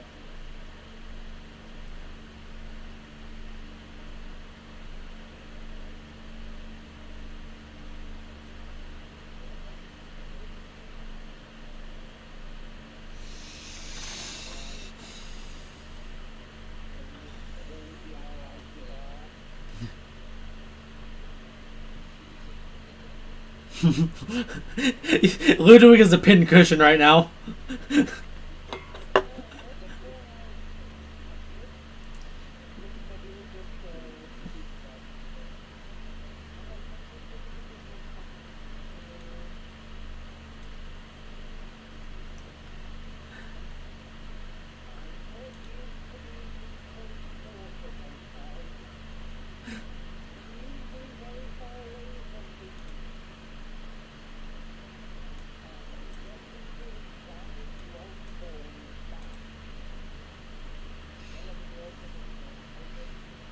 And Ludwig Hina is going to give you a third level cure wounds.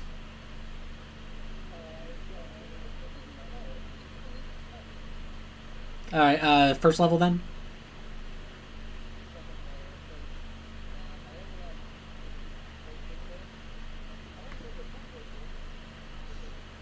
All right, Hina. All right, Hina will give you a first level. Let's see. I usually roll higher when I just do first anyway. All right, that's 5. That's minimum.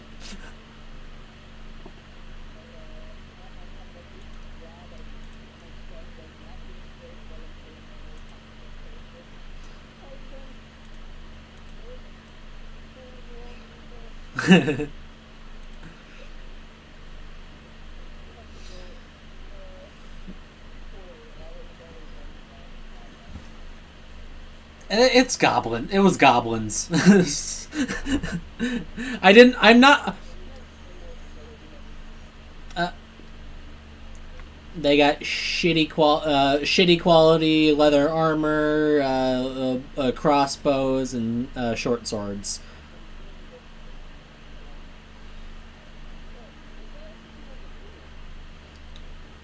The druid.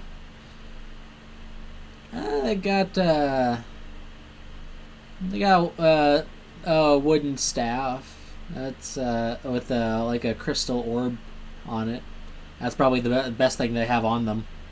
And you got 5. You can also get 5 copper pieces between all of them.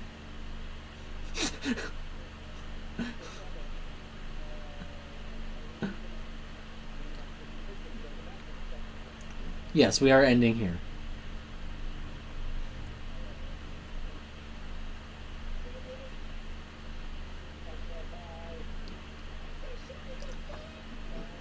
Yeah, the only thing of value you really find is like the wooden druid staff, and then like shade.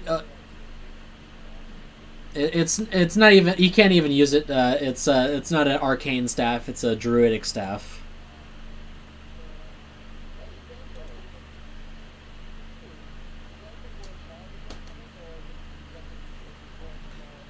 It's worth more as is. Other than that, like other than that, like any other armor or weapons that any of them have, it's like shitty quality, like worn out, like could like it functions, like it barely functions.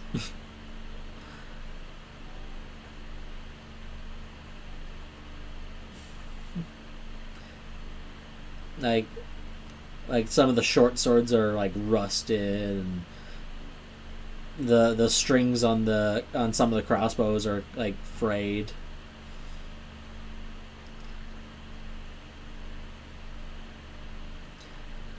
Also, if you didn't also if you didn't kill the Bargist there, it would have tried to dimension door away. It would have tried to.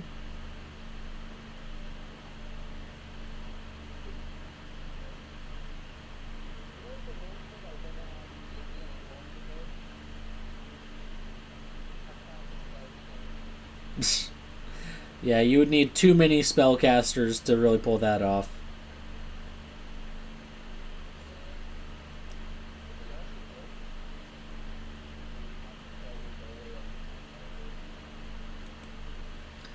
Yeah, so the only thing of value you can collect is the druidic staff and 5 copper pieces. That's it.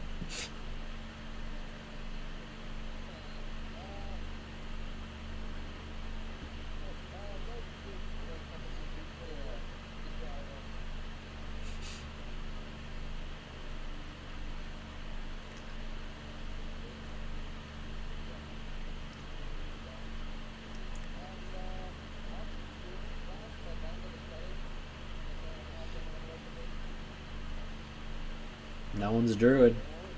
No druids here.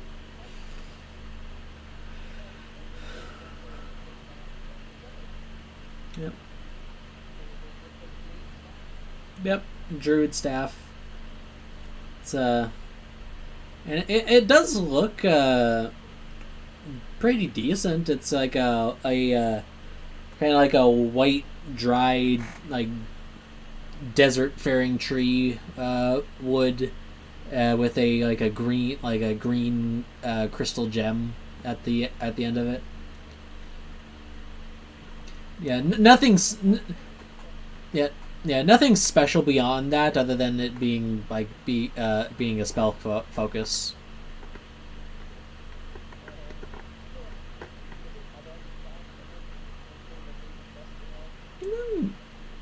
There looks to be like some general wear. You could probably patch it up with some mending to make it a bit more pristine.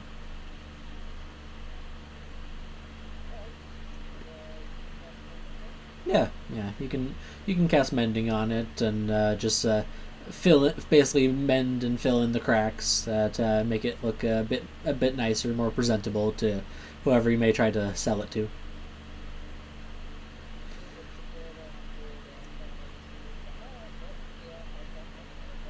Yeah. I find it fucking hilarious that the horse is the one that killed the druid.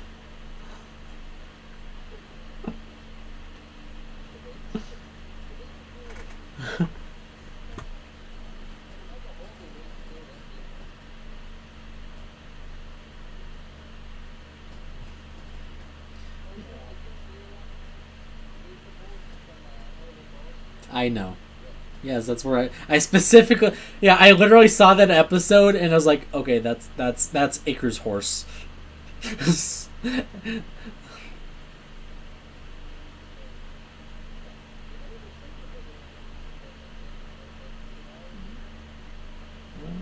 I don't know, but yeah, say goodbye to stream. Ice cream.